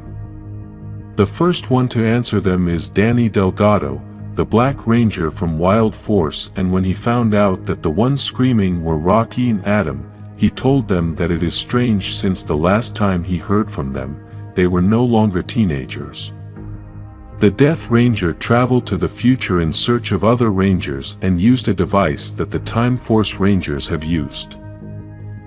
After this conversation, many other Rangers who were also locked in that place began to speak, and all were from different teams which belonged to different times or dimensions. At that moment, a man named Angel appears, which peculiarly has a great physical resemblance to Draken, and he is going to introduce them to Dark Specter.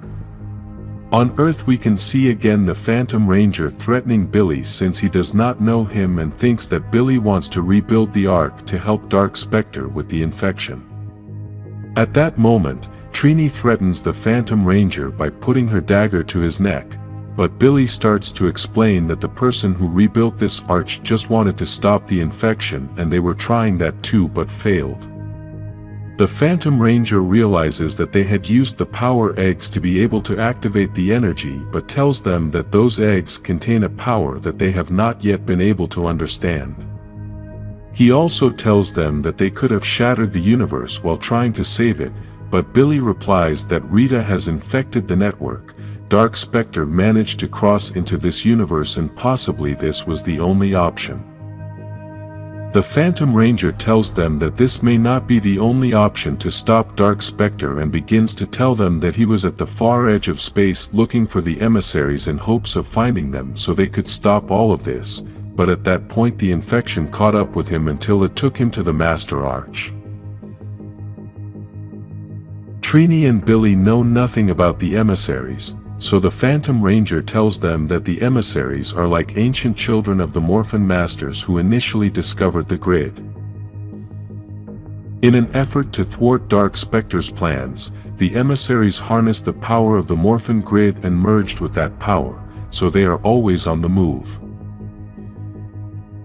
The Phantom Ranger wants to find the emissaries as they have direct contact with the Morphin Masters and they can possibly stop the infection, but there is a possibility that they are also trapped. Billy gets a call from Bulk who tells him that the Hyperforce Rangers found the other members of the Mighty Morphin team, but he also has bad news that they are not alone. In Angel Grove, different Rangers including the Hyperforce and the Mighty Morphin are fighting against Rita, Finster, and Squat soldiers. They are obviously finishing off the soldiers even though more keep appearing and Finster decides to give them a bigger challenge. The machine Squat was using starts to transform into a monster, and because it is quite large, the Rangers are going to have to use the Zords to stop it. Kimberly says that the Mighty Morphin team can't call in the Megazord because not all the team members are there, so the Hyperforce call in their own Megazord. The Kronos Hyperforce Megazord is ready for battle and begins fighting Finster's new monster. Kimberly says that she can call her Zord to help in the air, but at that moment the Death Ranger appears behind her. The Death Ranger tells her that he needs more new Rangers, and she was calling him because her heart is broken. He then asks if she wants him to fix her heart, but Matt quickly knocks the Death Ranger down. The Megazord manages to destroy the monster and Squat along with Finster teleport out of there. All the Rangers are ready to take on the Death Ranger, but he says that maybe they can fight another time and, in the meantime, he's going to send his regards to Tommy from Kimberly. At Safe Haven, Rita and Dark Specter have Tommy as a prisoner, and Dark Specter wants to test if the White Ranger's power truly can't be broken since that power is designed to never be used for evil. Dark Specter wants to test this theory, so he gives the morpher to Tommy, and when he tries to transform, Rita tries to infect him just as she did all the other Rangers to turn them into villains. In Promethea, the Rangers who were in the battle against Finster arrive, and we can see that even though the Omega Rangers are happy to be together again, Kimberly and Matt are very sad. Matt feels that he was the one who should have been being tortured in Safe Haven and not Tommy, but Kimberly tells him that it's not his fault since Tommy is like that. Zordon and the Phantom Ranger are reunited after a long time, and both are trying to cheer each other up in this very difficult circumstance. They are trying to remember all the losses they have had, but the Phantom Ranger says that it will help them be stronger for what is to come. At that moment, Draken asks, "What is to come?" The Phantom Ranger says that he senses that Draken knows what is coming and also explains that the only hope to cleanse the Morphin grid of the infection are the Morphin Masters or emissaries. Unfortunately, the Morphin Masters are not responding, and the only way to find them is to enter the heart of the Morphin grid, but that is only possible through a Master Arch. Trini the Omega Ranger says that unfortunately, the only Master Archway left is in Safe Haven, the place where Rita and Dark Specter are, but Billy says that this is not completely true. In Safe Haven, Rita and Dark Specter are still trying to experiment on Tommy to transform the white power and turn him into a villain, but apparently this isn't working. Tommy attacks Dark Specter and then tries to escape but is shot down by another Ranger. Surprisingly, this Ranger is Adam, who along with Rocky has been transformed into villains. Dark Specter is angry because Rita had promised him a White Ranger, but the plan was not working. In the Bermuda Triangle, Billy is trying to think of a plan to be able to rebuild the arch that was there, since he can use it to lure the Morphin Masters, as happened with the Phantom Ranger, but the Phantom Ranger himself tells him that there is no time to rebuild all that since the infection spreads too fast. Draken tries to threaten Billy to hurry up, thinking of more ideas, but Kimberly punches him in the stomach and says that, if they need a Master Bow, then everyone already knows where there is one. The only way left for them is to go to Safe Haven and risk it to use the Master Arch. In Safe Haven is all of Dark Specter's army, and we must understand that now all of this is no longer Rita's, because Dark Specter is the most powerful at the moment. Tommy is a prisoner and Rita keeps trying to persuade him to become a villain, since she had promised Dark Specter to give him a White Ranger. Rita starts telling Tommy all the things she supposedly did for him, including making him a Ranger and giving him a family. After trying to persuade him by telling him many things, she finally asks him if he would ever serve her again. Tommy taunts her in her face and tells her that Zordon was the one who saved him. He also tells her that the Rangers are now his family, they gave him hope and he only knows love for them. Tommy had nightmares for a long time because of Rita, so he refuses to serve her, and this doesn't make Rita very happy. A very important detail is that Tommy tells her that you can't serve an abuser, and he has seen how Dark Specter treats her.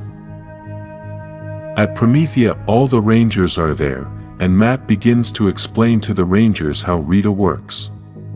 Rita was for months recruiting generals from all corners of space using force or bounty. She did all of this in the name of Dark Specter, and that is why most of them remain loyal. Draken claims that he is no longer loyal, and although the other Rangers don't care, this is going to be an important part of the story. Aisha asks the Rangers to stop talking and let Matt finish what he is saying. Matt tries to continue, but at that moment he starts to feel the evil power inside him again and cannot continue. Aisha goes after him and then hugs him in order to calm him down. Apparently, Matt also started to feel anxiety, and this is what activated the power inside him, so because of this, Aisha tells him that he should not go on this mission. The other Rangers try to think of something else since now they don't have all the information Matt was giving them, so Zoc tries to explain a little secret the Omega Rangers have. In Safe Haven there is a maintenance tunnel underneath everything and no one knows about this path, so they can use it, so they don't have to make a frontal attack. The Rangers want to try to get to Safe Haven to gain access to the only remaining Master Arch so they can search for the emissaries, but the Dark Specter army is too large and there are not enough Rangers to accomplish this mission. The Rangers may try to enter through this secret tunnel, but if they are discovered, then they are not going to be ready for a showdown. Billy says that he and Morgan may be able to set something up so they can help the Rangers, but Zordon thinks there is another Ranger they can call in. At the Bandora Palace on the moon we get to see Lord Zedd's new Zord, which is an upgraded version of Serpentera, though it's not working well at the moment. Because of this, Lord Zedd, Golder, and Babu are trapped on the moon. Lord Zedd says that without the Zord they don't stand a chance against Dark Specter's army, so they can't even look for another ship to take them on as they would lose the battle. Suddenly an artifact falls from space, and although everyone freaked out because they thought it was a bomb, it's actually a transmitter. Zordon sent this artifact to communicate with Lord Zedd, and apparently this is the other Ranger he was referring to. Zordon and Lord Zedd are going to join forces in order to defeat Rita, but obviously Zordon knows he must trick Zedd in order to convince him. Zordon tells him that Serpentera is now owned by Promethea, but they are going to allow Lord Zedd to keep the Zord if he gives them something in return. On Earth, Kimberly is at Jason's house to help him heal his wounds, as he had previously tried to fight Matt to save Earth, but he is no longer a Ranger and so he received a severe blow to the head. Kimberly also needs Jason's wisdom, so she vents and talks about everything she's going through. She tells him that she doesn't need words of hope, she needs him to promise her that he's going to take care of the land if the Rangers don't come back from safe haven. Jason tries to process everything that is going on, but finally promises Kimberly that he will take care of the land if anything bad happens to the Rangers. In safe haven many are impatient and Dane begins to doubt Dark Specter's plan. He doesn't like that Dark Specter uses dark magic to transform the Rangers as it turns them into mindless slaves, and the best strategy is to break the will of others. Finster tries to explain to him that with that magic the will has been locked away and he should be thankful that Dark Specter for now is only focusing on the Rangers. She also tells him that he should be careful what he says since Dark Specter doesn't have the ability to forgive like Rita does, and the Death Ranger is finding that out right now. Dark Specter is beating the crap out of the Death Ranger for going to Earth without asking his permission. Here we can see the immense power this evil being has. Dark Specter tells him that he gave him everything, including the body he has, and he doesn't deserve it anymore. Before Dark Specter finishes off the Death Ranger, Rita offers to take care of that problem and he gets angry that she is trying to steal that moment of anger from him. Rita tries to convince him by saying that the Death Ranger is not worthy of Dark Specter's wrath, but this only seems like a long-term plan of this witch. Dark Specter admits that even though his new body is powerful, he still has limitations and now feels tired, so he allows Rita to do whatever she wants. The Death Ranger says he can still help, but Rita begins to punish him with all her power, and we can see that she has the Zoc Crystal in her staff. Outside there is a war going on as Lord Zedd has arrived with Serpentera along with the Hyperforce Rangers Megazord. These two giant Zords are crushing everyone, and the Rangers realize that Lord Zedd has a lot of anger. The other Rangers made it through the tunnel and are now inside the place, but they know they have lost the advantage as Lord Zedd started attacking earlier than planned. Despite this, Billy says that Lord Zedd was the distraction and now both Zords are being overwhelmed by the army, so the Rangers inside must hurry. At that moment, Alpha 1 appears, which had merged with 11 and arrived with many soldiers to stop the Rangers. In addition to all those soldiers, the Rangers who have been possessed by Dark Specter also appear, and among them are Adam and Rocky. The battle begins and Kimberly warns Billy that they need to go with the backup plan as they have too many enemies. This is an epic battle between many Rangers of different dimensions. Outside the Zords are being overwhelmed, so Billy tells the Hyperforce Rangers to get out of there and take Serpentera with them, but obviously this doesn't sit well with Lord Zedd. Inside is the epic battle and Draken thinks they are losing, but Kimberly replies that they have had lesser odds in other battles. At that moment Kimberly gets a big attack from a dark energy and obviously we already know where it's coming from. Rita and Dark Specter arrive at the battle and although Bulk tries to save Kimberly, the soldiers hold her back while Draken escapes on the other side. Draken finds the Master Arch and while the Rangers are still trying to survive, he manages to open the portal. Draken uses the key he had used before, and we can also see that Dark Specter continues to use his dark energy to kill everyone. With this same magic he manages to transform Kimberly back into Ranger Slayer, who follows Draken and manages to enter through the portal. In the dimension of the Coinless, which was the dimension that Lord Draken ruled, there he was before the events of the Shattered Grid happened. At that moment, the Ranger Slayer arrives to inform him about the success of his mission and Lord Draken was very happy with Kimberly's work. Draken begins to congratulate Kimberly for everything she has done and tells her that he chose his Ranger Slayer well. Then Kimberly starts telling him that she will do anything he says, anything he wants, but Draken wanted her to be his mate and that was the one thing she wasn't willing to do. Going back to the present, we can see that Draken is inside the grid and in that place, everything is destroyed. While we see these images, we can also read Draken's thoughts as if they were a narration of his life and he says that his whole story has been complex. He also says that many have called him a murderer, a king or a god, he has been all that and if he could, he would be again. Unfortunately, he has run out of opportunities. Draken arrives at a place with no way out. This seems quite strange to him and then he realizes that the Ranger Slayer is in that place. The battle begins and the Ranger Slayer gives him a strong kick that introduces him inside that dark cloud. Apparently, this dark cloud is the evil power that transforms Rangers into Dark Specter's slaves and even though Ranger Slayer is trying to cast a spell on Draken, this isn't working. Draken shows him the white light power coin and tells him that Zordon designed that coin to never be corrupted by evil, that is why Dark Specter's power cannot transform Draken. In Safe Haven the Rangers are still in the great battle and now Kia realizes that Draken escaped through the Master Arch to enter the grid. The Rangers do not seem to be winning the battle as there are too many enemies and many of them are other Rangers that Dark Specter has enslaved.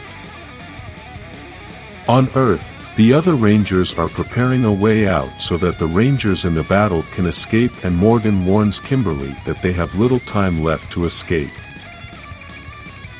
Rita realizes that Bulk is a strong Ranger, so she starts trying to cast a spell on him so she can transform him into part of her army and Kimberly tells Billy that it's time to escape. Billy says that they all need to be close so he can bring them back, so all the Rangers start running for the same place and Billy teleports them all at the same time. Morgan confirms that this powerful teleportation was thanks to the energy of the Energem and quickly the Phantom Ranger wants to know if everyone could make it. Unfortunately, not everyone made it.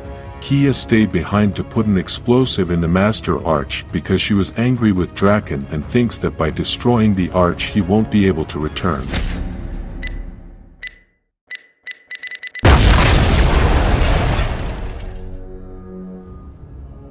Inside the grid, Draken and Ranger Slayer continue to fight and despite all of Kimberly's attempts, Draken continues to fight. Because Ranger Slayer is filled with Dark Specter's dark power, she is strongly attacking Draken, who begins to say that he made a mistake when he created her.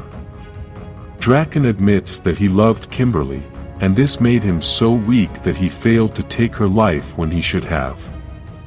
Ranger Slayer mocks Draken's weakness, but then he hits her hard and breaks her helmet. We can see Kimberly's face filled with the dark energy, and she confirms that the grid shows us the location of Draken's dimension since that place is important to him. Draken says that this place is important to him because that is where Rita found him and gave him her name.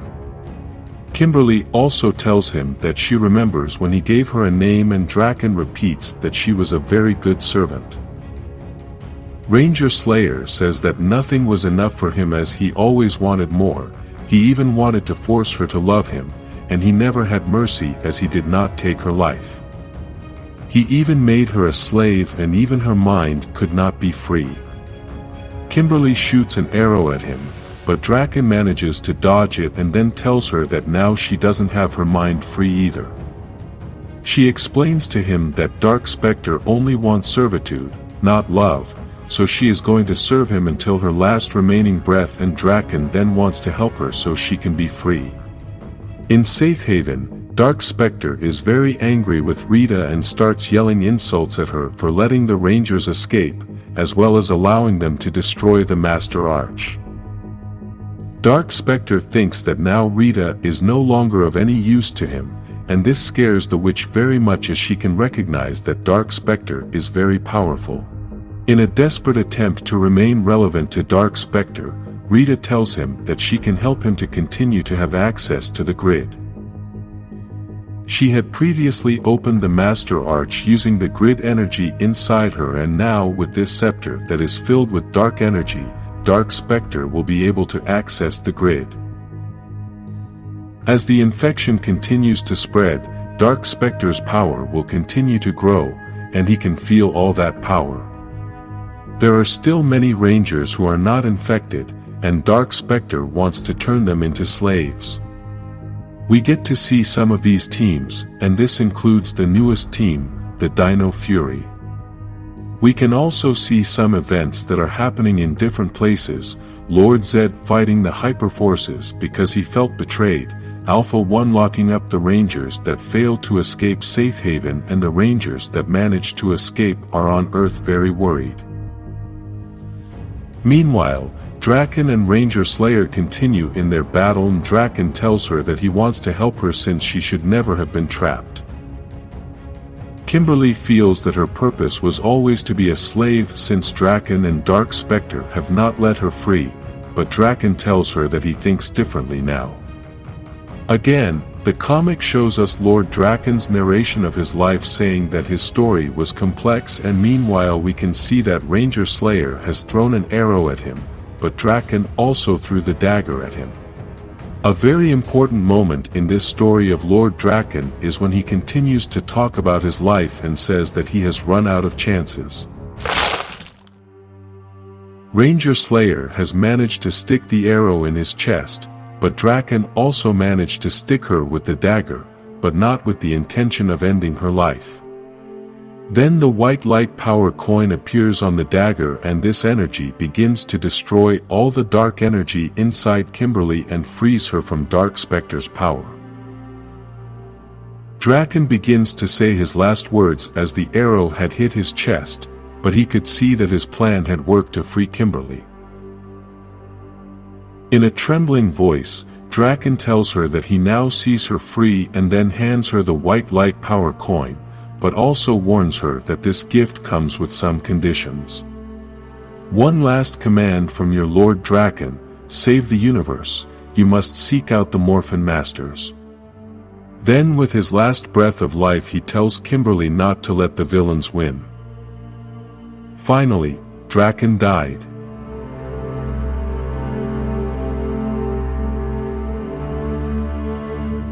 The story begins with Ranger Slayer's narration, which talks about archery and gymnastics as both disciplines are about precision. While she is talking, we can see all the training she had with Lord Draken when they were both a team, and she narrates that in archery you have to practice a lot to be able to hit a small target. Then she talks about all the training she's had because she was a villain, and she can't miss because if that happens she can die. She also talks about the guardian angels, which save other people, and we can notice that she is referring to Kimberly and Tommy.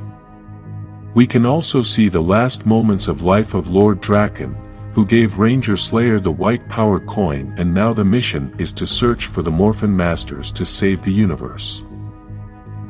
Now we begin to see the inside of the grid, and I want you to be very attentive to the colors because that is going to be an important part.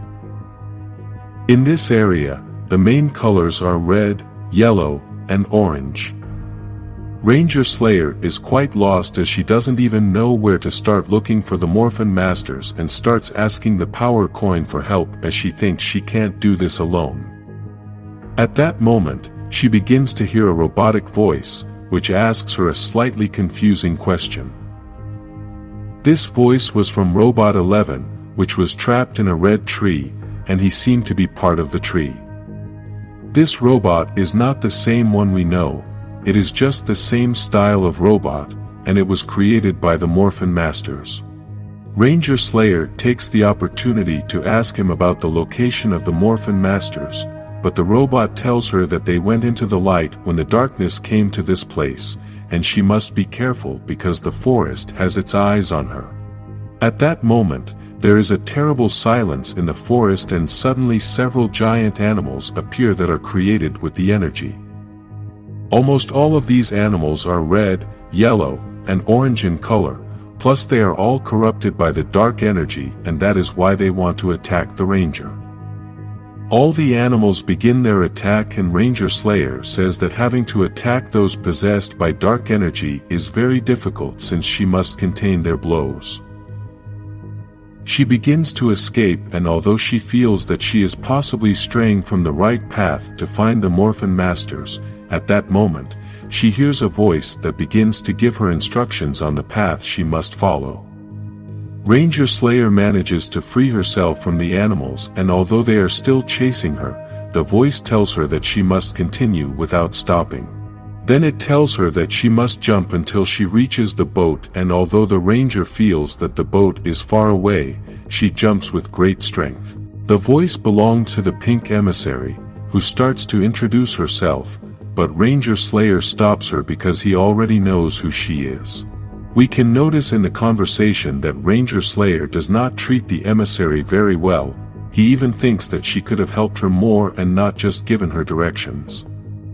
The emissary tells her that this trip is only Ranger Slayer's, and she cannot interfere, she can only offer guidance. She also tells her that the Ranger Slayer must find and free the Morphin Masters so that they can cleanse the grid of the Dark Specter infection. We can begin to see that the colors of this area are pink, blue, and purple, which are mixed between the clouds and water. Ranger Slayer asks the emissary to lead the way, but the emissary does not know where the Morphin Masters are. She then explains that the grid is large, that it is constantly changing, and this is a place where thought and energy come together. If the grid goes down, then all life will go down too. Basically, if Ranger Slayer fails in this mission, then the entire universe will cease to exist. Ranger Slayer wants to know what is behind those clouds, but the emissary only asks him to have faith as they are on the right path for now. Now they arrive at a very strange place, where there are floating pyramids with water cascades falling into the void. A long time ago, the Morphin Masters lived like many other civilizations, but after solving social and environmental problems, they wanted to discover the secrets of the universe. This is how they discovered the Morphin Grid, and although Ranger Slayer thinks they found the grid by accident, the emissary thinks it was fate.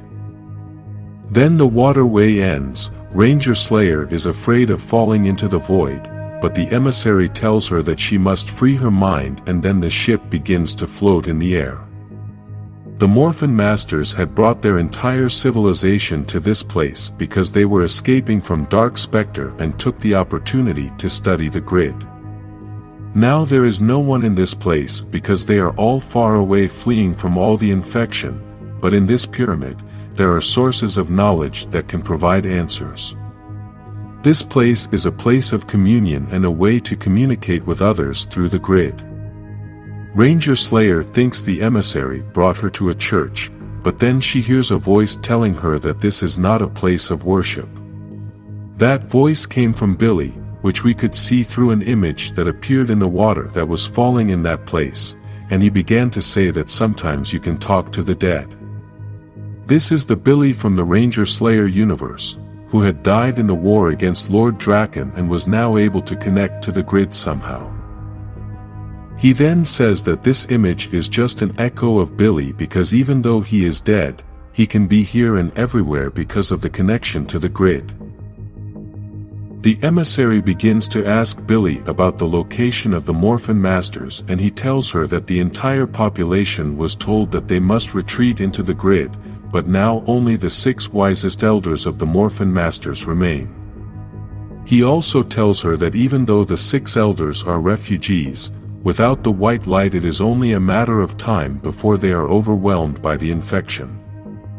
The very excited emissary says that the Ranger Slayer has the white light power coin, and we can notice that Billy now has a very different face.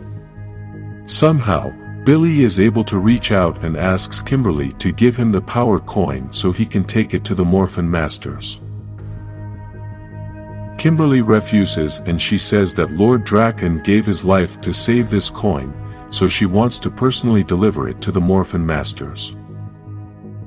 The emissary tries to convince Kimberly to give the coin to Billy, but Kimberly won't budge, and Billy tells her that the grid is maintained by faith and trust, so she must trust him. The Ranger Slayer says that in order for her to trust, then Billy must say what her favorite color is, and although the emissary thinks they don't have time for these games, Kimberly tells her that she is just being very careful. This is the turning point because, if Billy really is an echo of the real Billy, then this will be a very easy question to answer. Now we can see the reality. This was not Billy, this was the blue emissary who is also infected and starts attacking the Ranger Slayer to take away the white light power coin. Kimberly asks the pink emissary for help, but the blue emissary tells her that she is not going to get her hands dirty, and then both manage to escape from that place. The blue emissary also manages to escape by destroying a wall and keeps trying to corner the Ranger Slayer, but she keeps defending herself. The blue emissary tries to get Kimberly out of concentration, but she remains focused on her attack because, as she said in the beginning of this story, she can never fail. The blue emissary thinks she missed with her arrows, but Kimberly had aimed for the walls to collapse everything and the whole structure to fall on top of the blue emissary. Ranger Slayer and the pink emissary continue on their way on the floating boat. Kimberly tells the emissary that she is sorry for killing the blue emissary, then the pink emissary says that she is sorry that the blue emissary tried to kill Kimberly. Despite these apologies, Kimberly is very angry because she feels that the blue emissary did not help her, but the excuse the emissary uses is that she allowed Kimberly to stand up for herself to make her stronger. This makes Kimberly very angry, and she tells her that she won't be able to learn anything if she loses her life. After this, Kimberly starts talking about everything she wanted to do in her life in a very sad way because she feels like she has lost everything. She also feels that the other Kimberlys in other universes have lost nothing. However, she has nothing left to lose, and yet she is still losing everything. The emissary tells her that she has been very strong and has been able to endure what no one would have endured. This is why she is here, and then the emissary starts to say that the Morphin Masters were right, but those words make Kimberly very angry. The Ranger Slayer tells the emissary that the Morphin Masters have nothing to do with her life. She also tells her that her faith in the Morphin Masters is what almost caused the destruction of everything. Now they have both arrived at the entrance to the heart of the grid, a large blue stone with a crater in the center, and the pink emissary continues with her words of faith towards the Morphin Masters. She says that both have been blessed, protected, and guided by the light, but Kimberly does not feel blessed. At that moment, some hands can be seen coming out of the ground, and apparently, this is going to complicate the situation. The two beings that came out of the ground for the green emissary and the black emissary, both of which were infected by Dark Specter's dark energy. They both begin to speak a joint message and ask Kimberly to hand over the white light power coin if she does not want to be destroyed. The pink emissary is stunned as she realizes that she is apparently the only emissary who has not been infected, and Ranger Slayer tells the emissaries that she will not hand over the coin. The battle begins and both emissaries are empowered to use all the ranger weapons of their color. They both begin to say that they were slaves of the Morphin Masters and Dark Specter was the one who freed them. Obviously, Dark Specter's power is doing the talking as this infection takes away the control of each person's body and dark energy is what controls it. Ranger Slayer tries to explain to both of them that they are really Dark Specter's slaves, and she is not willing to become another slave. In this scene we can also realize that again Ranger Slayer is fighting alone, and the pink emissary is not helping her. Despite the effort Kimberly is making, the two emissaries are very strong, and the black emissary manages to cut her bow in half.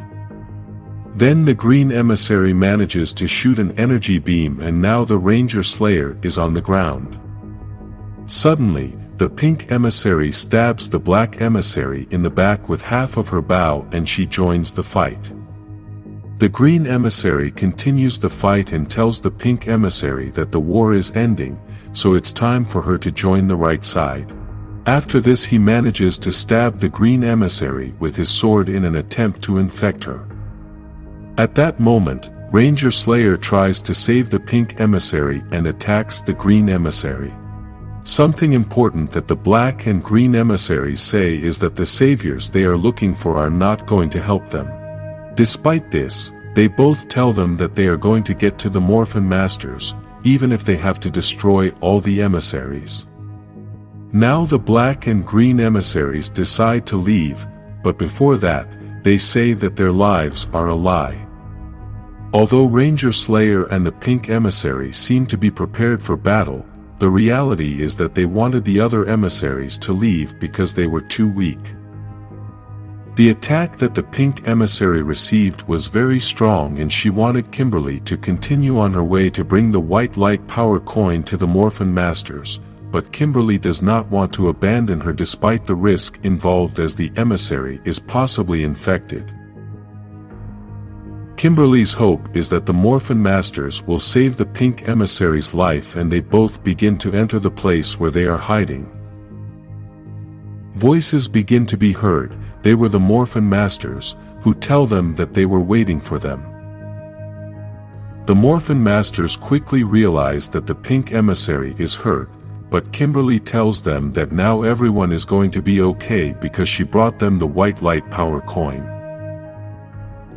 The Morphin Masters are surprised by this discovery, but then something very strange happens and one of the Morphin Masters says that this coin is important because of the soft creamy center. Apparently, they think it is a chocolate coin and he tries to bite into it, but almost breaks a tooth as it is obviously a real coin. After this, the Morphin Masters invite Kimberly and the pink emissary, who they call Aaliyah, to join them at the table. They all sit down at the table and one of the Morphin Masters begins to serve the food, but there is something strange about this. In the bowl there was no food, everything was empty and the other Morphin Masters were enjoying everything as if there was actually food on their plates. Ranger Slayer and the emissaries saw nothing, but the Morphin Masters began to say that life leads to death and death leads to rebirth. We don't know if the emissaries have gone crazy after being locked up for so long or if they really have so much wisdom that no one can understand them. Now the pink emissary begins to transform due to the infection and Kimberly quickly demands the Morphin Masters to save her. She threatens the Morphin Masters because despite seeing that the emissary was hurt, they were still enjoying an imaginary meal and now we can see that the Morphin Masters actually went crazy because one of them just realized that Kimberly was there. Finally, the pink emissary completely transforms and says that she has lost faith, that the Morphin Masters have lost themselves in the grid. The pink emissary wants to destroy the Morphin Masters, but Kimberly won't let her, and the emissary thinks she can't stop her because she is a powerful emissary. Despite this, Kimberly tries to talk to Aaliyah to try to free herself from the infection, but the pink emissary starts saying the same words that the other infected emissaries were saying. We can see that the pink emissary is very powerful and starts to use all the weapons of all the pink rangers in the story. In the meantime, she starts to give a speech about freedom, the future, and the purpose of life. Then we can only read Kimberly's thoughts, who begins to say that the pink emissary was right about something, and that is that she had said that all the suffering was what brought the Ranger Slayer here.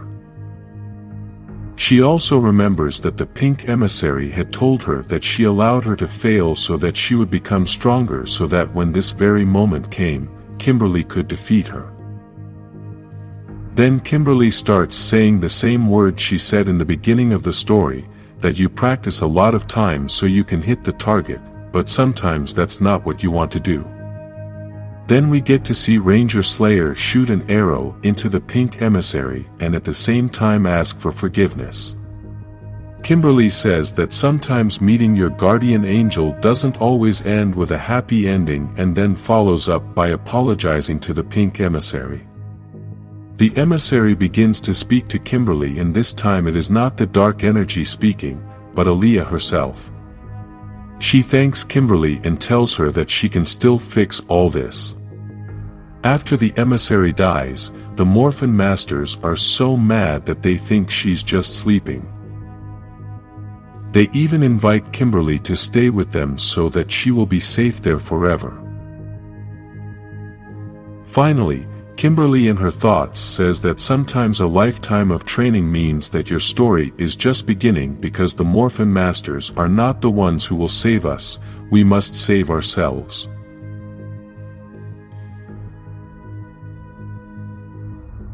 While Ranger Slayer was inside the grid, Dark Specter continued to conquer other Power Rangers teams, and this time he goes after the alien Rangers. Due to the infection that Dark Specter had implemented in the grid, he could travel anywhere and to any time. Remember that the grid is connected to all epochs, and that is why Dark Specter keeps finding other Rangers. The alien Rangers don't know what is going on, so they try to confront Dark Specter, and this is obviously what he wants. In order for Dark Specter to infect the Rangers, they must connect to the grid, and since the alien Rangers know nothing about the situation, this is the first thing they do. Dark Specter has managed to conquer the alien Rangers planet and now intends to continue searching for other teams. Rita tries to say that this is all thanks to her, but Dark Specter threatens her and tells her that she didn't do anything. This doesn't sit well with Alpha 11, and he says that Dark Specter forgets that this is all thanks to Rita. He also tells Rita that he serves her and not Dark Specter, as masters should appreciate their servants. At the command center, Zordon receives a message from Elter informing him that the alien Rangers have been infected by Dark Specter, and the Rangers explain to him that when Dark Specter arrives somewhere, that space becomes infected. If in that space any Ranger tries to transform, then he is automatically going to be infected. In Promethea, Taylor, Zach, and Jason are discussing the possibility of the volunteers being able to defend the Earth, and it is very complicated to teach them to be soldiers so quickly. Jason understands that it is impossible to teach them to be soldiers, but at least they can give them a chance to save their home and fight for the Earth. Taylor thinks it is very difficult since the enemy is so powerful, but Jason says that the strength of humanity is to fight even when everything seems impossible. To begin training, the Rangers enter a simulation, a Promethea technology that gives them a very real-looking scenario so they can practice before the actual battle. The volunteers in training are tasked with saving civilians and the Rangers are tasked with taking out the monster. Despite being a simulation, Bulk and Skull are very scared and are trying to save a baby. At that moment, an enemy begins to approach, and Jason manages to save them. In the Bermuda Triangle, the Rangers are trying to protect the site of the Master Arch ruins because the other Rangers are trying to open the eggs. These eggs are very old and apparently contain the power of the grid. The Rangers are worried about what Dark Specter might do since he now has so much power, but the Phantom Ranger says that the land had been protected for thousands of years, but now it no longer poses a threat to Dark Specter. This is why he has done nothing, as now the Rangers are like mice waiting in a trap. At that moment, Morgan manages to open one of the eggs and now the Rangers go to find out what is inside. The Rangers are surprised to find that inside the egg is a crystal that has all the power of the grid and is a part that is out of Dark Specter's reach. The Rangers come up with the idea that they can use the Master Arch to turn it into a shield using the energy of the crystal inside the egg, and in this way, they can repel Dark Specter. Because Grace is gone, the Rangers don't know how to do all this, but luckily, the Phantom Ranger was the one who built this Master Arch, and he can build this shield. Now Dark Specter arrives in another galaxy to conquer the Psycho Rangers who are willing to fight, but they are no match for Dark Specter's power. Angel, who is Dark Specter's general, explains to him everything that the Psycho Rangers are going to do in the future, and Dark Specter is happy because these Rangers are evil and powerful. Rita tries to tell Dark Specter that these Rangers are unpredictable even though they are infected, but Dark Specter gets very angry because he didn't ask for her opinion. At that moment, Dark Specter tries to open the portal, but surprisingly the portal does not open. On Earth, the Rangers manage to create the shield and then explain to the other Rangers that this is temporary. The power in the eggs works like a battery. It is a power that will eventually run out, but it is a new source of power. This way the Rangers can transform without the risk of being infected, and although this is temporary, it gives them enough time to plan. Zordon asks the Hyperforce Rangers to travel to different galaxies to find the other Rangers who have not been infected and bring them to Earth. On the first trip they go in search of the Zeo Gold Ranger and Blue Centurion, who were being cornered by the enemies. In this trip some Rangers were already infected, but there were others who were still fighting, trying to use the weapons without being able to transform. Another destination was Miranoi, and this time the Hyperforce encountered the Pink Ranger from Lost Galaxy and Magna Defender. They don't know the Hyperforce, so they are very suspicious, and the only thing that makes them trust again is that the Hyperforce are not Dark Specter's servants. The Hyperforce also travel into the future and now encounter the Dino Thunder Rangers, who are fighting hard, but almost lose the battle. Fortunately, the Hyperforce arrive in time and manage to save all of these Rangers so they can make it to Earth. Dark Specter realizes what was going on and is very angry as he has not been able to infect all the Rangers. In addition to this, the Rangers that are being saved are also taking them to a safe place where they can't follow them. Rita starts apologizing to him and says that she is going to find a way through the Earth barrier, but this doesn't matter to Dark Specter. No matter what Rita says, Dark Specter feels that she is to blame for all of this and says that he has lost his patience already. As Rita is begging for forgiveness, a loud sound is heard. Dark Specter has destroyed Alpha 11 and says that he hears everything, so he demands total loyalty. This was because of the conversation Alpha 11 had with Rita, in which he told her that he was only her servant and not Dark Specter's. In the Bermuda Triangle we can see that the Phantom Ranger is looking intently at the Master Arch and then tries to touch it. Apparently, something happens that doesn't allow the Phantom Ranger to get through the arch, and then we can see that there is a spark of energy. The Phantom Ranger tells Billy that he has spent many years regretting what he did, as he had built this Master Arch to help his people, but now they are all doomed because he brought Dark Specter into this world. Despite this, Billy tells him that in science there are always some risks and sometimes there is no choice, for now the arch is being used for protection. The Phantom Ranger replies that sometimes some actions are not worth the risk they carry, so Billy must learn from the mistakes he made. At that moment, the portal opens, and the Rangers can't believe what is happening. The Ranger Slayer goes through the portal and returns to Earth after her journey in search of the Morphin Masters, but she brings the white power coin with her.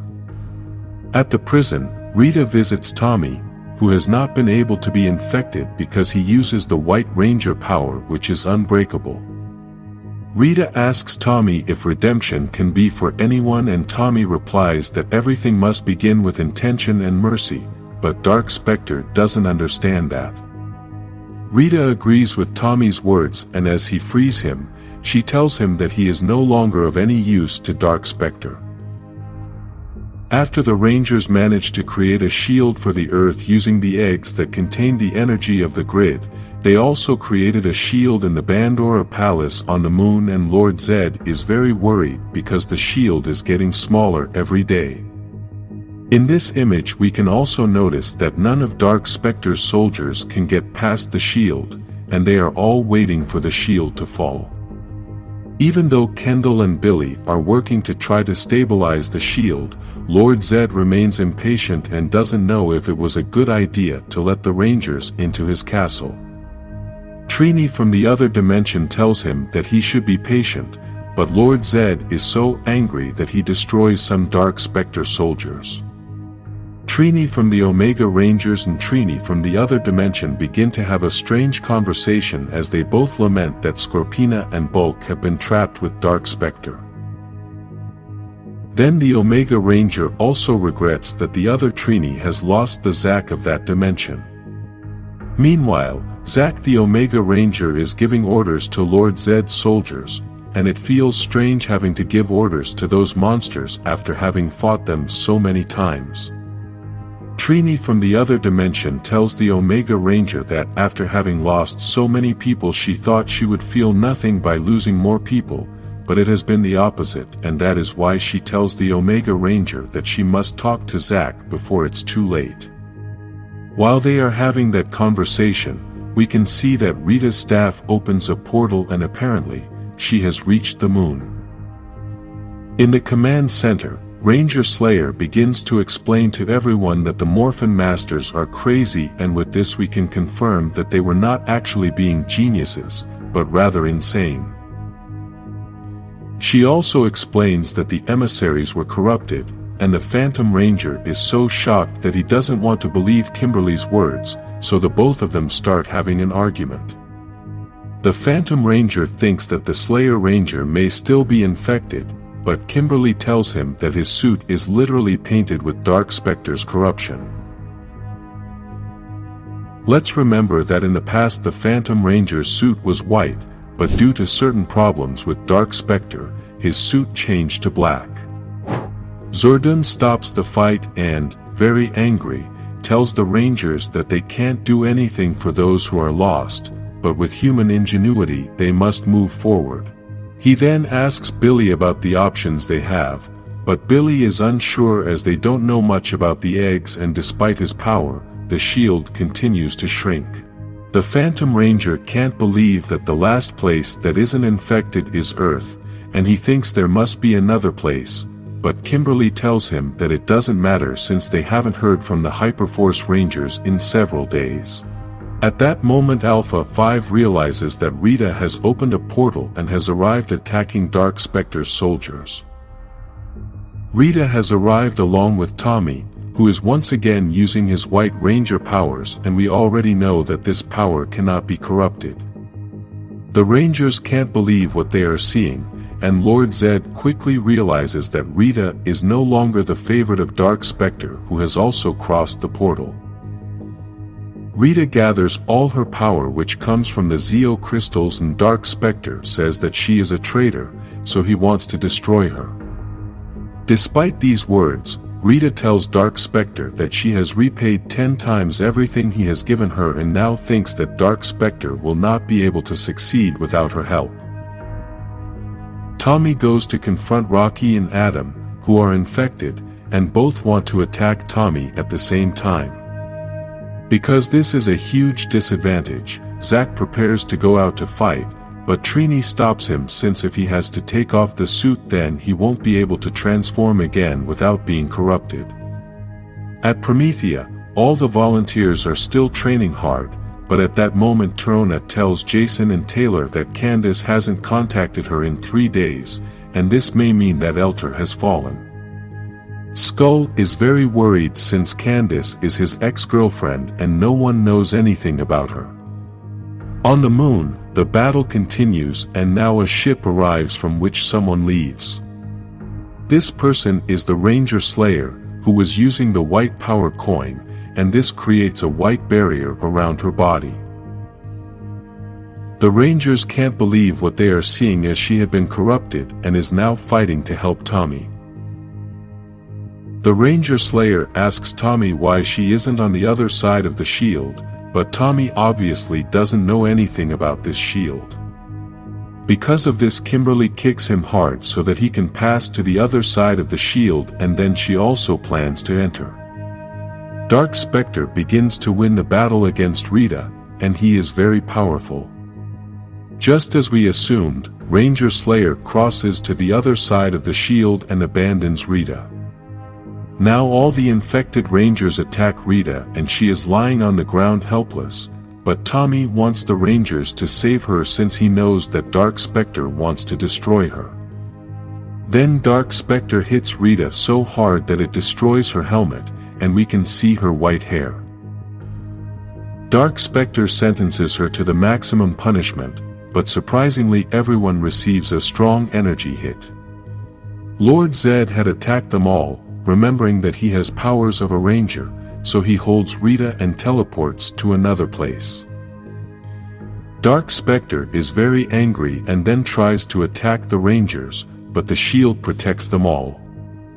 Even though the Rangers are a little nervous, they allow Dark Specter to try to break through the shield to see what happens, and they all begin to see that the power of the uncorrupted grid is still toxic to him.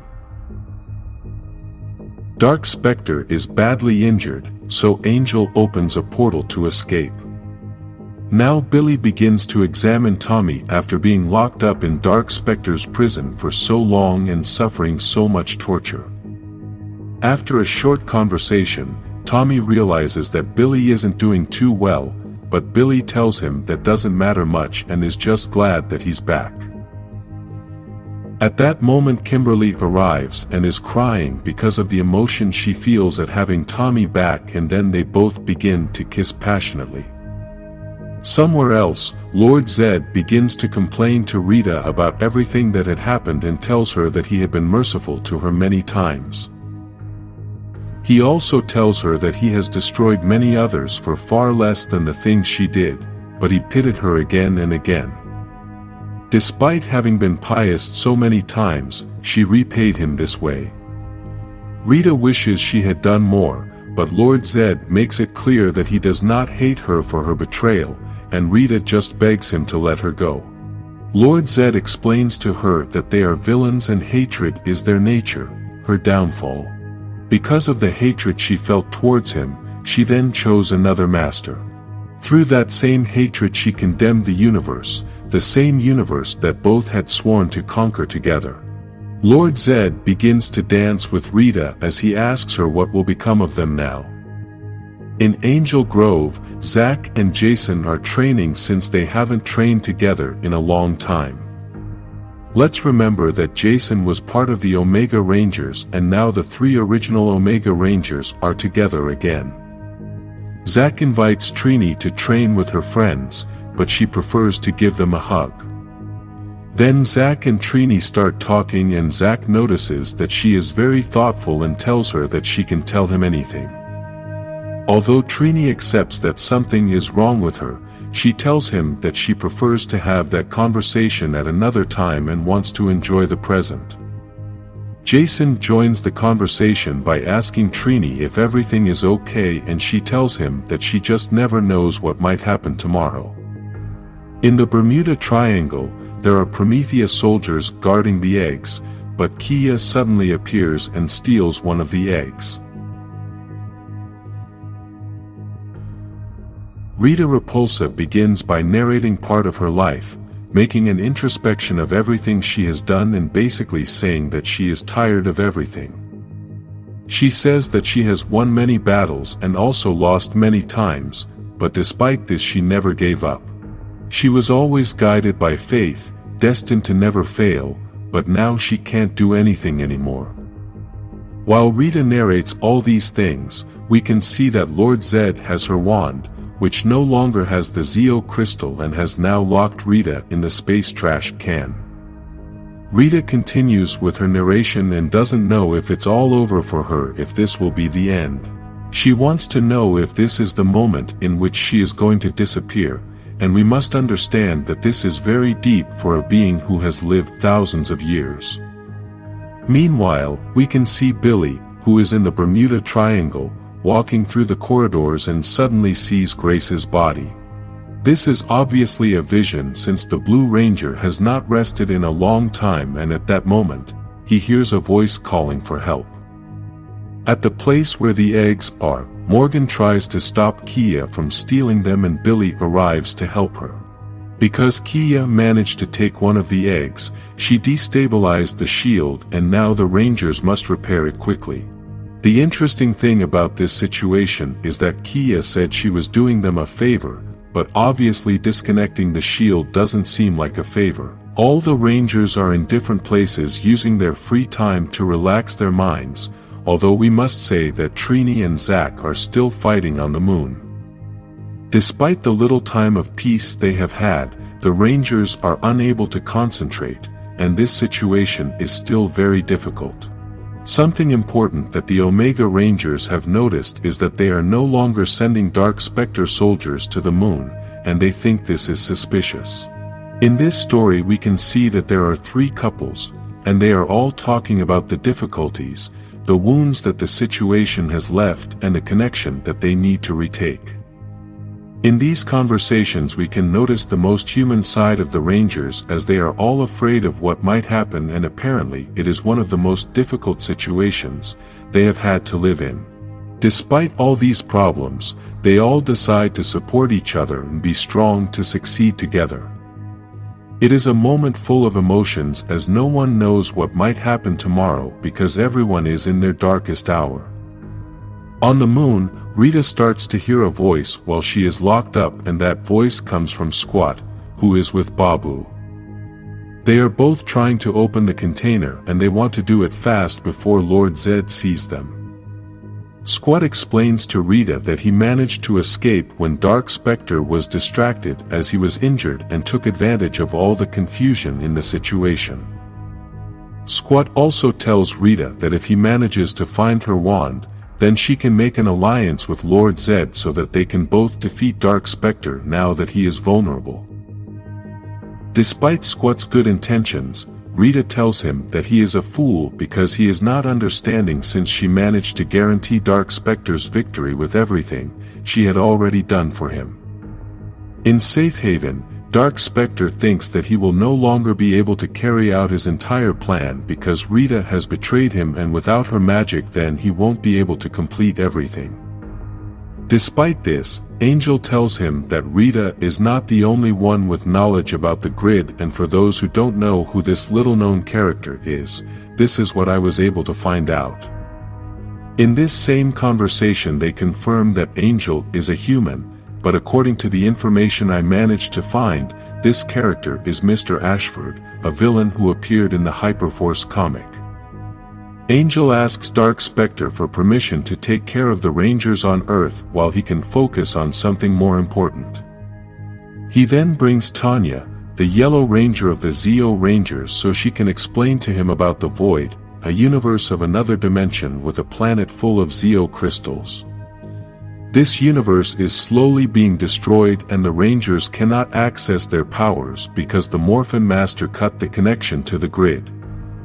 In Promethea, Trini goes to see Kia, who is locked up, and after a little discussion, Trini wants to find out Kia's real purpose in trying to steal the eggs. Basically, Kia's answer is that she needs them for something bigger than all this, and although Trini doesn't understand what could be more important than keeping the shield, Kia assures her that she has no choice. She then begins to explain that when she escaped Safe Haven, she tried to find other Rangers that were not infected, but no matter where she went, the Rangers were infected. In this part we can realize that Kia managed to see the Cosmic Fury Rangers and they also got infected. Kia says that the infection is everywhere, there is nowhere to escape to, so the best idea she had is that they need to explode the grid, and the only thing that can do that is eggs.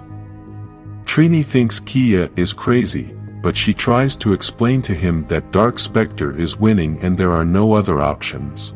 Billy was listening to this entire conversation and now he presents an idea to the other Rangers, although we don't know if he had this idea before listening to that conversation. Billy's idea is to use the 2 white power coins, Tommy's coin and Draken's coin that Ranger Slayer brought, to create a connection that can protect many Rangers at the same time, and with this they are going to be able to transform after the shield eventually deactivates. Unfortunately, what Kia did has accelerated the deactivation of the shield, and now the Rangers must make a decision quickly. The problem with this idea is that Tommy is going to be left unprotected since he won't be able to use his power currency, and this is what Kimberly is worried about. Another concern Ranger Slayer has is that there aren't enough Rangers to fight, but Morgan says they are going to have to create a new team. The shield starts to slowly disappear. Kimberly thinks it's a mistake not to have the strongest Ranger, and Ranger Slayer tells her that a team is stronger than one Ranger alone. Kimberly asks Tommy to speak since it is his currency, so Tommy says that he chooses every day to be a Ranger. He also says that every time he transforms, he remembers that it means the most important thing about who he is, but more important than that, it's protecting his team. In Promethea, Angel arrives with several soldiers as well as Adam and Rocky. With this it is confirmed that the shield has already fallen and now the Rangers can no longer transform. The Rangers don't know if they should fight without the transformation, but they all decide to fight back and never give up. Because they are not transformed, the Rangers are having a lot of trouble and are being defeated. After so many blows, Trini from Draken's dimension tells the Rangers to have faith and transform. 3 yellow Rangers from different teams and dimensions and 1 green Ranger transform to form the strangest team we have seen in a long time. The impressive thing is that they all managed to transform without getting infected, and Billy managed to activate the white power coins. Now all these Rangers have parts of the White Ranger suit, and now they are all protected by that same power. The Rangers can't believe what is happening, and at that very moment, Angel receives a strong attack from behind. Billy, Kimberly, Morgan, and Ranger Slayer arrive to help the other Rangers. Now that the entire team has been able to transform, the Rangers want to continue the battle, but Angel prefers to fight another day. At that moment Aisha uses Ranger Slayer's arrow to attack Adam and Rocky, but even though this looks bad, she actually did it with a purpose. Both Rangers begin to be sanitized by the white power and then lose their transformation. Apparently, both Rangers have been saved and are now no longer infected. Now the Rangers must find some way to be able to disinfect all the other Rangers that Dark Specter has infected, but this is not so simple. The power coins do not have that much range, so they must find some way to trigger a pulse of pure grid energy. This would not simply disinfect a few Rangers, it would disinfect the entire Morphin grid. Morgan says that Morph is the most powerful thing to create that energy, but they must find some way to amplify that. Trini says that with this they could save the other Rangers, but it wouldn't be enough to expel Dark Specter. Morgan mentions that the eggs can amplify the energy, but the Phantom Ranger says that the eggs are very unstable and could destroy the entire grid. Ranger Slayer mentions the Void, the place we talked about earlier, and she also says that the Solar Rangers live there. The idea is that they can use the planet that is made with Zoc Crystal to amplify the energy. If they can go there, then they have a chance. On the moon, Rita is still talking to Squat and tells him that there is a fine line between illusion and hope. After all this time, Rita finally learns to differentiate between the two and prefers to allow the Rangers to fight this battle. She finally tells Squat that she gives up, to take Babu with her, and both of them find a safe place since they are now free. The most interesting thing about this ending is that Rita is wearing a white dress, and this reminds us of Mystique Mother.